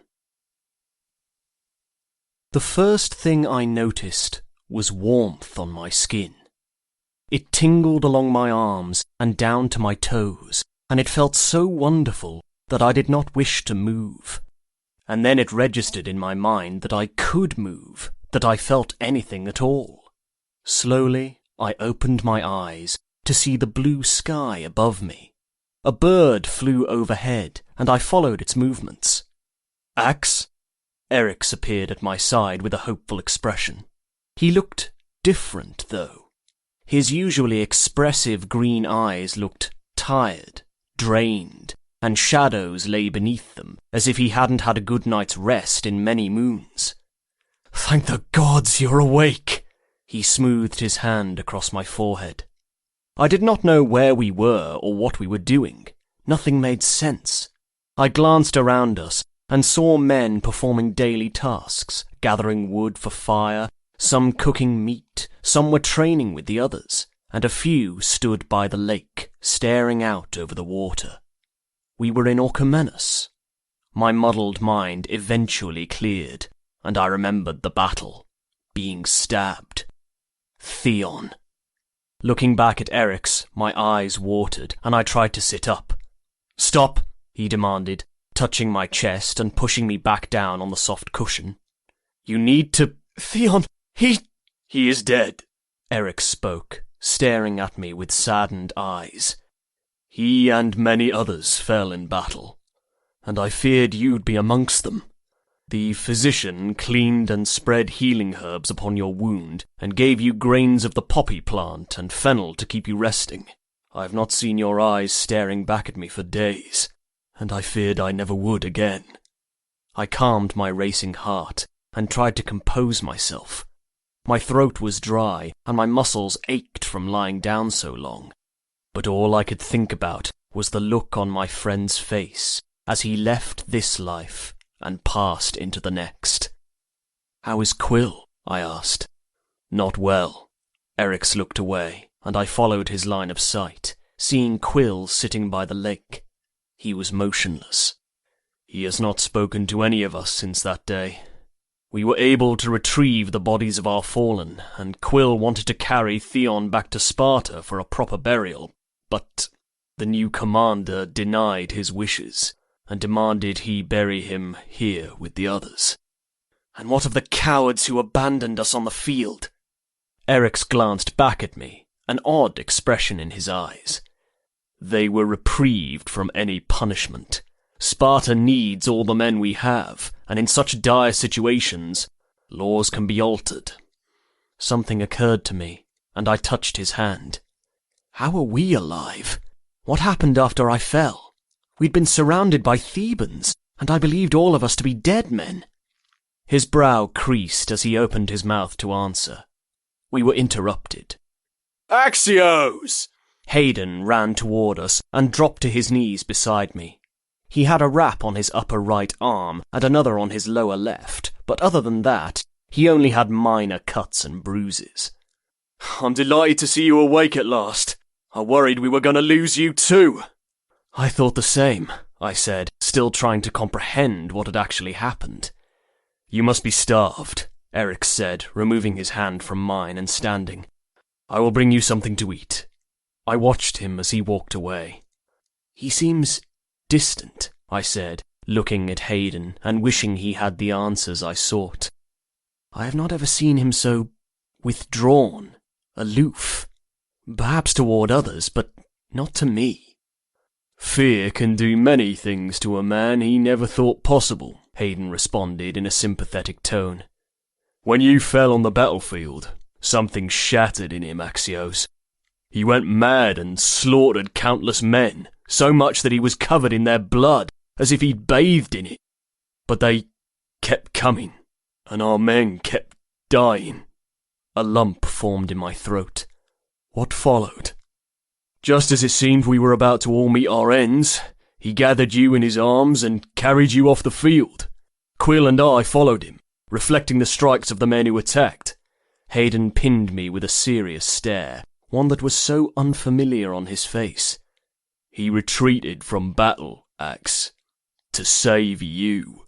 The sense of detachment you feel from him is not only the trauma of nearly having lost you, it's also the shame. Running from battle was a thing Eric swore he'd never do.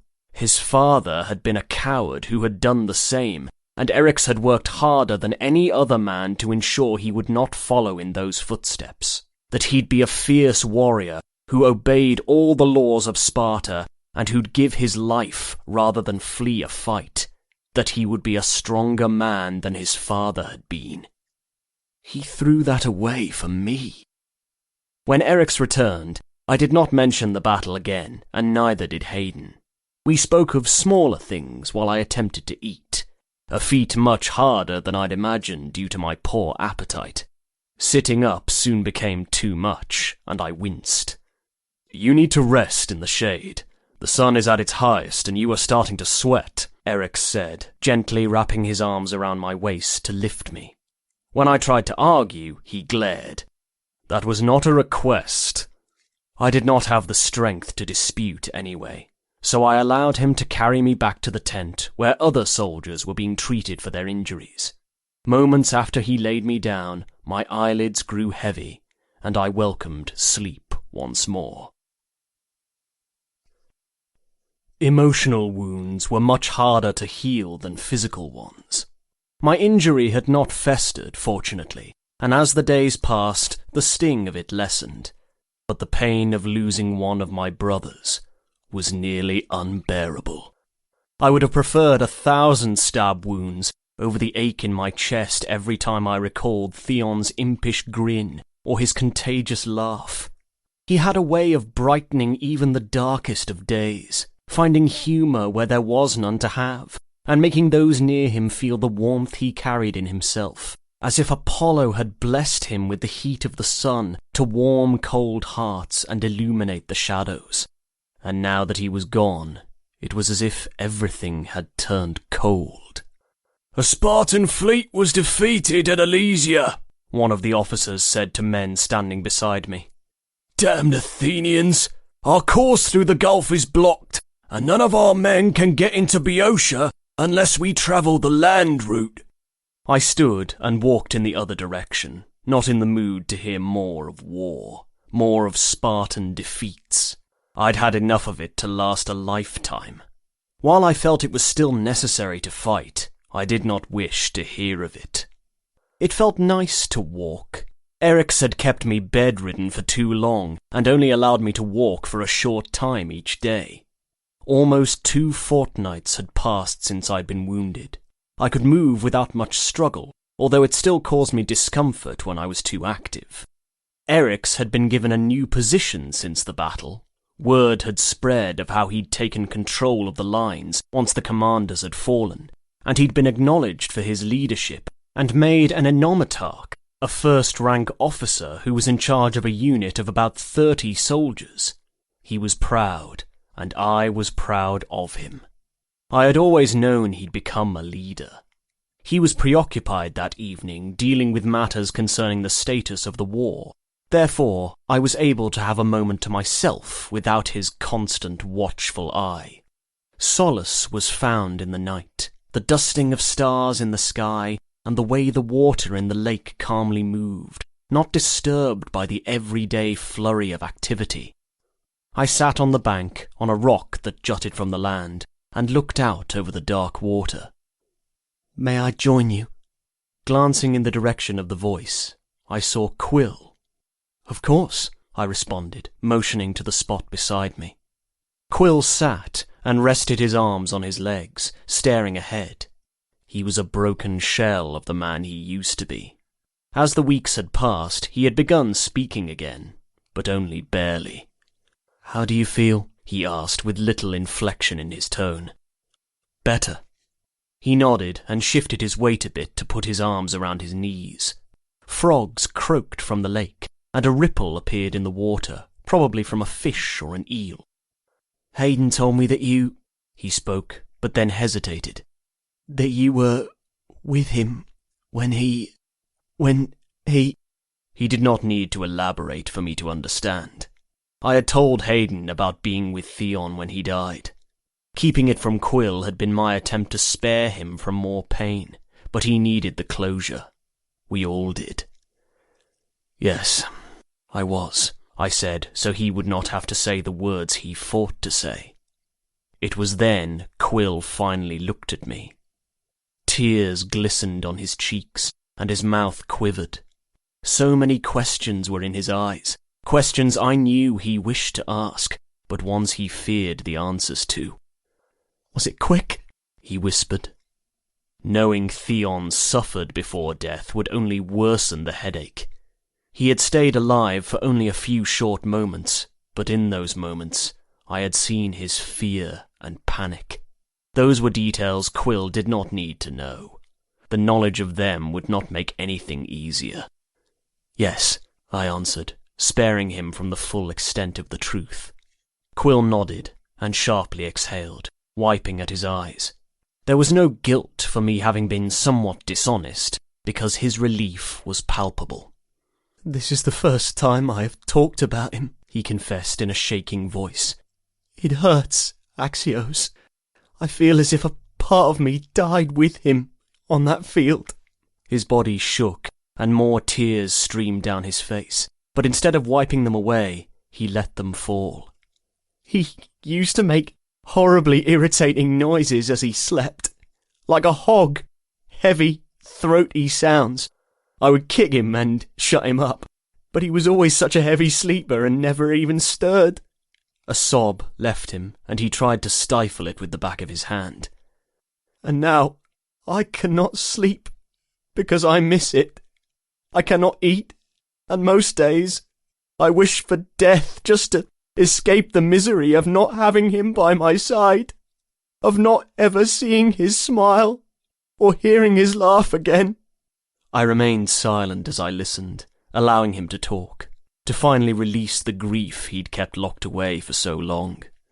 "For years, I was too blind to see him, to realize how much I really cared for him, as more than a friend.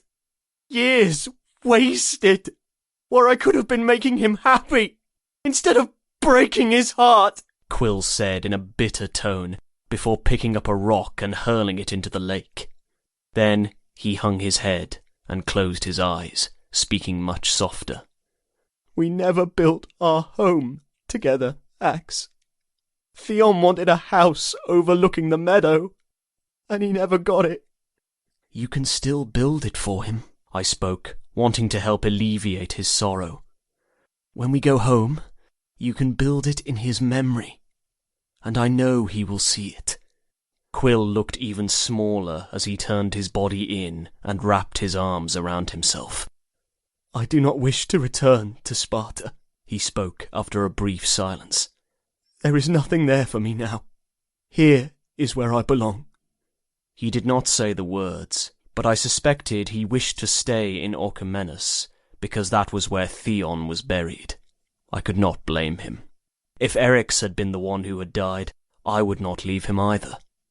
When I retired for the night, Eryx was still gone. I laid on the mat and rolled onto my back, feeling impatient and wishing for his return. After the deep conversation about loss with Quill, I needed the comfort of my lover's arms. I might have inwardly, and often outwardly, complained about his incessant fussing over my health, but deep in my soul, I loved how he cared so much. Quill's statement about having disliked Theon's snoring, and now greatly missed it now that he was gone, had put things into perspective for me. It had made me consider my own peeves about Eryx, things I grumbled about, but knew I'd be devastated without. I was nearly asleep when Eryx finally slipped into bed. He gently draped his arm over my stomach and snuggled against my side, placing his cheek on my shoulder. His earthy scent wrapped around me, and I breathed him in, stirring to hold him as well. "Did I wake you?" he asked, peering up at me through his long lashes. "No, I was not yet sleeping. I was waiting for you." "Good." He smiled and caressed my jaw. "I apologize for coming in so late. We had many things to discuss. The cities are speaking of peace, or at least a temporary ceasefire. We might be returning home soon if it is agreed upon." I froze as a wave of rage came over me. "Peace," I growled. "I do not wish for peace. I wish for the filth that killed Theon to pay with their lives. I want to crush them, Eri, make them bleed and beg for our mercy. A mercy I will give them by slashing my sword across their throats."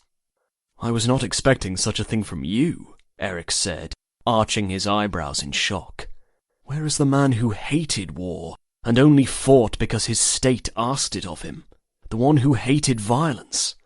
I returned his stare. "He died when they killed my brother." His face fell, and understanding flashed in his eyes. "I share your thoughts, and wish for all of them to suffer horrendous deaths.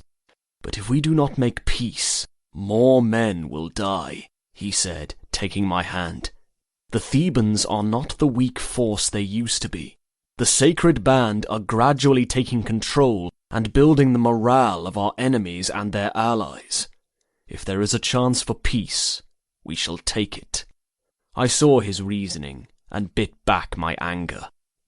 "Quill will not leave Orchomenus," I said, playing with the silky hair at his nape. It was calming. Eryx pondered my words before responding. "Some of our men will need to hold the territory when we leave. If Quill wishes to stay, I will request for him to remain stationed here with them." I nodded before nuzzling my head to his. He asked me how I was feeling, and I kissed down his cheek and to the side of his neck, answering him in between them. Even when he pressed further and wanted to know my pain level, I did not argue about his constant concern for my health, and answered him without giving him any trouble. "You seem different," he said, a bit bewildered. "Not as grumpy when I inquire about your wound. Perhaps I shall leave you alone more often. It makes the reunion all the sweeter." "Please, do not," I answered. "Being away from you makes me anxious, especially now." Displaying neediness toward him should have made me feel pathetic, but it did not. He made me stronger and kept me sane, and there was no shame in admitting such a thing. "When you are near, it's as if my soul reaches out to touch yours," he spoke, moving his fingers along my jaw and staring at me with a look that made my stomach flutter. "To connect with a missing piece, and when we part, I leave that piece with you." "Stop talking and kiss me," I said, pressing my forehead to his and knotting my fingers in his hair. My body craved his, and I yearned to feel his heart beating against mine, to feel his breath feathering on my skin, and to hear the moans of pleasure I drew from him with every raising of my hips. We had not joined since my injury, and I was out of patience. Fortunately, I did not have to persuade him. He kissed me and cupped the back of my head, carefully moving to his back and pulling me on top of him. I gladly followed his lead, knowing his desires without having to voice them. While he strived for dominance in his life, there were times when he preferred for me to take control while making love.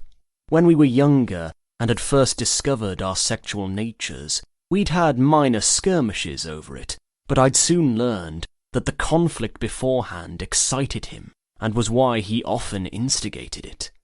"Do not hurt yourself," he said as I straddled his hips. "Take it slow." Even while in a lustful state, he still managed to worry over my well-being, and I smiled. "Eri, I feel fine," I reassured him, rolling my hips on his and watching as he stared up at me in awe, parting his lips. "But if you wish me to stop—" When I began sliding off him, he grabbed my waist to still me. "By the gods, do not stop!"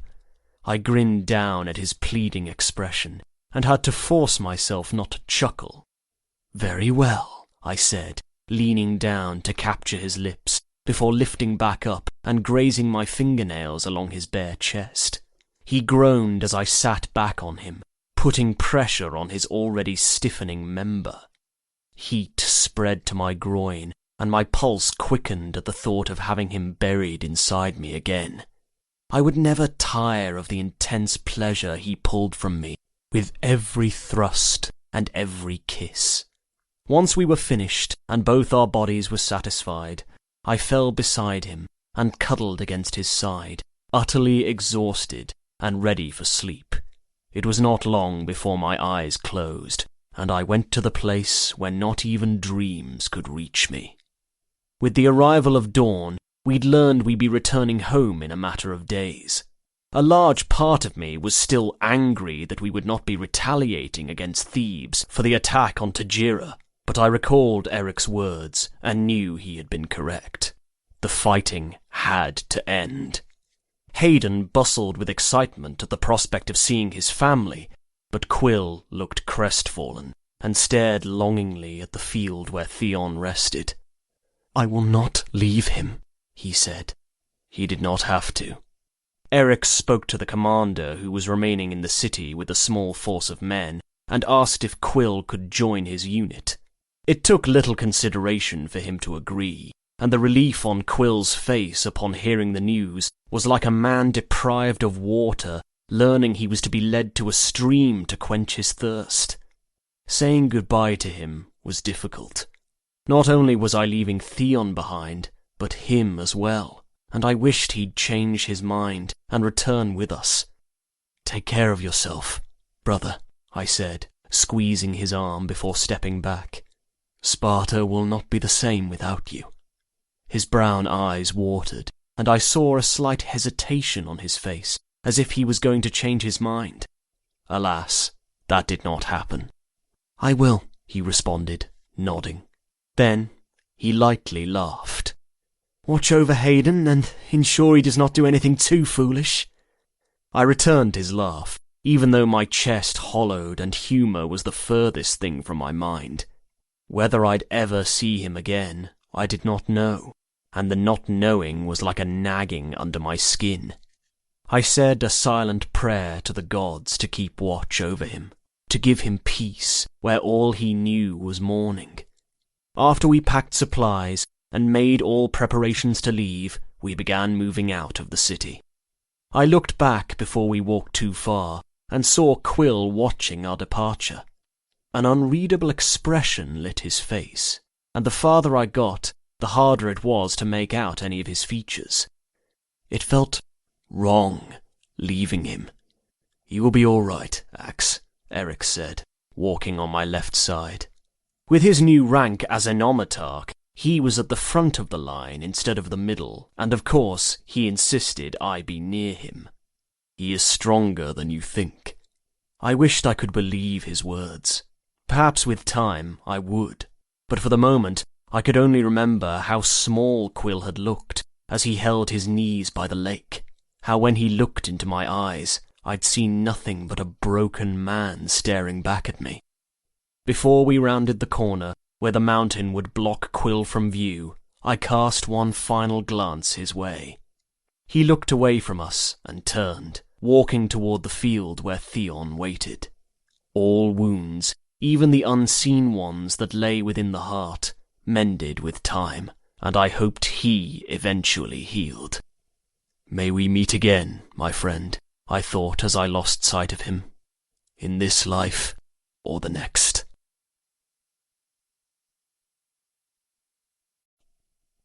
Chapter 32. Sparta.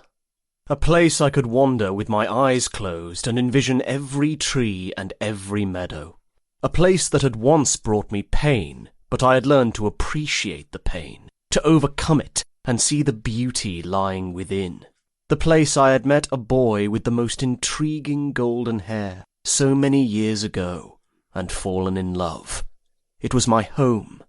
However, as we returned, I lacked the relief I usually experienced upon seeing Mount Taygetus, the river, and the familiar terrain surrounding Laconia.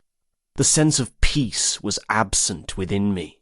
A weight had settled on my chest as we'd left Orchomenus, and had yet to lift.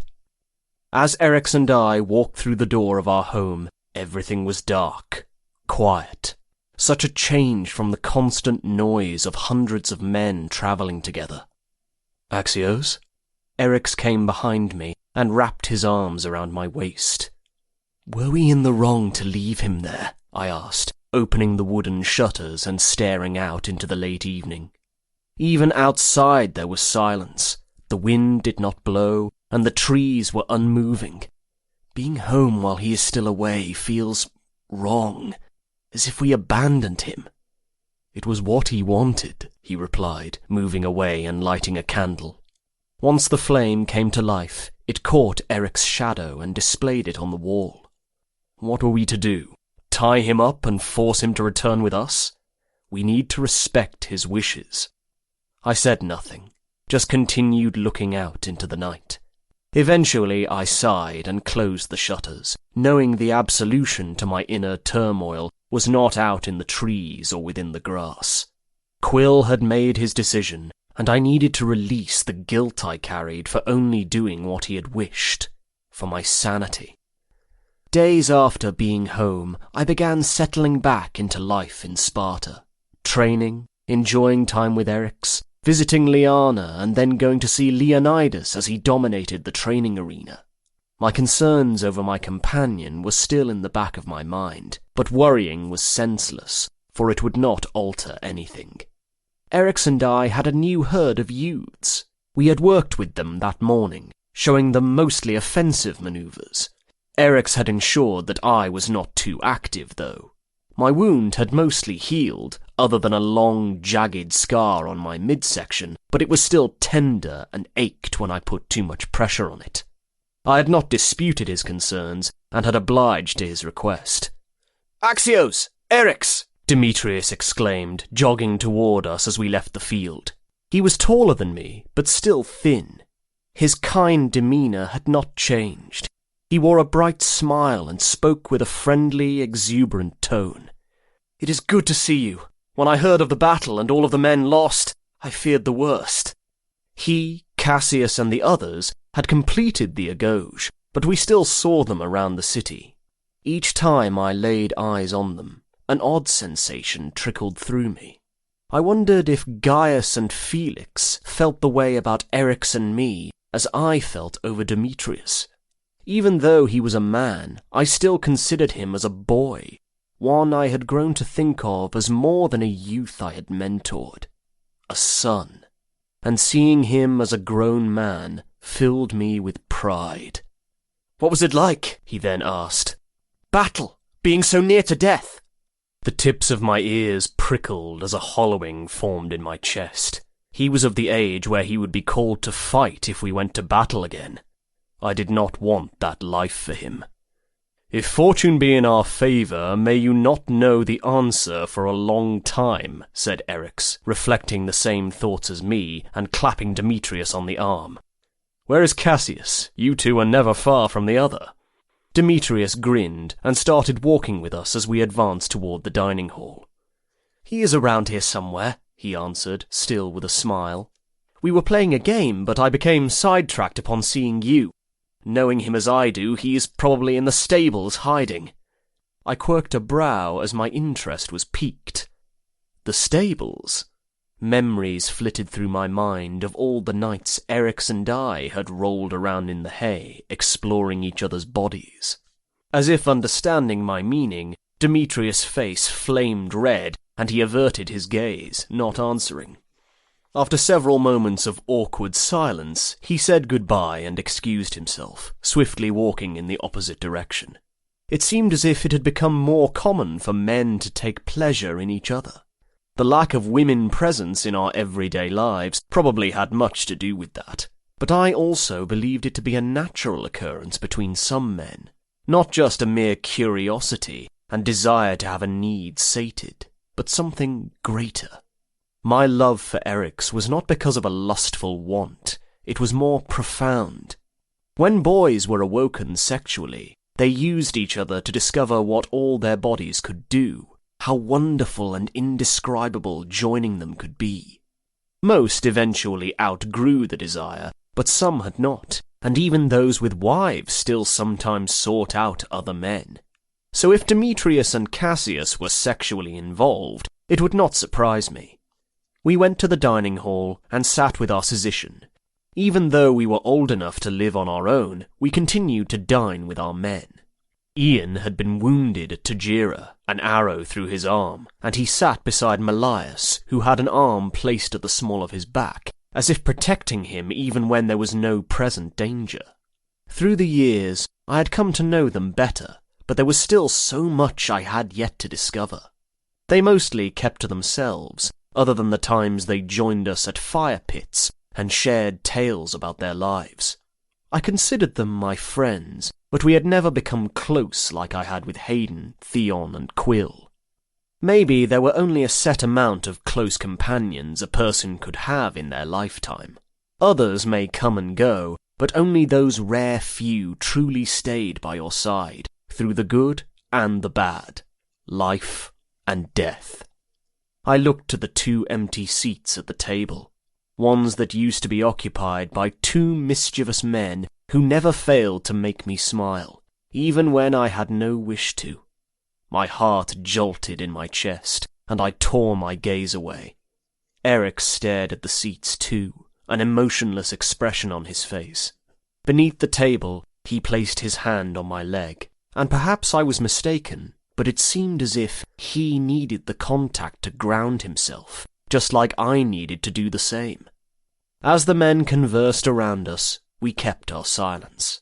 Every so often, I glanced at the vacant seats.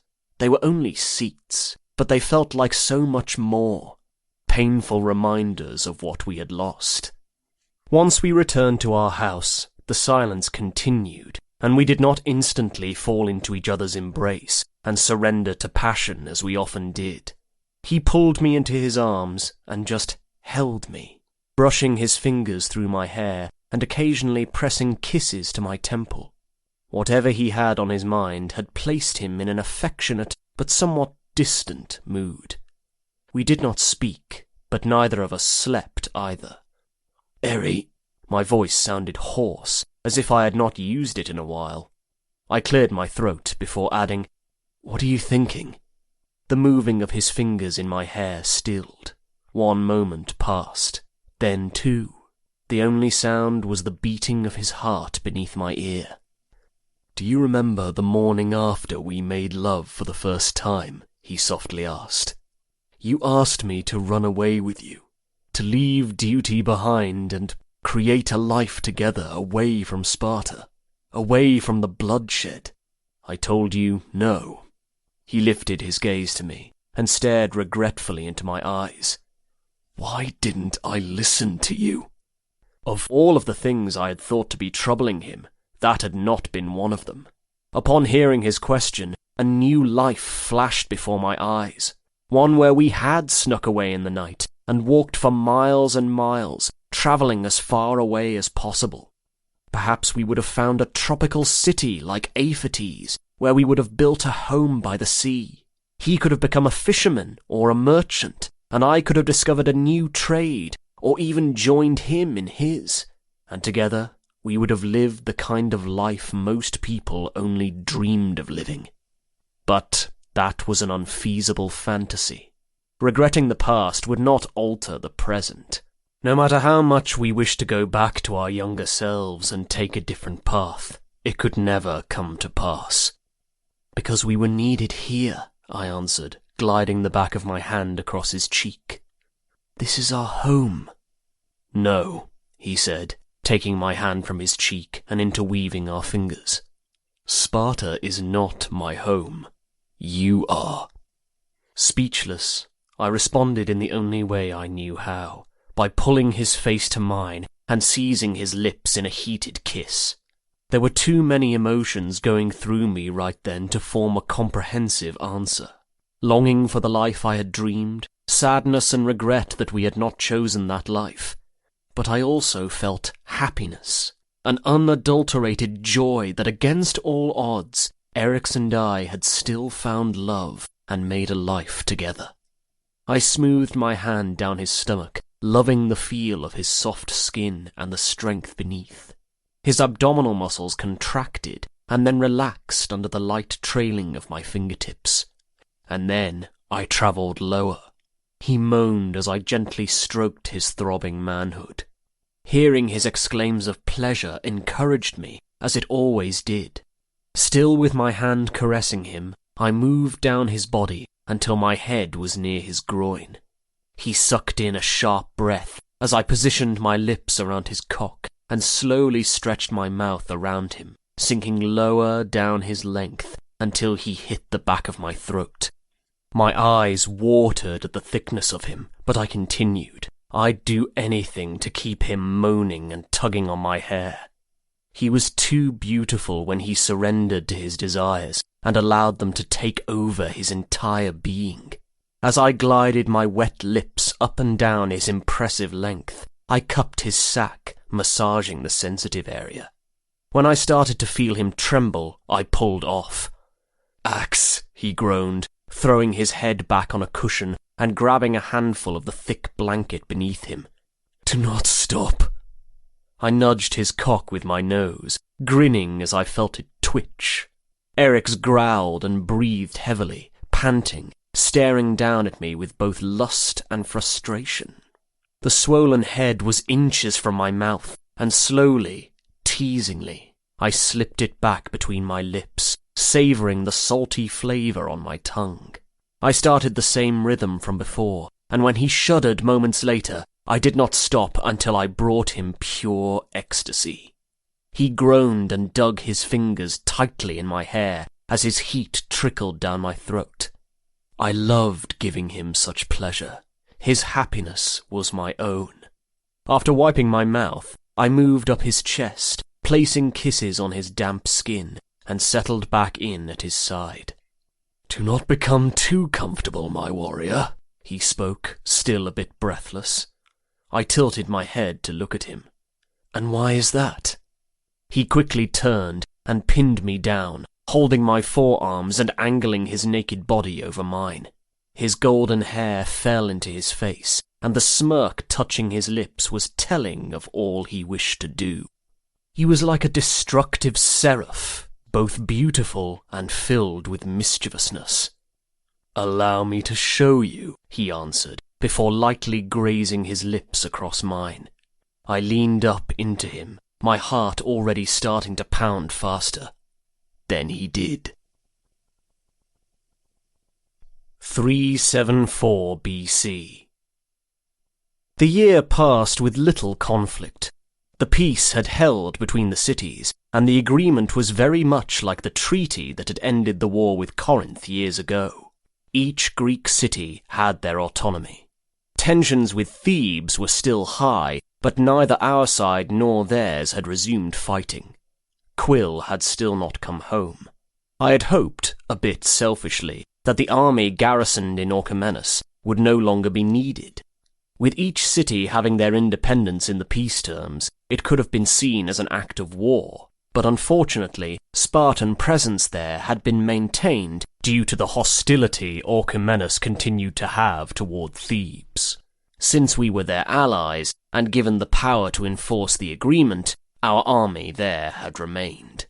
The only instance involving outside affairs that I recalled was about a month before, when a group of exiled oligarchs had travelled to Sparta seeking assistance. They were men from the city of Corcyra, and sought Sparta's help in defeating their rivals near the Ionian Sea. In return for our aid, they said they'd give Sparta complete control over one of their islands. We then sent our naval force with 22 triremes to help. The result of that attack had yet to be known. I thought the task to be foolish, as Sparta becoming involved in other cities' politics had often led to heavy defeats in battle. But I chose not to dwell on it. Whatever happened would happen. All I wanted to concern myself with was my life at home, the people I cared for, and appreciating each day as it came. "I suspect Lyanna is with child again," Hayden announced as he, Erix, and I returned from morning meal. "She has the glow, and her breasts have become larger, like melons." "Enough," I said with a silent laugh, swatting him away. "I do not wish to hear of my sister's breasts." Hayden waggled his eyebrows. "What incredible breasts they are, too." It was Erix who then swatted him. "Fine, I shall stop. However, I speak true of her being with child. When we lay together, I noticed her stomach felt firmer, and it jutted a bit." My heart swelled at the thought. "Do you wish for another son or a daughter?" Erix asked him, bumping against me as we walked. I smiled at his playful behaviour and bumped him in return. "It matters not," Hayden answered, after we moved several more paces down the dirt path. "I only pray that the gods bestow health on the babe, and that they protect my wife and give her strength during the birth." The wind was not blowing much that day, and the stagnant air only enhanced the sun's heat. We had not been outside for more than a few minutes before I started to perspire, and I rubbed at the back of my neck, feeling sticky with sweat and craving a swim in the river. On our way to Hayden and Lyanna's house, we passed the small arena where Leonidas was in the midst of training. He was a youth of 10, but the largeness of his frame, compared to the other boys, made him appear older. As he hit them, he grinned as if it was just a game to him, one he had no trouble winning. His raven-black hair had lightened a shade as he'd grown older, and he resembled Hayden to the extent it was shocking. "Look at my boy," Hayden said, watching his son with a father's pride and leaning against the wooden fence. "My own father never came to see me train. He considered me the state's responsibility once I'd left home, and that was why he no longer cared about my well-being. His duty to me was finished. I swore to myself that if I ever had a son, I would not treat him that way, that I would support him and be there for him in all situations." Leo tackled his opponent and pinned him in the dirt. The boy struggled under him, trying to writhe free from his hold, to no avail. "Okay, enough," Nikias said, nodding to Leo. "Excellent work." Then he turned to the boys watching from a short distance away. "Did you see how he caught Marcus off guard? You must never allow yourselves to be distracted. In battle, the army is only as good as its weakest soldier." Unless the formation breaks and each man is on his own. But I did not say it out loud. The Agauge had taught us many things, but nothing had quite prepared me for the breaking of the phalanx and the chaos that had been ensued. Erix and I started new teaching techniques for our own group of youths, so that they'd be more familiar with hand-to-hand combat and more adept in thinking quickly in dire situations. Perhaps by the time they were men and sent to fight, they would know more than I had before my first war. Sweat trickled from the top of my hair, and I wiped it away with a huff. Even with a bare chest and hardly anything covering my nakedness, I was still victim to the unrelenting heat. "I know a way to cool off," Erix spoke, nudging my arm and waggling his eyebrows suggestively. "Is that so?" I played along, adoring the carefree attitude he carried that day. "By the wicked grin on your face, I'm almost afraid to ask." He grabbed my arm and took off running with me, away from the field and toward the meadow. I nearly tripped at the sudden jolt, and he laughed.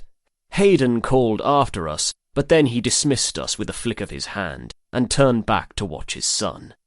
The answer became clear as we came to the barrier of trees and kept running, falling over fallen limbs and raised roots.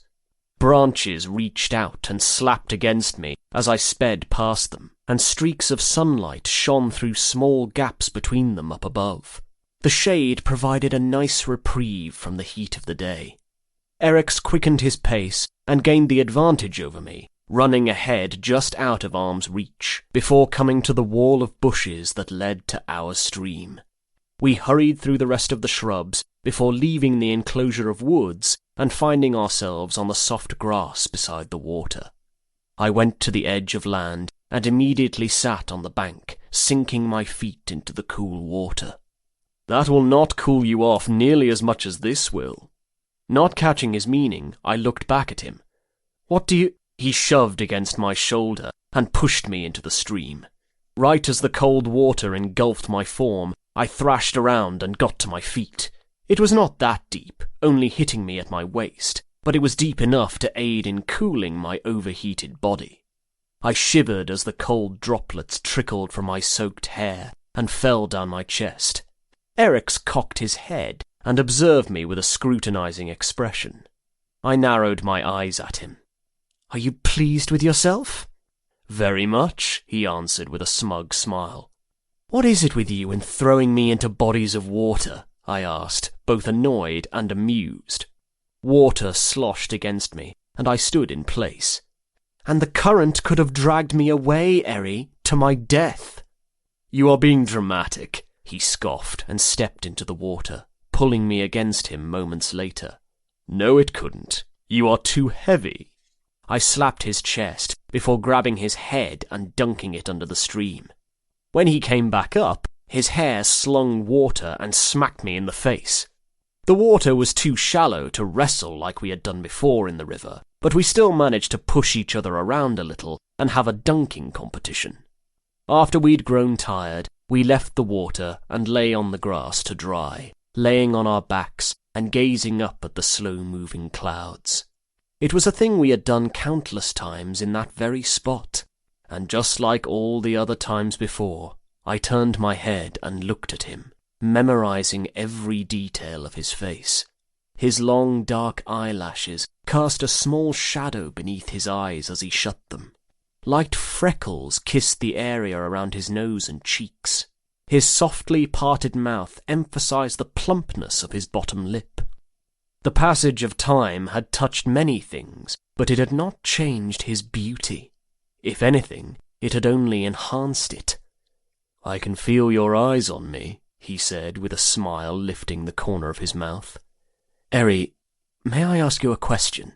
The middle of his forehead scrunched, and he opened his stunning green eyes to regard me. "Of course." My throat felt suddenly dry. "Now that we are men and have chosen our path, do you ever regret it?" I asked, not looking away from him. At his confusion, I knew my question had been too vague. "Do you wish you would have married and had children? Do you regret choosing me?" "No," he answered without a moment's contemplation, staring back at me with the kindest expression gleaming in his eyes and touching his hand to mine. "To wish such a thing would mean I regret my years with you, and that is a thing I will never do, Axios. There is no greater happiness than having you by my side." Then his face fell, and he looked down at our joined hands. "Do you regret it?" "Gods, no!" I responded, tightening my hold on him. "I only asked because of the chat we had with Hayden earlier, how he and Liana may have another baby. It occurred to me that it might be something you yearned for, a son to carry on your name and make you proud as Leo does for Hayden." Eric's cupped the side of my neck and rubbed his thumb in small circles on my jaw, just staring at me without saying a word, but he didn't have to. I saw the love in his eyes, and all worries about what he desired faded from my mind, because I knew he wanted me, that I was enough. We were happy as we possibly could have been with the life we'd been given. As weeks shifted into months, Liana's belly grew larger, and it was apparent that she was undeniably with child. Eric's and I spent as much time as possible visiting her and Hayden, and I felt closer to my sister than I'd ever been. No longer had we reminisced about olden days, for we'd made new memories. I did not waste time worrying about the future. As each day came, I welcomed it and appreciated it for what it was, a fleeting moment of happiness that must not be taken for granted.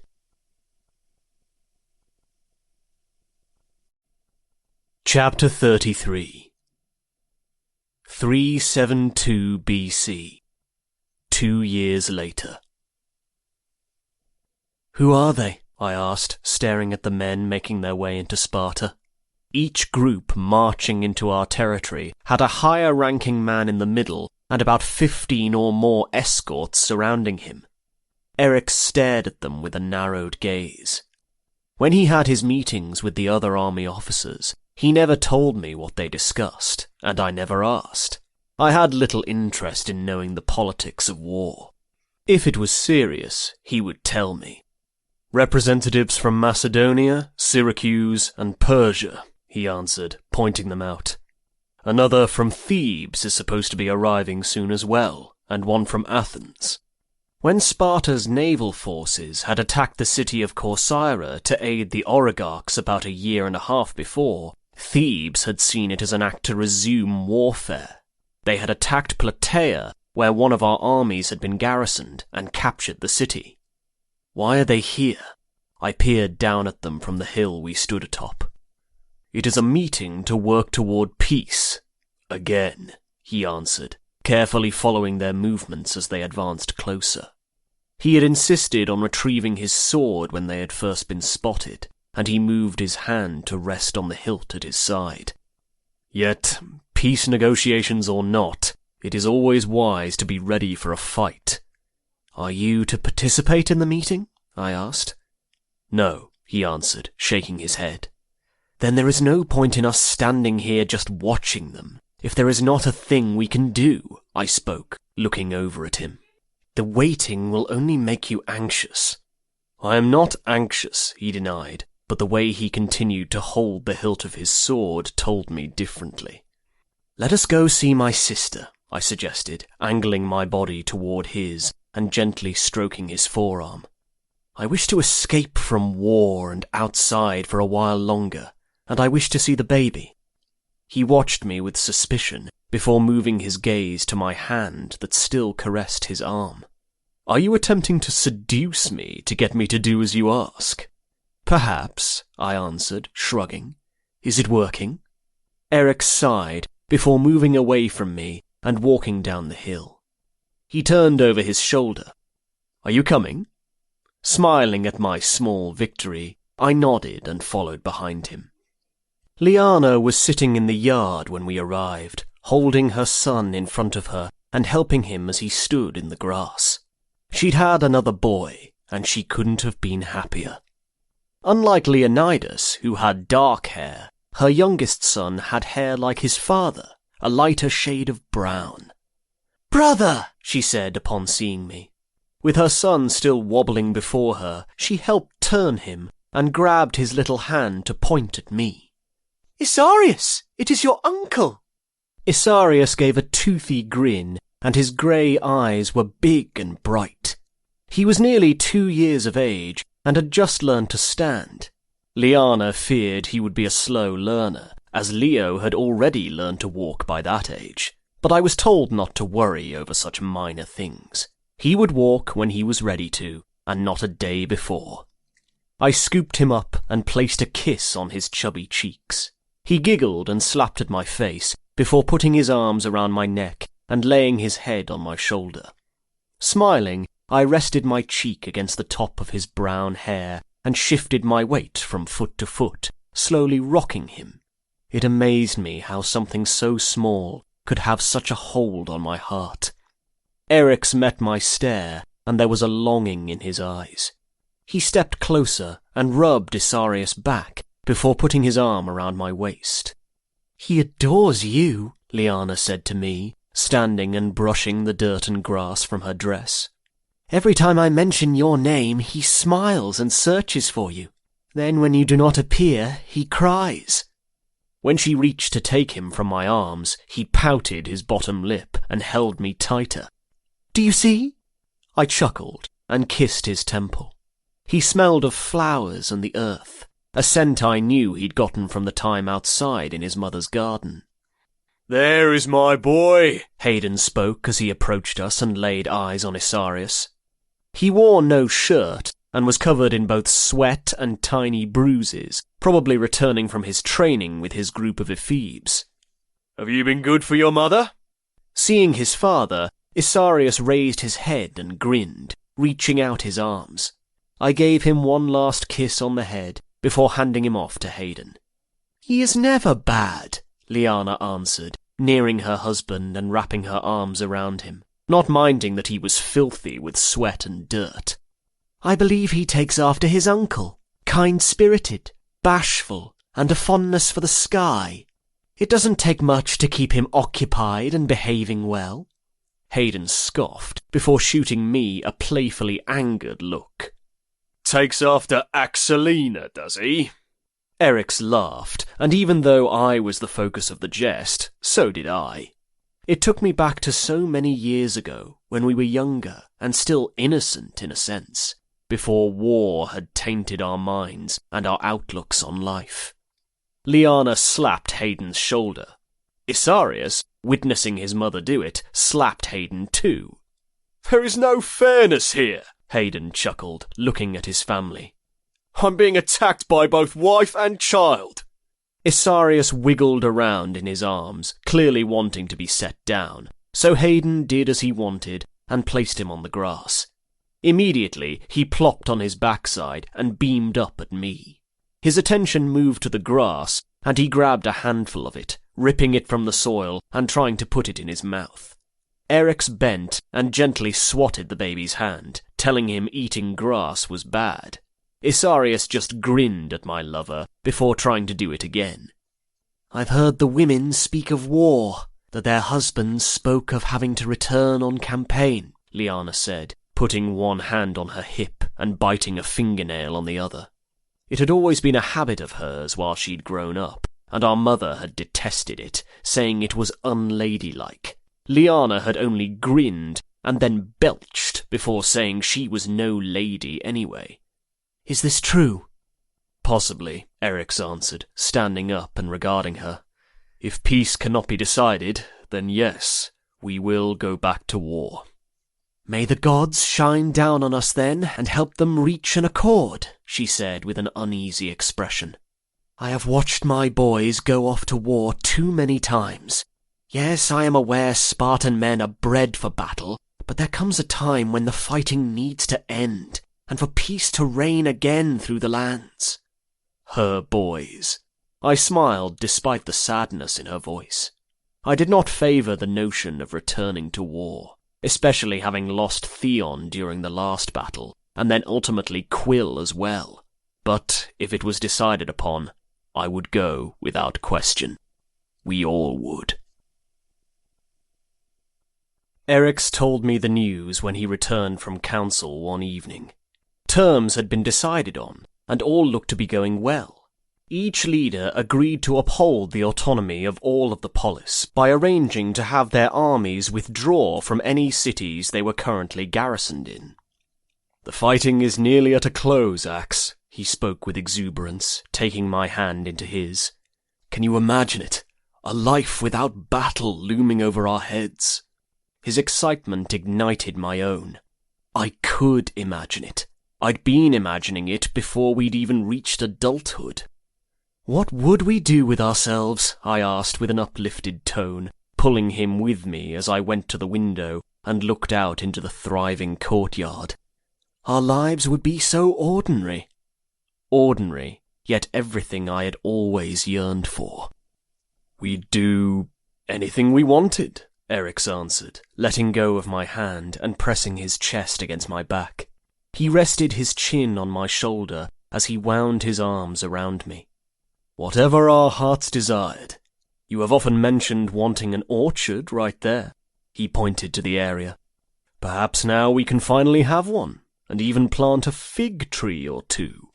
I smiled at his words, calling to mind glimpses of that life, one I had believed to be unattainable, but seemed so close in that moment. Even though we had been home for several years, we had not made any plans regarding orchards or anything else permanent. As much as we'd known, our time in Sparta had been limited. Planning for the future had not been an option. But now the fighting might end at last, and the possibilities were endless. We spent the rest of the night speaking of things we wished to do, our orchard, training more of our youths, teaching Isarius how to walk, or at least being home when he took his first steps, and possibly learning a new skill.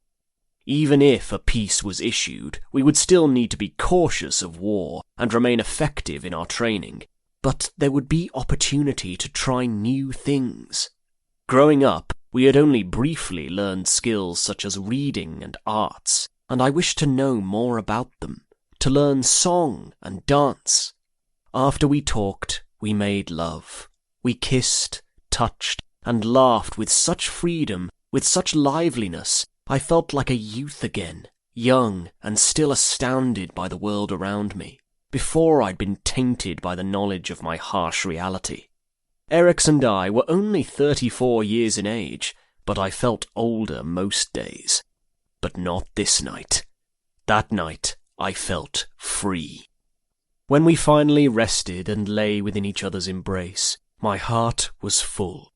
Elation coursed through every part of me, and it took me no time at all to fall into a deep, peaceful sleep. No darkness awaited me in my dreams, only beauty and golden light. The next midday, however, everything changed, and the rare moment of bliss was shattered. Eryx returned from a meeting with the other officers, and his face was grim. I was in our courtyard, watching a rabbit hop from one bush to the other, when I saw him. "What is it?" I asked, alarmed, and got to my feet. He squared his jaw and looked toward the grass, shaking his head. "Thebes rejected the demands." "You told me all the leaders had agreed on it," I countered, feeling my throat constricting. "That war was at its end." "At first, yes, they had, and it had been." He focused on me. "But Thebes requested to renegotiate several of the terms, and their demands were unreasonable. King Agesilaus refused them, so they were excluded from the treaty. The peace went into effect with the other leaders, and now it is just us and Thebes at war." Even though I dreaded the answer, I asked my question anyway. "What does this mean? For us, for everything." "The ceasefire has ended, and an army will be sent to invade Boeotia once more," he responded in a blunt tone, but he couldn't hide the disillusionment in his green eyes. "It has not been decided when we will go, but I feel it will be soon." Hope was such a cursed feeling, worse than any other. Days before, I had been ready to return to war, to fight it if requested of me. But then hope had blossomed in my chest at the prospect of peace among the quarrelling Poli.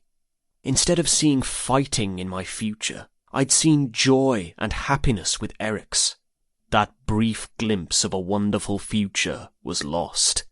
It was better to have never known such a thing as hope than to have the desolation of when it came crashing down. Why can I never learn such a lesson? Happiness is not meant for us. I averted my stare from him and looked at the area we had discussed planting trees. They'd take time to grow and prosper, and would need care to help them along their way. Time we did not have. It was evident our time in Sparta was once again at a close, and for how long, I wasn't sure. Weeks, months, years. "Ax," Eryx softly spoke, stepping closer and cupping my nape. When I didn't answer, he pressed his forehead to mine. "Please say something, my warrior." I looked into his eyes, desperate for anything that would ground me. "Do you think the fighting will ever stop?" I asked, feeling a cold creep through me even though it was the end of summer. Not even Eric's closeness helped. "All wars eventually end," he replied, slowly rubbing his hand up and down my bicep. I found little comfort in his answer. One side needed to be defeated, or an accord needed to be set in motion for the war to end, and Thebes had proven to be stubborn and had refused to abide by any terms previously negotiated. The only end in sight was either their defeat or ours, and I refused to give them that glory.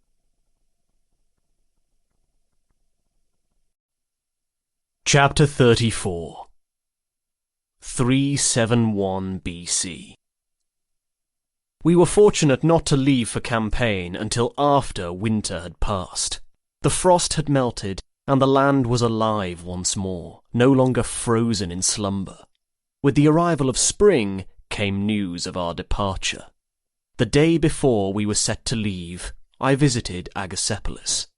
Grass had grown over his grave, and he was surrounded by the most beautiful flowers and a fountain of crystal-clear water, just as he would have loved his own sanctuary of beauty to rest within.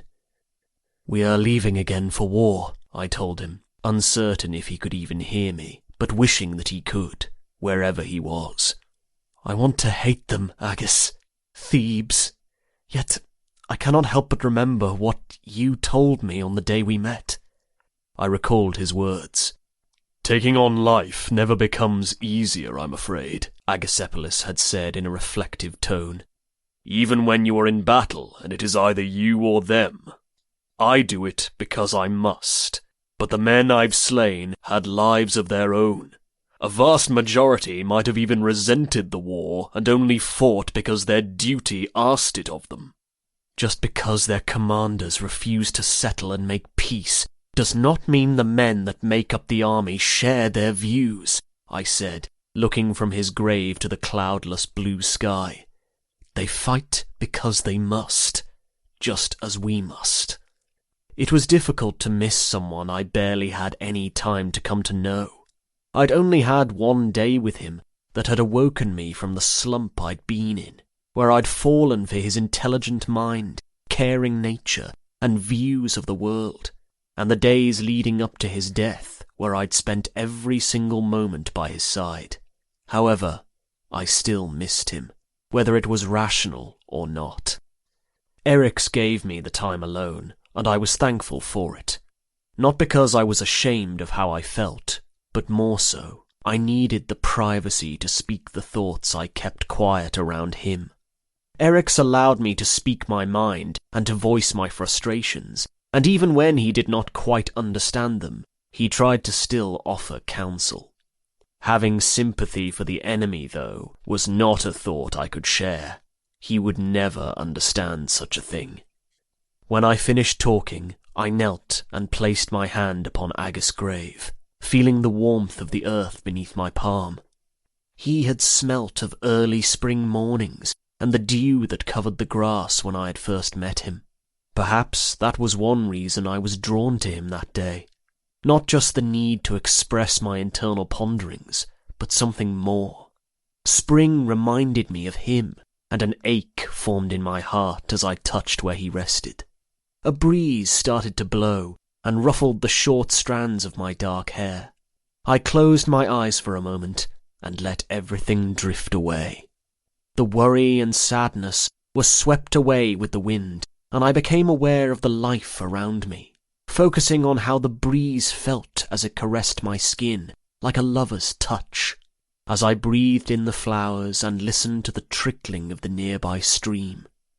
One moment I sat like that, 2, then 3.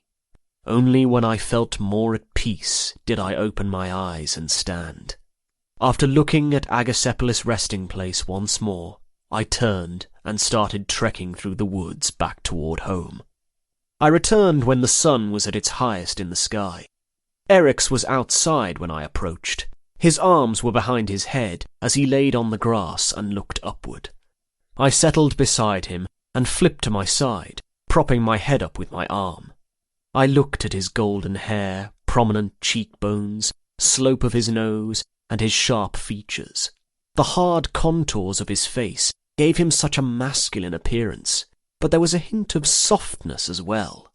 Long, dark eyelashes that fluttered like butterflies' wings, soft, plump lips made for kissing. No one had ever been more beautiful than him, and they never would be. "This is our last day in Sparta," he spoke.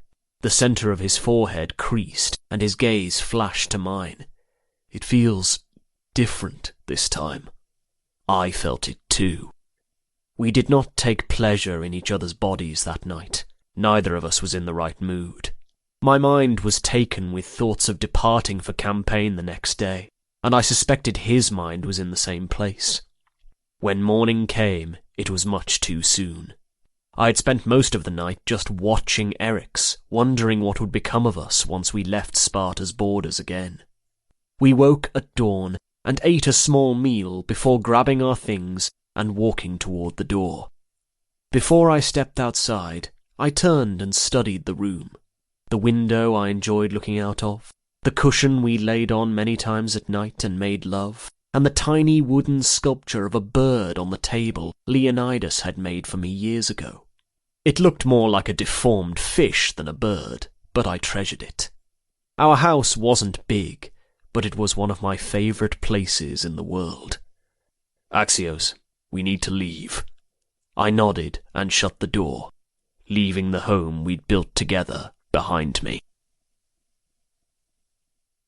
Isarius refused to let go of my neck. Liana tried taking him from my arms, and he cried and clutched me tighter.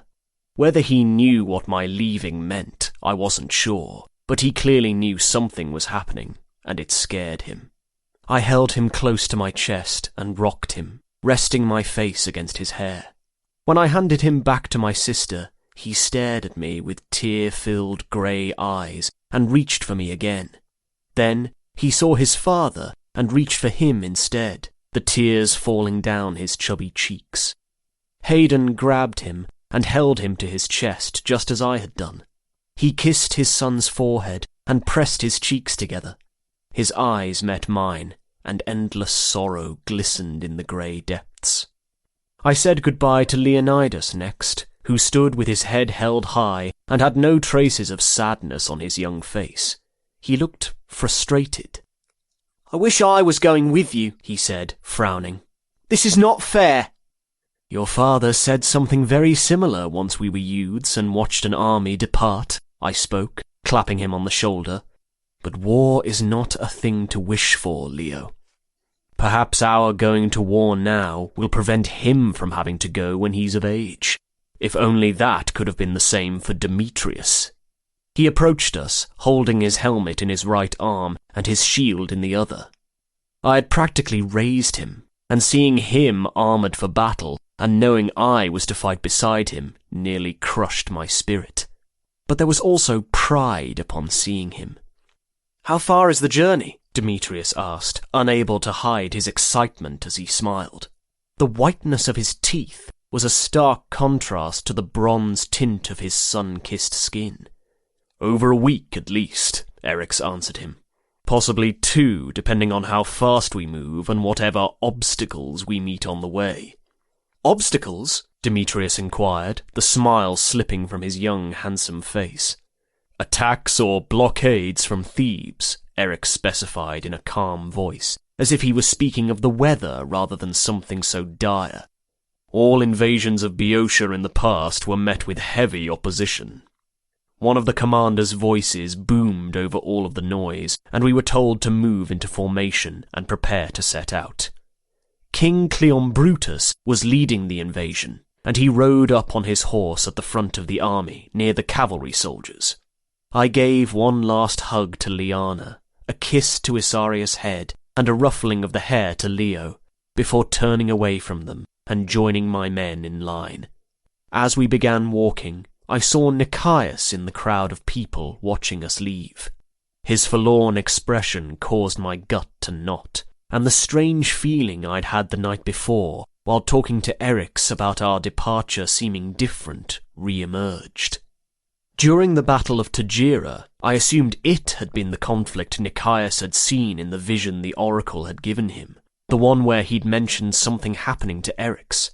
However, what if it hadn't been that one? Put it from your mind, I told myself. Worrying solved nothing. So I focused on marching instead. The steady pounding of our feet upon the dirt, and the occasional clanking of shields, the warmth of the sun on the back of my neck. "What is on your mind?" Eryx asked, peering at me from the corner of his eyes. "The sun," I answered. It was honest, although not exactly what had been on my mind. He looked at me oddly, before nodding and facing ahead. Eryx, as an Enomatarch, led one of the Enomotia forces, which was the smallest unit in a Spartan army, and consisted of 30 men. Hayden, Demetrius, Cassius, Ian, Mallius, and I were part of his division upon his request. I heard the other officers speak of the army in Orchomenus joining us before we reach Boeotia, he said. We will have a dominating force with the armies combined. Thebes will not know what hit them. Quill. Eagerness at seeing my friend again after nearly 3 years blossomed in my chest, and the worries of war were forgotten. I even wished we'd move faster so that I could see him sooner. I knew that would make you smile, Eryx spoke, looking over at me with a grin of his own. You know me better than anyone, I said, feeling the weight lift from my chest. Surprisingly, days passed with hardly any confrontation. We travelled through the terrain, and the only conflicts were the ones that occurred between some of the men in our army. Nothing too terrible, though, just the fatigue and irritation getting to them. Once they'd swung at each other a few times, they were fine. When we neared Boeotia, however, we noticed the routes had been blocked. With an army of our caliber and number marching, it was not unusual for Thebes to have received word of our approach. They had scouts all throughout the area. Our advance was stalled, and so we decided to find land off the road to make camp for the night. Quill's army was supposed to join us soon, and I was becoming impatient. Look, Eryx said once we'd made a fire and sat down, pointing to a mountain to the side of us. Do you know what that is? I observed it, seeing nothing special or unordinary. A mountain? He laughed and bumped my shoulder. Well, yes, but do you know which mountain? I shook my head. It is Mount Helicon, he explained with an inflection of excitement in his tone. My heart thrummed as I realized he was about to tell me a story. There is a spring located deep within the mountain, you see. And do you know what occurred at that spring? Again, I shook my head. Tell me. Once, there was a man from Thespiae who was a magnificent hunter. However, he was not just a simple man. He was the son of a river god, and his name was Narcissus. Eryx tore off a sliver of meat and chewed on it. More men had joined us around the fire, including Demetrius and Cassius, looking at him and waiting to hear more. Not only was Narcissus a hunter, but he was also very beautiful. Maidens and young men fell at his feet, pining for his attention, but he refused them all. Why? A man named Cleonymus asked. He was the same age as Demetrius, and still had a wide-eyed innocence to him. His father was Sphodrius, one of the commanders and companion of the king. Why did he refuse them all?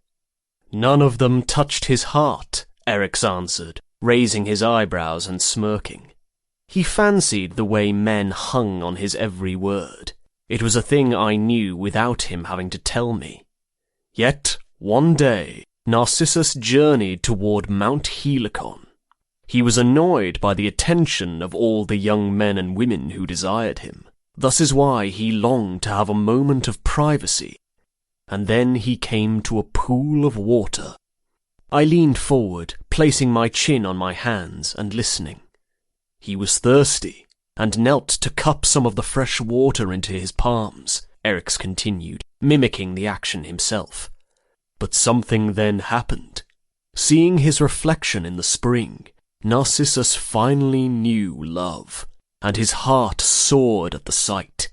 He admired his beauty in the reflection, awed at the sight of himself, the complexion of his smooth skin and his masculine face. He was unable to leave them. No matter how dry his mouth became, or how empty his stomach, he could not move. His thirst and hunger became unbearable, and yet he still could not leave from his spot. And so he took the dagger from his belt and stabbed himself to escape the misery. "What?" I exclaimed, gaping at him. "That was a horrendous story. What happened after that?" The men chuckled at my outburst, and some of them even shared my same look of bewilderment. He gained immortality by becoming a flower. A flower? Demetrius asked. Well, they are beautiful. Perhaps it was a symbolic representation of him as a man, beautiful yet fragile. Possibly, Eryx answered, arching a brow at him. Cassius slipped his arm around Demetrius' waist and kissed his shoulder. It gave me an unexplainable joy to see the small action, and how Demetrius bashfully smiled and looked toward the grass afterward. Why was he unable to leave? I asked. Some say he was cursed, Eryx answered, plucking a strand of grass and tearing it apart. That one of the gods was jealous of his beauty and wished to trap him for all eternity as punishment. Where do you hear such stories? Hayden asked before shoving the rest of his food into his mouth and noisily chewing. Eryx sat quiet a moment before answering. My father. I used to have difficulty falling asleep at night, so he told me stories before bed. Out of all the years he had told me stories, I had never asked him how he came to know them. I assumed he'd heard them around Sparta from the merchants who travelled in and out of the city. Sadness swirled within me, and I ached to reach and touch my lover, but refrained from doing so.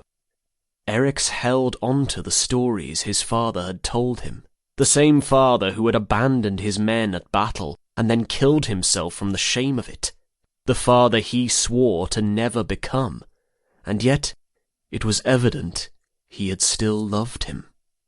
After the men left, we found a spot on the grass to sleep.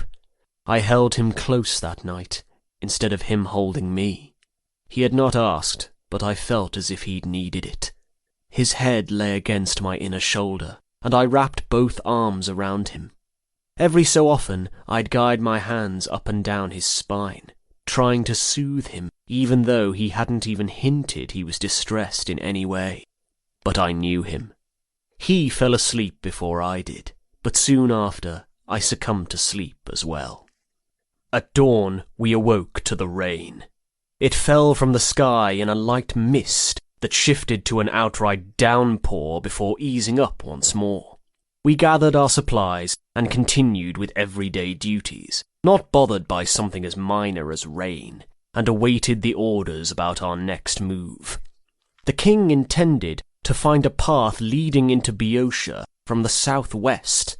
The new route would take us through Mount Helicon and would, with luck on our side, avoid any Theban resistance. We passed through the mountain range with ease, almost too easy. Thebes would have known that was one of our only paths forward, so I wondered if they were hiding somewhere, waiting for the opportune moment to strike. When we made it through to the other side, there was a small Theban force defending the passage as expected.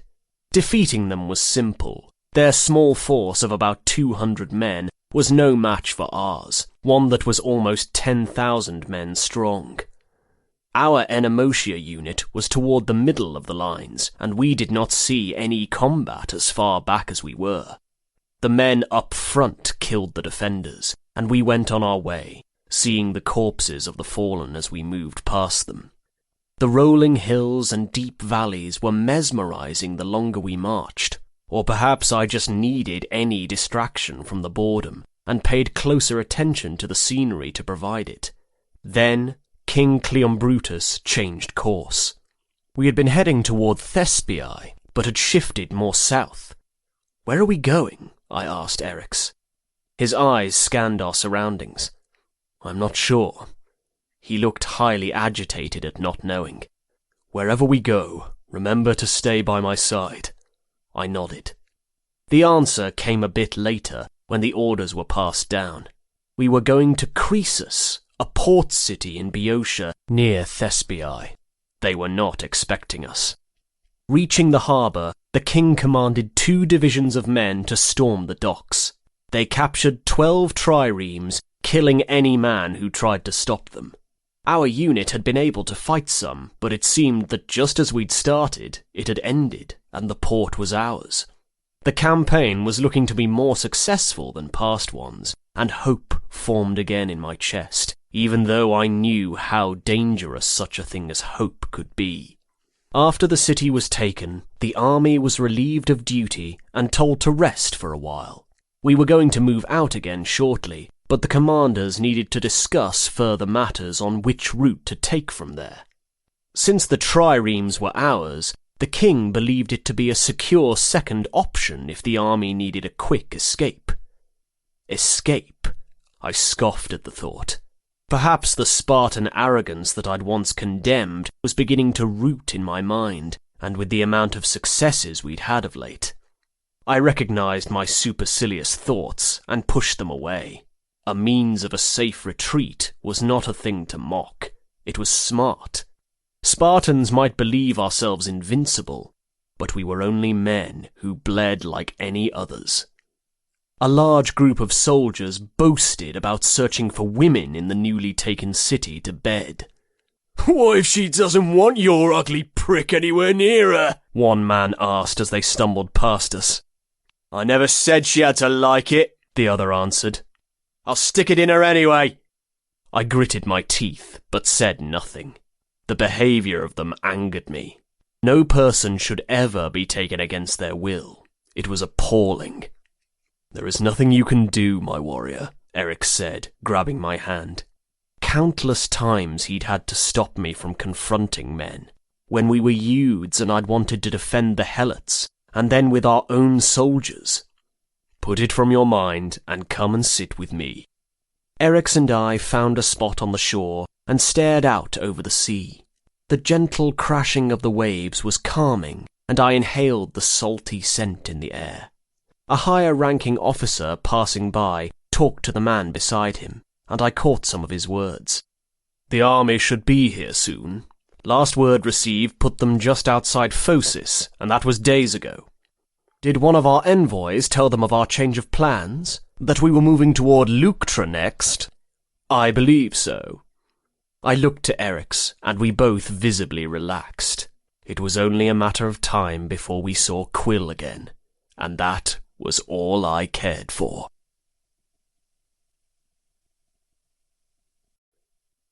Chapter 35.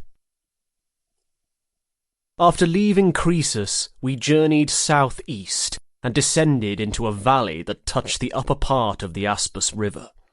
The river lay between the cities of Plataea and Thebes, and that was where a large battle was once fought between Greek allies and Persia.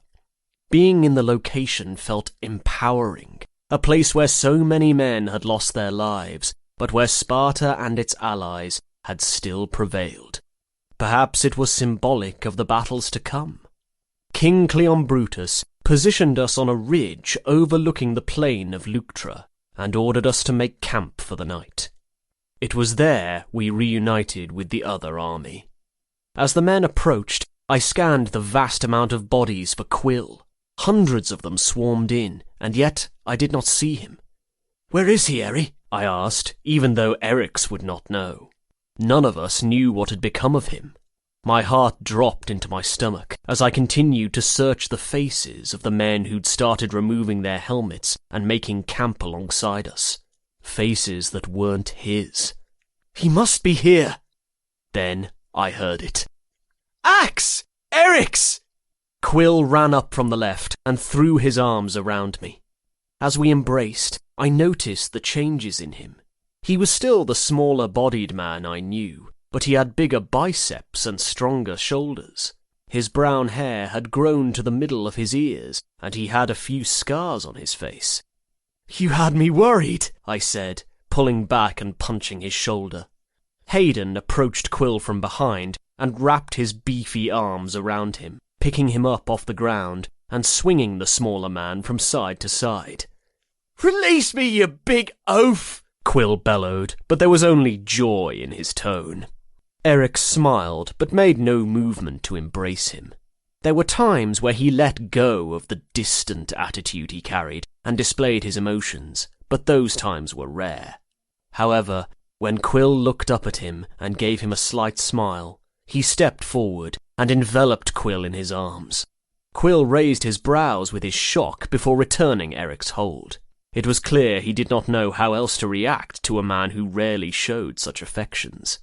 Then someone approached who I hadn't expected to see. Felix. The last time I'd seen him had been during the campaign with Agacephalus nearly 10 years ago. When our army had returned several times to Sparta, Felix and his unit had stayed away, remaining garrisoned in other cities or travelling to different areas, always on the move. I hadn't known if he was even still alive. "I'll be damned," he said, grabbing my shoulder and pulling me in for a hug. "I hardly recognise you boys." The same could be said about him. Although his dark hair was tied back with the leather strap he'd always worn, the years had caught up with him, and there were streaks of grey within the black.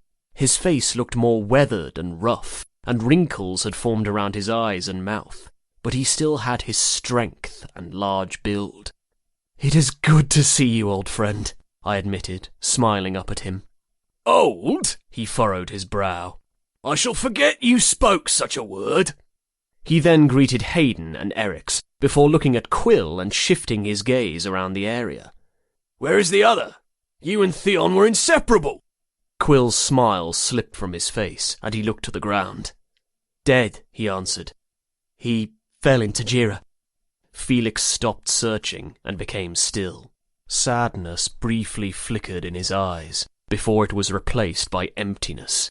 It reminded me of Eric's, of how he hid his pain. Silence passed between us, as I suspected our minds were all on the short, dark-haired man who once stood at our sides. "He was a fine young man," Felix said at last.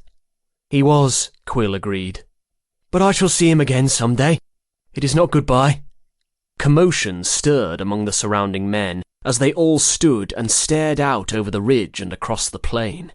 The sun had almost sunk below the horizon, but the remaining light of day showed a large force of men gathering on the ridge across the valley. The Theban army. "Do they plan to attack?" Quill asked, scrutinizing them. Erix regarded the enemy force and shook his head. "No, they're making camp. There will be no attack this night." "Why are they not charging us?" I asked, trying to shove away the fear knotting in my gut. Fear is for the weak. I had fought in too many battles to be afraid. Nevertheless, my throat tightened and my lungs fought for air. I did not show my distress, but it consumed my insides as if I fought an internal battle of my own in that exact moment. "Because their goal is to bar us entry into their territory," Felix answered, standing beside Erix and watching the Theban army opposite us. "It is a warning. If we attempt to cross, there will be a fight. Do not doubt that, boy." "Then we will fight," Hayden said. "And they will die." It was dark, but none of us slept. Not yet. We had built a fire and sat around it, talking and reminiscing about days long ago. I watched as the wood crackled and flames shot up into the air. The night was quiet, apart from our voices. And oh, how the stars shone above us, appearing even brighter than I ever remembered them. Hayden spoke next. "Do you recall during our first sedition, when you drank too much wine and the older man Belos made a fool of you?" he asked Quill with amusement ringing in his deep voice. "And then Nikias roughed you up a bit to teach you a lesson?" Quill groaned and buried his face in his hands. "I've tried putting that from my mind. Thank you for the reminder." "You have embarrassment of your own, Hayden," Erix spoke. "Or have you forgotten about your ode to the girl at the Festival of Spring, the birds and their fur?" I stifled a laugh. "Oh, do not forget about how Liana punched him and left a bruise beneath his eye." Hayden scoffed, but then he smiled as he looked toward the fire, clearly lost in his thoughts. "I fell in love with her that night. All that aggression and beauty. She truly is the perfect woman, and I thank the gods every day for blessing me with her." His face turned solemn then, and he looked to us. "If I die on the morrow, swear to me you will take care of my family. Isarius is so young, so small. Both of his tiny hands fit in my palm. Leo is older, but he is sensitive, although he tries to hide it. And Liana is strong, but she is not as tough as she pretends to be. I had made a promise long ago to ensure Hayden made it home alive, and I still held on to that oath. I'd do anything in my power to make it so. Dying for Sparta is the greatest of honours, he added, nodding. And I am not afraid to die. However, I worry over them when I'm gone. You are not going to die, I said, meeting his apprehensive stare. We will return home and look on this night years from now. You will see both Leo and Isarius grow into men, and we will be happy, finally free from war and all the anguish that comes with it. Eryx looked at me. His forehead was creased, and his eyes were unreadable. Conversation continued around us, but we still locked gazes, as if we were frozen in a moment and the rest of the men faded away. When we lay down later on, he instantly pulled me against him. No words were spoken. His lips found mine, and his hands explored my body, caressed the hard ridges of my muscled stomach and travelling lower. Soft moans turned to gasps, kisses deepened and became more desperate, as if it was our first time, or our last. "Make love to me, Eri," I asked, grabbing the side of his face and staring up into the eyes I loved more than anything in the world. Eyes that had always seen the real me and loved me anyway. He regarded me, running his fingers through my hair, and then his lips pressed to mine. Gently. His hands moved from my hair to between our bodies, where he stroked me. Once, twice. He started a slow rhythm that had me grunting and arching my back, begging for more pressure, more something. Eryx knew precisely what I needed. He kissed down my neck and to my stomach, leaving a wet trail behind that caused chills to prickle my skin in the cooler night air. When the heat of his mouth engulfed my stiffening cock, I gasped, my heart pounding so heavily I thought it might shoot from my chest. His tongue flicked the sensitive head as his hand continued to stroke my length. I opened my eyes and looked up at the brilliant sky, feeling like I was soaring amongst the stars as Eryx glided his plump, wet lips up and down my throbbing manhood. When his fingers slid along my entrance, I pressed down against him, encouraging him to continue, and he did. He worked on opening me and relaxing the muscles before he placed himself between my legs and slowly pushed forward. I hissed between my teeth at the sting, and then Eryx kissed me, gliding his tongue along mine as he filled me even more. After the brief twinge of discomfort, it was incredible, the feel of him moving inside me. Eryx did not rush the moment, though, and we stayed joined longer than usual. When I came close to orgasm, he pulled out until I calmed and then slammed back into me. I had no complaints for his desire to prolong the act, but soon my cock was begging for release, already beading with semen, and I gritted my teeth.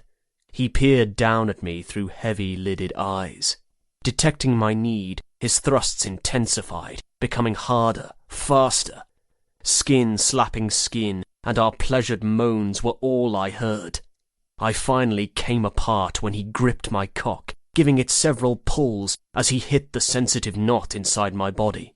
Just as I shuddered, he did too, and I felt his warmth fill me as his orgasm took over. And then everything became quiet. He rolled off me and stared up at the sky, trying to catch his breath. I turned to face him and cuddled against his side. "Do you think the men heard us?" I asked in a gruff, exhausted tone. Eryx smirked. "By the way you were gasping and moaning, yes, I believe the whole camp heard us. Perhaps even the army across the valley, too." I slapped his damp chest and chuckled, noticing how sore my abdominal muscles were from all the contracting they'd endured. Through my aches, soreness, and fatigue, I had also never felt more alive than I had right then. With battle so near, I needed to sleep so that I would be well rested and alert. But something kept me from doing so. The sooner I fell asleep, the sooner we'd have to fight. And I wasn't ready for that moment with Eryx to end. I'd never be ready. Chapter 36. Battle of Leuctra. There was no greater silence than the one before battle. It was as if all heartbeats were counted, all breaths measured. A deafening calm carried over both armies, affecting all men, the itching on our scalps and the blood flowing through our veins, the anxiousness that caused us to fidget in place and our palms to sweat, all the while keeping our shields raised and our weapons readied. Inhale, exhale, and waiting for the order that would echo throughout the lines, breaking through the silence like a whip and send us forward. It was the worst part, waiting, for it gave me too much time to think, to observe the opposing hoplites on the other side of the plain. Their army was large, but we outnumbered them. If the fight at Tagera had taught me anything, though, it was that sometimes number was of no consequence. Epaminondas led the Theban army, but the special force of the Sacred Band was led by Pelopidas. Both generals had reputations for being fearless and brilliant in their commands. Sparta had a fearsome reputation as well, I reminded myself. Inhale, exhale, clanking of a shield against another. I checked my right to see Eryx standing there, and then my left to see Hayden. Quill was in the line behind us with Felix, Ian, and Melias. I searched for Demetrius and Cassius, nearly panicking when I didn't see them, but then I recognized Cassius' large frame to the upper left of me, and a shorter man standing beside him. We were positioned on the right side of the army, near King Cleombrotus, with the allied forces in the middle and on the left. The king had wanted only real Spartiates surrounding him, Spartan born and raised men. We were the best, and so we were ordered at his side. Our cavalry went to the front of the lines, and as ours moved, the Theban army sent theirs to do the same. The king shouted, and the men hit their shields as they chanted. I did not join them, for my grip on my spear was failing, and it took all of my concentration to pull myself from my thoughts and concentrate. Both armies' cavalries charged, clashing together in an uproar of battle cries and clinking swords. Men fell from their horses and were trampled on. Some of their heads were taken off with one forceful swing, their blood spurting from the wound and coating any man who was close by. Brutal and merciless. But that was war. Focusing on them was not wise, because the Theban hoplites would be charging us any moment. I tried to peer through the wall of shields and combating cavalry to see them, but was having difficulty seeing anything. Everything was chaotic and moving so fast. Whatever happens, stay strong, Eryx said, turning his head to look at the surrounding men. Hold formation and protect the man to your side. Remind them who we are, why the Greek world fears us and trembles in our presence. Our Enomotia responded with hollering and hitting their shields. Eryx's green eyes focused on me, and he said, quieter, "Do not leave me." His words had varying meanings, staying by his side so we'd not lose sight of the other, and also a deeper denotation. "I will not leave you," I swore to him. "In life and death, I am yours." "They're retreating!" a man yelled up ahead. "And so are our allies!" The remaining Spartan cavalry was fleeing from the Thebans. So many had fallen, and they were outnumbered, desperate. Even the most highly trained men could forget their duties when desperate and fearful of death. The main line shouted for them to turn round, but they did not obey, and instead struck the first row as they tried to escape. "Do not panic!" Eryx roared. "Hold the line!" Memories from Tagera flashed through my mind. Something similar had happened there too. Men retreating, the defeat of cavalry right before... Eryx! He didn't hear me. No one did through the sudden impact. The sacred band force had formed a line of 50 men deep and was charging at an angle toward us. Battles were fought in even lines and head-on, but the Theban generals had attempted a new tactic, one we weren't expecting nor prepared for. They collided with the front line in a slanted formation and easily broke through, attacking the men at the sides who were no longer shielded. It happened so fast, and there was hardly any time to contemplate our next move before they reached us. The whole Spartan right was rapidly falling apart. One by one, the men fell as the sacred band further penetrated our defences. "They're heading for Cleon Brutus," Eryx said, realising their strategy. "Protect your king!" Men obeyed his order and gathered around the king, but it was too late. The Theban force crashed into the wall of men and tore them apart. Blood-curdling cries reached my ears, sounds that would never leave me. Then they were on us. I was knocked to the left as the dense line of men burrowed through our row. Knowing a spear was useless in such a close-range attack, I discarded it and grabbed my sword, unsheathing it and slicing a man across the face as I did. Blood sprayed from the wound as his head snapped to the side. He hit the ground and was crushed. Another man charged me, and I struck upward with my shield and hit him under the chin, knocking his head back with a crack. As I fought through the wave of Thebans, none of my friends were in sight. We were swarmed by the enemy. All I saw were unrecognisable bodies, blurs of bronze and silver. Crimson painted the grass and splashed into the air like the mist that had rained down on us days before. The sun shone and warmed my helmet to where it was almost uncomfortable to wear, but I did not dare remove it. I gradually moved farther to the right as I sliced through men. My arms were sticky with blood, and the smouldering heat of the day was oppressing, weighing me down. When I saw a small opening, I ducked through it to see King Cleon Brutus lying on the grass. He held his stomach as blood poured between his fingers. Spartans surrounded him, protecting him from further blows. Eryx was amongst them, and so were Hayden, Demetrius, and Cassius. Thank the gods. I hurried to Eryx's side, shielding him just as a Theban drove a sword toward his abdomen. The weapon bounded off my shield, and I shoved forward, knocking the man back into the sea of bodies. Relief flooded Eryx's face as his gaze met mine, but the moment was cut short as more hoplites stormed the line we'd formed. I blocked and Eryx stabbed, and then we switched, both of us working as one, but we would not be able to do it for long. Eventually, the other Thebans would advance, and the numbers would be too much for us to hold our formation. "The king needs to be carried off the field!" I shouted above the noise of battle. "If he doesn't receive help soon, he will bleed out!" Eryx furrowed his brow, as if contemplating all feasible options. "You and Hayden take him back to camp," he said at last. I deflected an enemy strike and plunged my sword through their throat. "No!" I snarled, angry he'd even suggest such a thing. "I swore I'd not leave your side, remember? Axe." He shook his head and peered at me through his helmet. Desperation blazed in his eyes.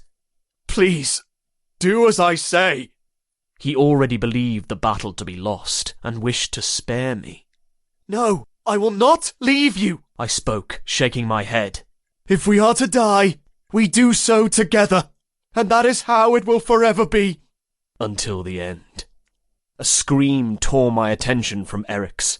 Hayden roared and hacked at the men nearest him, frantic and war-hungry. Upon a closer look, I saw the tears streaming down his cheeks. My stomach lurched as I searched for my other companions. Quill. He knelt on the grass, his head lolling forward as blood gushed from his opened neck. He wasn't dead yet, but he was close. I screamed and tried to go to him, but Eryx gripped my arm and yelled at me. I did not hear his words through my shouts. "Quill!" I bellowed, thrashing against Eric's hold. There is nothing you can do for him now, Axe! It didn't stop me from trying. As I watched him die, memories tormented me. Quill, smiling as he ran up to us with food he'd stolen concealed in his cloak. How he'd jested about me making too much noise while bedding Eric's. Theon grinning as he and Quill mocked and pushed each other. All of the laughs and joys of brotherhood seemed so far away in that moment. A soldier drew near him and swung his sword, taking Quill's head off. No! Cries ripped from my throat, and I looked away, unable to bear the sight of Quill's dead body. My vision blurred with tears, but then my sadness turned to an irrepressible rage. Something took control of me after that. I cut through the enemy hoplites as if they were nothing more than the tall grass that grew in the fields back home. Grass Eric's and I had once run through, laughing as we went to our stream, the one place where everything else in the world had drifted away, leaving only us two. It was a life we'd never again have. Theban blood sprayed my arms and chest as I sliced into their flesh, and the feel of it only maddened me further. 1 man slain turned into 5 men, 10, a dozen. I eventually lost count. I caught a glimpse of King Cleombrutus. He lay still on the grass, and even though he appeared pale and weakened by blood loss, he remained conscious, for now. Eric's, I spoke after blocking another attack. He needs help. Hayden, Demetrius, Cassius! Eric's called out. Hayden was the only one not in reaching distance. He heard Eric's, though, and jabbed his shield into the side of 1 man's head before pulling it free and dashing over. You 3 are to take the king back to camp immediately, Eric's ordered, straightening his stance and staring at them with an authoritative look. Understood? Warmth settled in my chest. Our fates might have been sealed, but our friends could still be spared. Demetrius gaped at him. Blood trickled from a cut on his forehead, but he looked fine apart from that. His worried gaze flickered to me. It needs to be done, I said, reassuring him. Cassius did not look pleased at the news, but he nodded. Hayden, however, snarled. What? And leave you and Axios here to fight? Never! Do not argue with me, Eric's growled, stepping toward Hayden and glaring up at him. I am your leader, and you will do as I say. Save the king. That's an order. Eric's. Hayden shook his head, pleading with his eyes. Do not ask this of me. Please.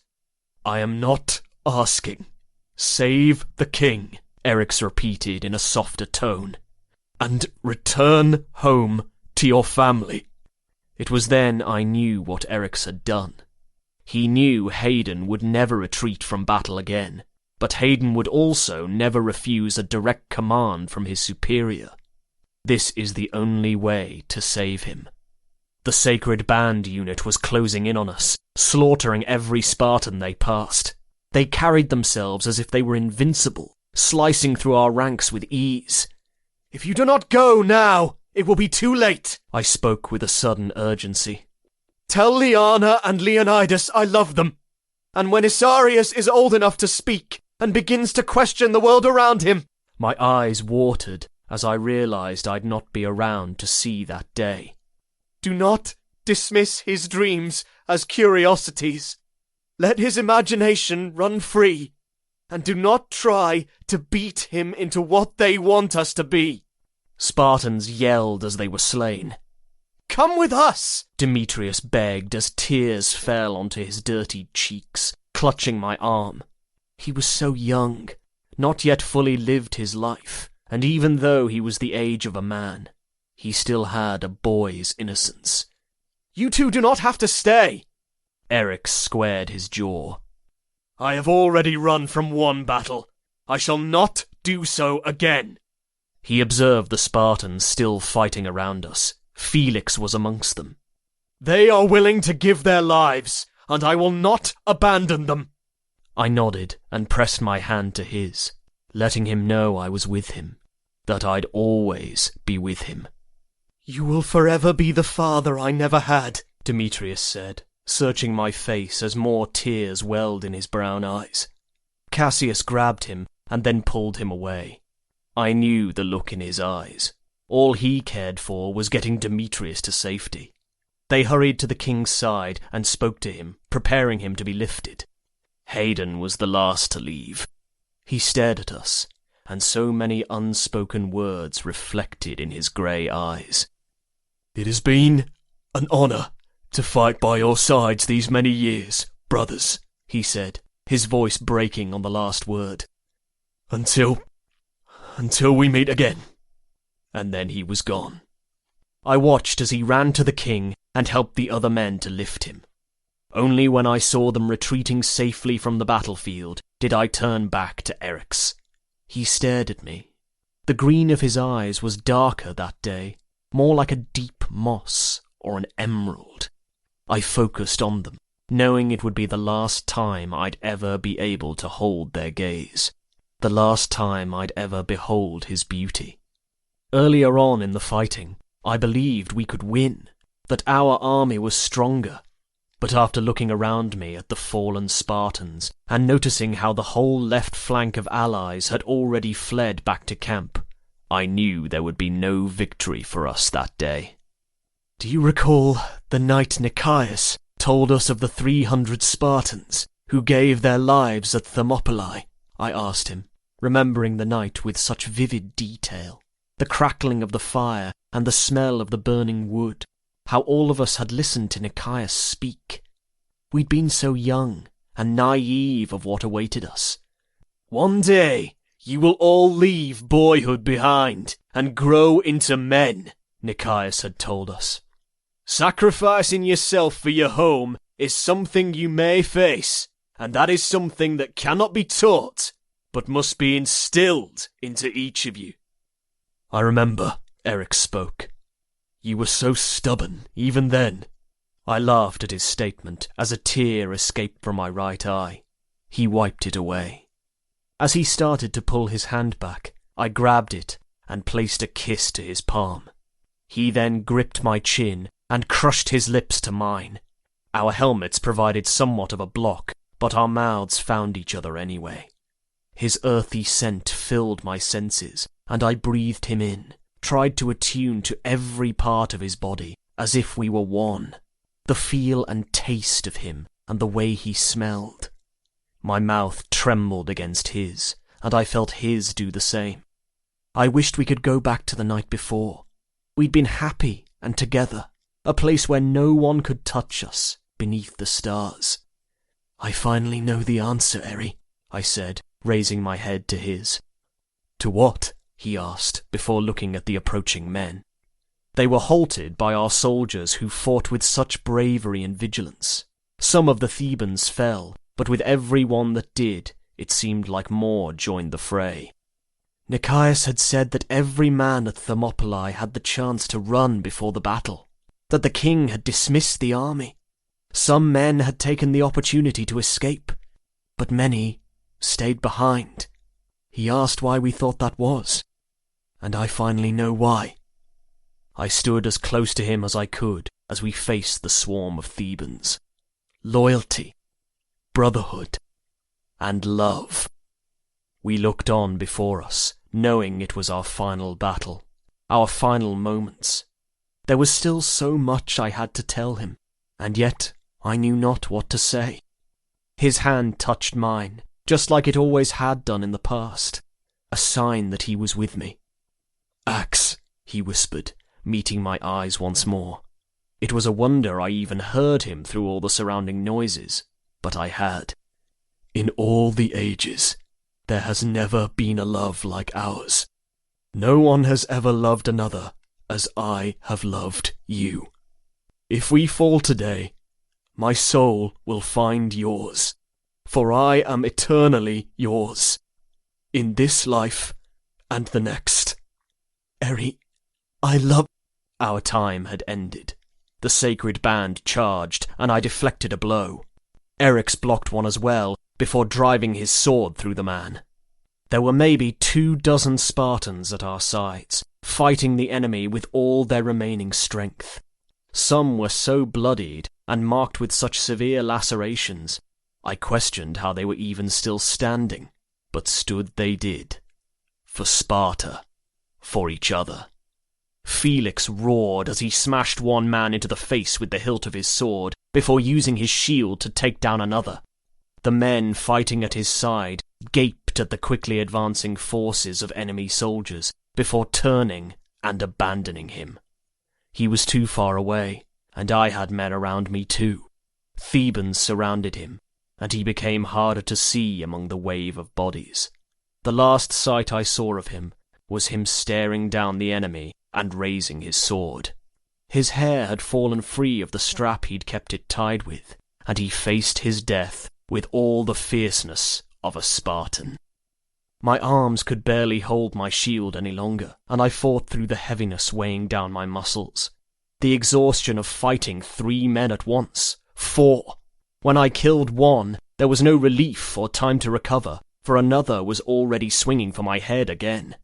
A sharp pain penetrated my side, and I gasped. Looking down, I saw the blade buried in my stomach. But I kept fighting. The man withdrew his sword as he went to strike again. I was able to knock him aside with my shield.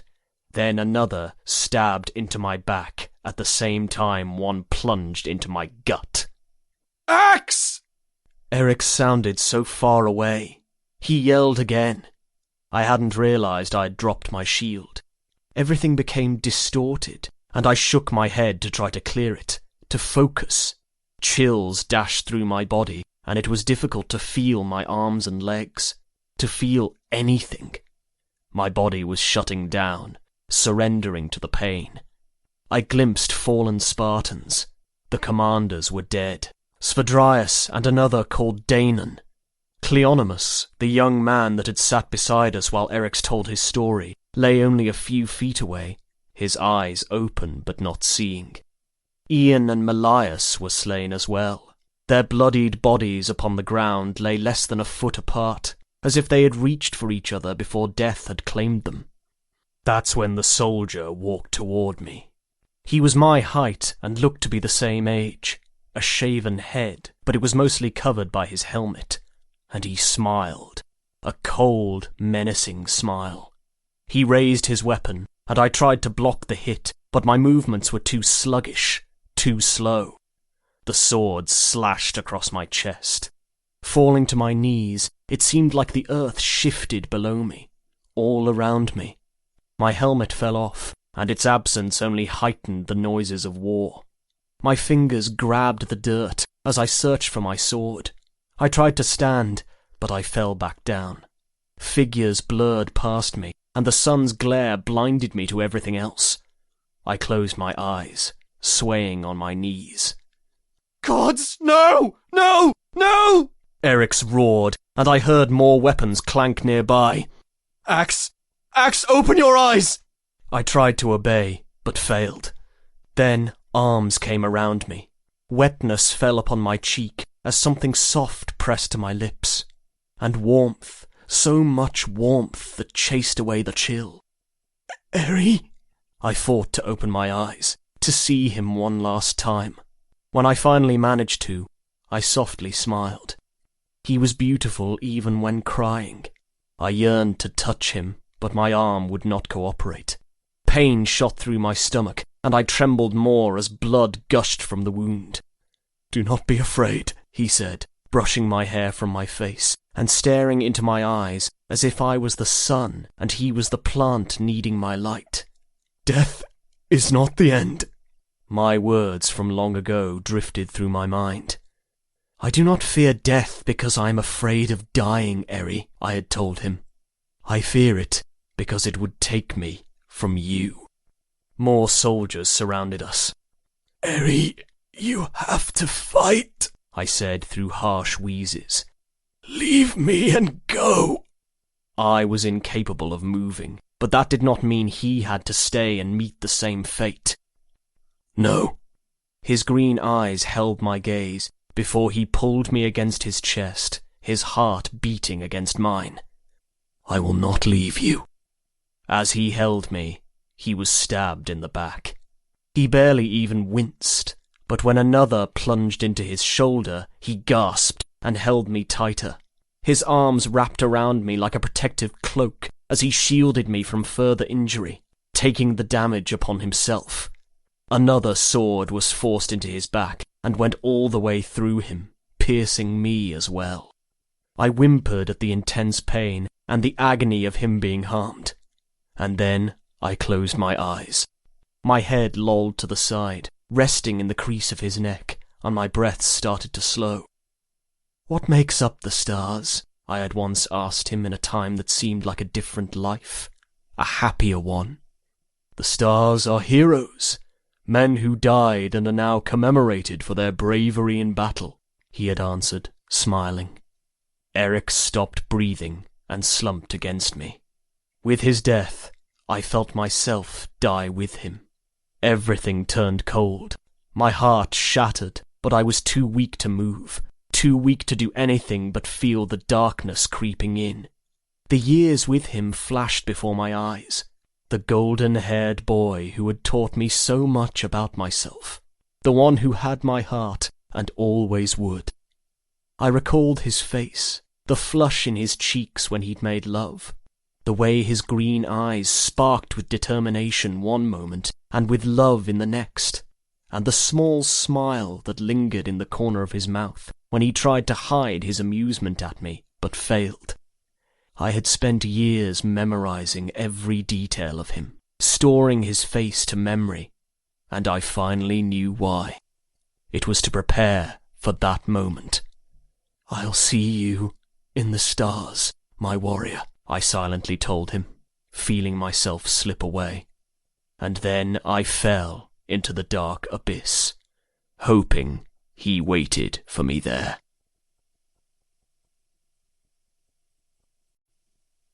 Epilogue. Hayden. 5 years later. The passing of the years had not dulled the ache from the loss of my companions, my brothers. All of them were dead, and I carried the guilt for being the only one to have survived. Guilt that threatened to consume me some days. My family kept me grounded. Liana and the boys were my whole life. As I stared down at the grave before me, one now covered in a bed of grass and decorated with flowers from my wife's garden, I remembered the battle at Leuctra. After Demetrius, Cassius and I had taken the king back to camp, I tried to run back onto the battlefield, but they had held me back. Looking down into the plain, I'd noticed the Theban force had completely engulfed our army. Men ran into the camp, bloodied and hysterical, and some had been missing limbs, while others carried injured men with them. The battle had been lost, and Eryx had known it before he'd sent me to safety. Sparta had surrendered after that, and the Theban army had allowed us to retrieve our dead from the field. When my gaze had landed on my brothers, I'd fallen to my knees and sobbed. Eryx and Axios had been embracing, wrapped in each other's arms long after they'd taken their final breaths. Over 1,000 of our men had been slain that dreadful day, and out of the 700 Spartan-born men who had fought, 400 had been among the dead. Fighting had ended once a truce had been called, and our army had packed to return home. We carried our slain brethren back to Sparta, where they had been buried. I buried Quill in the small meadow just outside the city's borders. My wishes were to travel to Orchomenus to bury him with Theon, but the commanders had refused my wishes.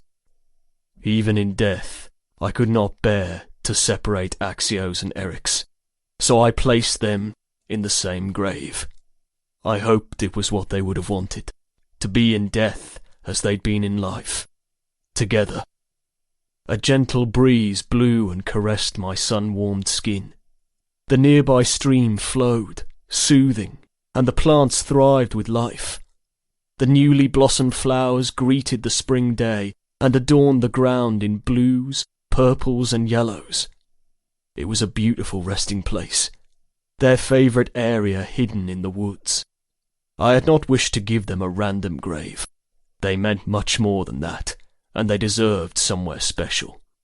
Remembering all the times they'd slipped away from us to go to their stream, I knew they needed to be laid to rest there. It had taken me a while to finally find it, but when I had, I'd seen the perfect spot for them. They'd even carved their names into the tree, and now they rest beneath it. Father? Leonidas stepped through the wall of trees, holding Isarius' hand. He would not stop asking for you. I told him you were visiting our uncles, and he whined even more to come. I smiled. It's fine, son.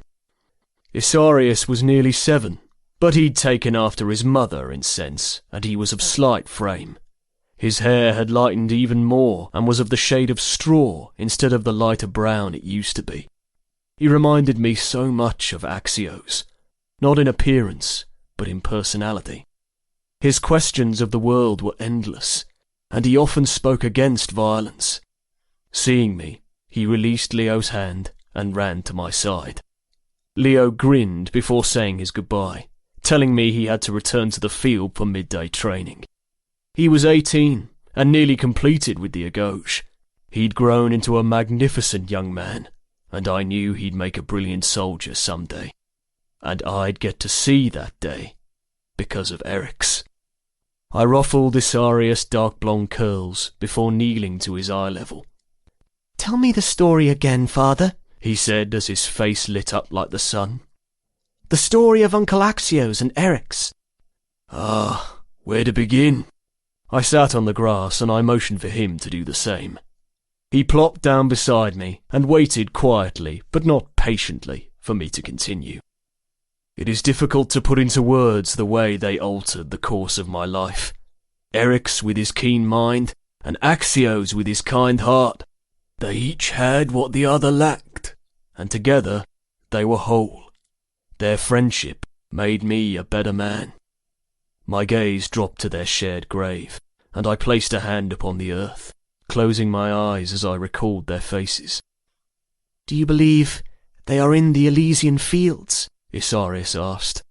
I looked at him, observing his curious nature, and remembering the words Axios had spoken, a request to allow Isarius to remain true to himself. I would not want him any other way. No, son, I spoke, shaking my head and peering up at the sky. The sun shone right then, but in a matter of hours it would sink below the horizon and breathe life into the night. They are in the stars. The end.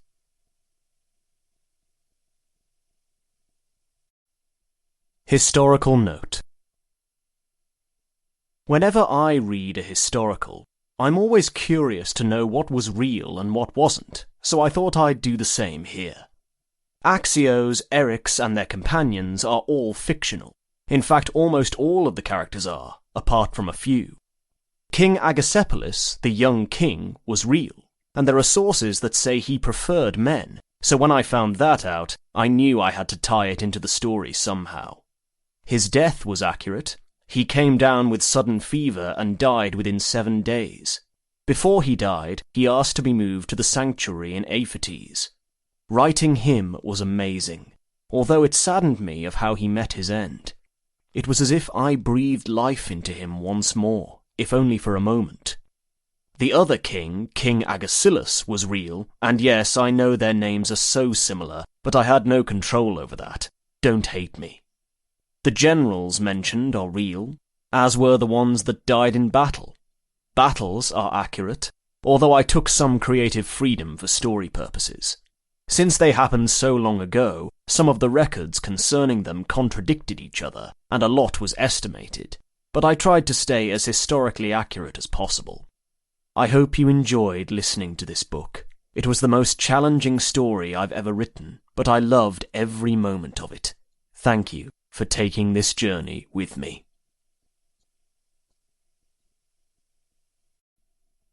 This has been Axios, a Spartan Tale. Written by Jaclyn Osborn.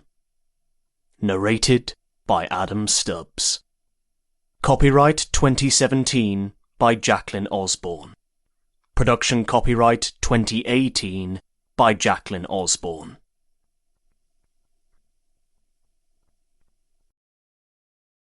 Audible hopes you have enjoyed this program.